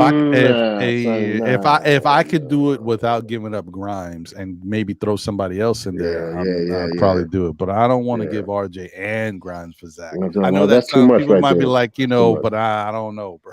I don't know. That's too much. That's too I much. don't know. That's too much. Respectfully, that's too much, homeboy. Word. I mean, Is Dante Grimes right now? Dante Grimes is what? Dante and maybe even Josh combined. Are they Grimes equivalent right now? Whoa! What do you mean? And Josh combined? Dante's better than Grimes right now. Josh is better than Grimes right now. And if he starts instead of Grimes, coming off the bench for what Grimes would have been, it's kind of Josh-like, right? So we have enough to cover what Grimes would be. Right. I hear you. Yes, which means that Zach is way better than RJ right now. So it's a deal that I wouldn't do. It's tough not to pull the trigger on that, man. Yeah, I don't know about that one. So hold on. Is he way better than RJ? Because remember, RJ's played bad and finished with 19 points per game. Okay. You know what I mean? Like RJ played bad and still turned out to be one of our best players in the playoffs. If we didn't have RJ, we may not beat Cleveland. RJ helped us win 2 games in that series. One of them bigger than the other. But if it's not for RJ, who knows if we win the games? Like RJ contributed. Other people did too, but RJ was impactful. So here's my take with response to that. Zach slightly above average game is generally RJ's best games, especially by the fact that his gravity, he pulls players away to let Randle and Brunson do what they need to do. And that's where it's not because of his game alone that is better than RJ, is that he'll make the other guys, especially spacing wise, much better. Or not much better, better. So it's a combination of him spacing the floor better, the threat of him blowing by you. I'm going to say, I'm calling it a wash on defense. Let's call it a wash. I think Zach's a little bit better. But let's say offensively, the level above RJ he is, especially outside shooting and then driving and finishing, that combination where he's a really scary outside shooter will let Randle and Brunson cook inside more.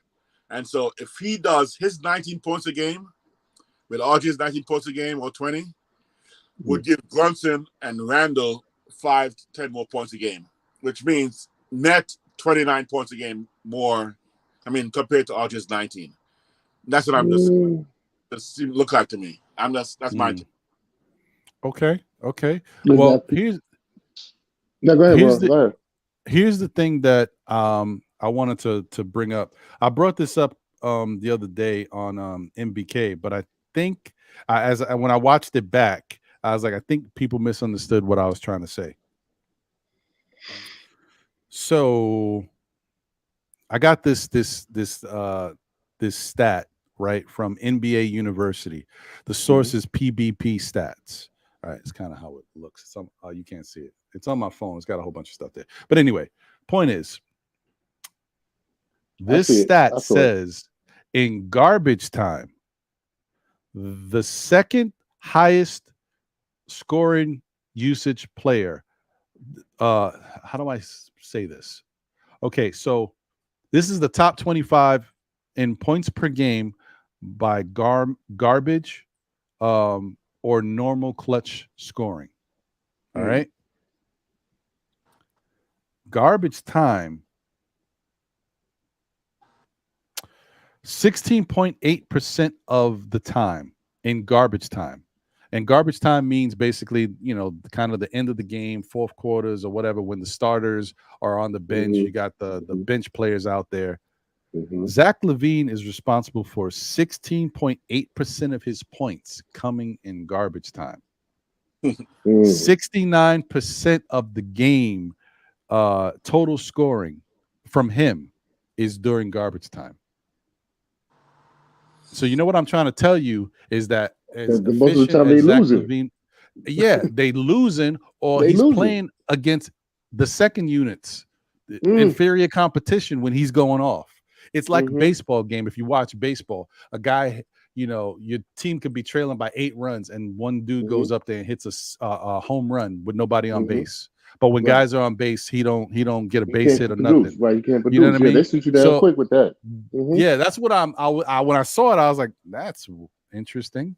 I wouldn't have expected that. But that's why LaVine at 19 points a game, it's 24 average. I would take away 5 of his points from him because I don't think he's 5 points better overall because of those garbage scenarios with him. So I'm going to take away those 5 points. But the threat of his skill set is what makes the other guys better, that gives him back the points that he would lose if he doesn't hit him during those times where he would have scored points that essentially would be during garbage time. So I'm definitely saying he's better than RJ in a degree that's not purely scored, but it's definitely skill set, and so that's why I would do it. But again, it's hard to give up ground. I'm not gonna say it's not hard, but because of Dante and Zach, and Josh Hart, combo, man. Man, imagine Dante, Josh, Zach, Brunson, Randle as basically our core, point guard to wing players. That to me is much more impressive than RJ and Grimes in that scenario, replacing either of those two, either Zach or Dante. So yeah, it's tough for me to say no to that deal. Again, I know people are saying, yeah, Zach doesn't want to be here anyway. We're not saying he wants to. We're just saying what it would look like with Zion coming here. Zion, oh, jeez. That's another one. Zion ain't coming here, man. I know that. I don't know about that. I don't know. No, I don't know, man. Nah, ain't enough. Like my man Corey Lee say, ain't enough wins for Zion here in the city. He's gonna be on Hunt. He's gonna be on Hunts Point. Word.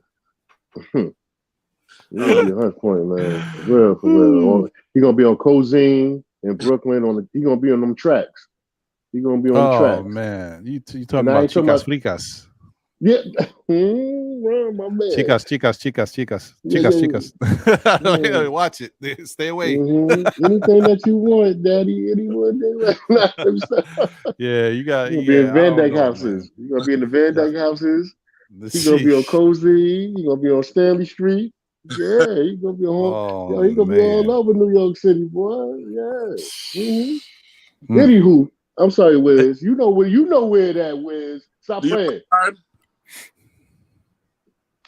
You know where that. Shout out to Cam from the Kickback. What's good? Salute. Good to see you, brother. Hope you're doing well. Shout out. Shout out to Organic Fanatics in the chat. Right. Shout out to them. Appreciate you, my guys. Hopefully you're doing well. Please go support Organic Fanatics on YouTube. Go like, comment, subscribe. Ron, I gotta just say this real quick for my man, Soul Finger, Buns and Guns. Yeah, that's Ja and that's Zion. They can't come to New York because Zion gonna lose all his money, and if Ja pull out that little 22 or whatever that little female gun, he gonna get popped out real quick. So shout out to you, Soul Finger. Yo, listen, this is how we talk on 718 on the 718 boys. We talk like this sometimes. Like I see the show. I see the show. I know. I see. And thank you for coming through. And thank you, Wiz, for coming through the last time. I swear to God. And thank everybody. Thank everybody out there. Ron, Soul Finger put it out there. He said guns and buns. Ooh-wee. Lord have mercy. They ain't gonna make it in the Empire State. Nah, in the Big Apple. Nah. That got out on Church Avenue and Flatbush or somewhere over there. Who? Church Avenue. Jamaicans be like, you can't have gone, man. Look at my cutlass, my machete. Cut him off in that little thing. You be like, oh, Lord. Facts. Yo, no, hold on, Wiz. Utica Avenue D. Right there. Woo, you gonna get it. Don't play. I was still a scared Jamaican, right? I don't know what y'all talk about. I stay in the house. I don't know what y'all talk about. But okay. Siblings became world champions because that's what they did. I went out a little bit. My siblings, my brother, the chess grandmaster, he stayed in the house most of the time. West 4th Street. Watch this crib. I'm sorry, Rod. I apologize. No, you good. I'm just gonna say I don't know. I was good. I was a church going boy back when I was young. Royal Ranger. I used to go to the mosque. I mean, I was on the big on the big yellow bus back on Saturdays. I went to Yogi Bear. Yogi Bear. We got bus number 5 in his hands. We got the whole. Oh yeah. Okay. Anyway, I remember. Can I tell a story real quick, Rod? I ain't gonna front on you. I'm gonna tell this real story real quick. All right. You can hit me. You can hit me. Yeah, because I'm about to wrap up. So yeah, get your story. Wrap it up. Wrap it up. No. I went to Yogi Bear one time, and homeboy. I don't know. They was passing out candy over there in the Williamsburg section and stuff, and he kind of grabbed my hand a little hard. I ain't like that. I duffed him out, man. I had to duff him out right on the stage, and I left. I ain't never been back to Yogi Bear yet. I'm sorry. I ain't never going back to Yogi Bear. I hear that. Sorry.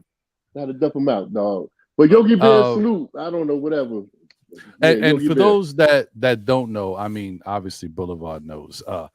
For those that don't know, I don't know. I'm sure you probably got something like that, maybe where you're from. Yogi Bear was basically, it was, kind of like, I want to say it's like a church for kids in a way, but it was a program that catered to kids. It would pick kids up. They would send the bus around to different areas, right? The bus would pick you up and it'd take you to this church area, kind of like a school church type thing.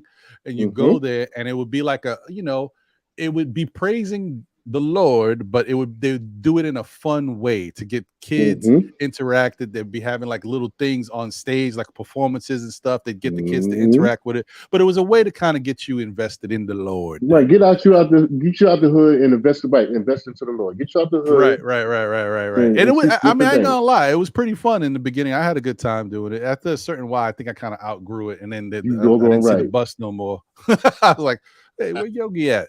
But yeah, it was cool. It was something like what Boulevard said. It was to keep the kids off the streets and have them doing something a little bit positive. But it was good because we did have fun doing it. I ain't gonna lie. Nothing else to do in the Saturday mornings. Watch your cartoons. Wait for the Yogi Bear bus to pick you up at 11. You out. You be going from 11 to 3. Yes, but sir. I know at 1:30, homeboy caught that knuckle on his chin. I know that because I ain't like it. He's like, "Come here." I'm like, "Oh, what you talking about, dude?" But anyway. I digress. I hear you. Either roller skating or at Kings Plaza. I don't know. Empire, dude. Don't say Kings Plaza. Empire Boulevard, man. Empire skating ring. There you go. I was either hanging out at the plaza or skating at Empire or at like one local rinks in Brooklyn. Empire was the number one though. Those are the skaters right there. Yes. But Park Slope had they had a rink there too that people didn't really go to as much. Like Empire was the famous one. But Park Slope. Oh yeah, you know what? Wiz, you right over there up on the 3rd Avenue. Exactly. Yep. Yeah. Oh, that's where all the pretty Latinos used to be at, dog. On the floor. But I was either roller skating or Kings Plaza, hanging out with my sister while she shopped. That's where I first met Bernard King in person. Got his autograph picture right now from that. One was the finger, And I was like, Bernard, man, we got Patrick. When you gonna come back? I was like, we got this rig. We got the rig. I was like, that was my biggest hope for a rig. Mm-hmm. Patrick and Bernard King were gonna be teammates that next season. I'd be like, Bernard, Never happened. 50. We could have. Shout out to Kevin Middleton. He said Yogi Bear is suspect now that I'm older. I would never send my kids on that bus. I went a few times. Fruitcake's in there now. Oh, wow. Well, listen, all I know is I wouldn't be surprised because a lot of things we grew up on as you get older, you learn more about it. And thankfully, I didn't have no experiences like that. Nobody told me anything. Because if I would have known that, I don't think I would have been there Saturday morning either. But no, Ron and Cam, thank God for all of us that never experienced none of that. Zestiness behavior. It was I don't want to put it out there like that. But salute to Kevin Middleton. But when homeboy grabbed my arm like that, and I was like, yo, dude, what are you? And I was a big dude at the time, you know what I'm saying? Before I, whatever. I had to duff him. I had to duff him, dog. I'm sorry. I'll leave it alone on that. So I wish Yogi Bear would come around this block or any other. I'm shooting tires out. I'm sorry. What were you gonna say, Wiz? I'm gonna get up out of here, man. What are you gonna say? Yeah, no doubt. Maybe he wasn't cute enough. He was insulted like he wasn't cute enough. Maybe Ron, you weren't that cute as a kid. So. That was Chris Rock's joke or something. Yeah. But anyway, I know those are some. But definitely, I was thinking those days were on. It was on the cover. A lot of people didn't know what was going on. So yeah, man. Fortunately, you weren't. You didn't get to see that stuff. So we're fortunate, man. We had some good youth, man. We had good youth. For most of us, we had some good times. Even though there was some, I went through the crack era, but didn't get hit by it at all as far as the wild now and stuff. So fortunately, we made it through well. Man. Yeah, man, we all made it through. Yo, Wiz, not to take a turn from what we're talking about, but thank God that we all here, man, because I don't know, we all see some. We done seen some things, man, and fortunately, God spared our lives, and we here, and we gonna do the best that we can to go further and stuff. Facts. Some of them things that was out there as we were shorties, we weaved through them obstacles and whatnot, and we here in our 40s and 50s, and we gonna keep on living, and we got the knowledge, so we bestow the knowledge upon everybody else. Let's go. And about to see championship in 2 years. Yeah, that's what I'm talking about, right, Ron? Yep. There you go. Ron, thank you for letting me be on your show, dude. And I'm glad we rocked out for the last 2 hours and some change and whatnot. I don't care. Anytime I see you, Sim, salute. Queen, salute. Tony Crow, salute. Uncle Fulio, salute. The whole NBK, salute. I know y'all was up here last weekend down in Kisaki. I'm up here in Albany and Troy, where Wiz went to school at RPI and whatnot. Yeah, I ain't forget and whatnot. I ain't forget. My man CL Smooth and whatnot, which is Corey Lee and Uncle Freeze and whatnot. I appreciate everything, man. Word. Hard Will, thank you for shooting through. Yo, salute the L for getting married, man. I'm gonna try to do the same thing. I don't know. But anyway, I'm gonna try to do the same thing. Salute the L. And salute the Ron and everybody else, man. For real, man. This Knicks Nation is deep, and I think we all care about each other. I sent my number in the private chat and whatnot. Got it. You see it. Bam, I'm right here and whatnot. And boom, I'm here. J Boogie. Boom. There you go. Salute. Yes. Wiz, final words, brother. Man. First of all, man, it's always a pleasure. Every Saturday morning, I'm looking forward to the ledge. You keep me from going over the ledge because every so often, like I said, this front office has me, up and down in my thought process about what's going on with my team. Because I know we're closer than we've been in a while, and it feels good like that. But at the same time, that I don't want to be close and not really go for it, man. So that's why I'm, in a little turmoil. But you bring in some great logic, great knowledge. The chat, Hardwell, and everybody showed up. bringing some information that makes me go, okay, I'm gonna be patient. I see opportunities, I see possibilities, and I just want to say that, you know the ledge, man, and you got the knowledge. So thank you. I appreciate that, brother. And listen, it's always a pleasure to have you guys here. Boulevard, it's been dope chopping it up with you. Wiz, thank you for being here. Hard Will, appreciate you for jumping on. It was good to see you. I always have a good time when I'm talking with Hard Will and Worldwide L. Yeah, man, you can't. The whole thing is to not get too high, not get too low. Stay even keeled, because you never know what's going to happen. When you think like, this is horrible, we ain't going to get out of this. Didn't they surprise you? You're like, oh man, I didn't think that we could do that, and they played better than I thought. And Coach Tibbs, he figured out a way to get something out. Okay, you got to respect it. The flip side is you can't get too high either. Like, you can't be like, oh no, last year we got out the first round, we go into the championship. You can't think that way, because there's too many other things that's happening. You got to just kind of let it play out. Hopefully you got the right possible team out there and you're able to keep building. Just kind of stay even keel, because you never know. What you don't want to do is, see if I know the ledge. You do not want to jump out that window. Don't jump out the window. Okay, keep yourself together, because you know what I mean. Like, you be out there, nobody's catching you on the other side of that window. No, you fall to the floor. Just take it easy out there. Take it easy. But yeah, man, thank you guys for being here and rocking. As I said before, if you want to support the show, my Patreon's out there, Cash App is out there. Obviously, the Super Chats is available, but YouTube takes some of that. Holla at your boys, YouTube.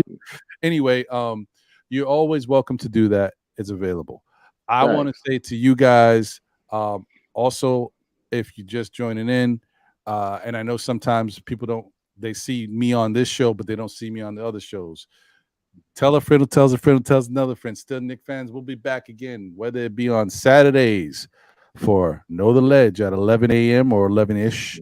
Monday nights with my guy John for SKF Weekly on Still Knicks fans. Or on Thursday nights at 8:30 for what now is the NBA Report. But if you missed it earlier, I said we are not going to be continuing with the name the NBA Report. We are switching it up. Another entity has taken the name NBA Report and decided to call their channel that, KnicksFanTv. If you don't know who they are, they're out there. So, and because they did that, rather than, make a big deal about it, we're going to use that as a building block to re-establish what we already got going on. Switch it up, new name, new content, new programming. Take that too. Take that too. Come take this one as well. We're gonna give you something else to take. So, but appreciate y'all, and definitely continue to support the shows and support the content. Thank you guys for rocking with us. Shout out to the chat. You guys have been great all day long. I appreciate mega all day. Yes, sir. Mega. All y'all have been fantastic. Organic. What up, dude? Oh, shoot, my bad. Damn, I be tripping. Well, Corey, you came in and you was out. My bad. I forgot. Corey Lee, thank you for jumping on as well too. My fault, brother. My bad. Yeah, Corey, you should have stayed on, man. Why you acting come on, man. That, I got that old man memory. You know how it is. Salute to Kevin, man. Salute to Kevin Middleton, man. Hey, Corey, man, don't do that no more. Don't jump in and jump out like double dutch. What you doing, dude? Stop playing. Let's go. He hit me with that. He was out. Appreciate you, bro. He did that. Thanks, Corey. I appreciate you, man. Thank you for jumping on and rocking with me, bro. It's nothing like that. I be forgetting, bro. Word. Yeah, man. Like two shows ago or whatever, I forgot 2 people, and I was like, they was on the show. Dang, I watched it back. I was like, oh shoot, I forgot to say what's up. My bad. Anyway, Keith, Danny, what up? Word. Yeah, and shout out to Danny Landis. Sorry, man, I will put the link in, but as you can see, I'm trying to wrap up and get up out of here. I've been rocking for 4 hours. Time to eat some lunch too. It's late for the lunch flow. I'm about to eat some of that salmon that Wiz ate, so I could go to sleep and store on. Yeah, no. Wiz wasn't asleep. He was mowing the lawn, man. Oh, he was mowing the lawn. I'm sorry. Yeah. He was on his lawn mower action. What happened, Wiz? I didn't even know. I thought I was listening to the whole show, and then I was Yeah. No, we knew you didn't know. We were surprised. I was like, Hey, But man, Ron, hold on. Ron. Yo, Ron. Hey, yo, Ron. I was on the show with SK and Wiz, and I fell asleep. I ain't gonna front, so I'm sorry. I'm sorry. You remember that, Wiz? I knocked out. I ain't gonna front, man. That was like 2 weeks ago. It was in the middle of the night. I fell asleep. I ain't gonna lie. It happens, you know. So it's not just you. We got a. Yeah. There you go. So it's not just you, Wiz. Anyway, all right, y'all. This has been fun. I've had a great time chopping it up with all y'all. Appreciate y'all. Listen, hopefully the Knicks do pretty good in the summer league, and we just watch these guys, you know, continue to grow, man. These young players develop. Let's see what we can do out here with these young guys. Have a great rest of your day, and don't be too hard on the Knicks. You know, I said what I said about the front office, but it's kind of to light a fire. I want them to show me something, but they've been good. They've been all right. Yes. Anyway, that's it. I'm out of here. This has been a great show. Thank you once again. Catch you on the next one. Latest. Peace.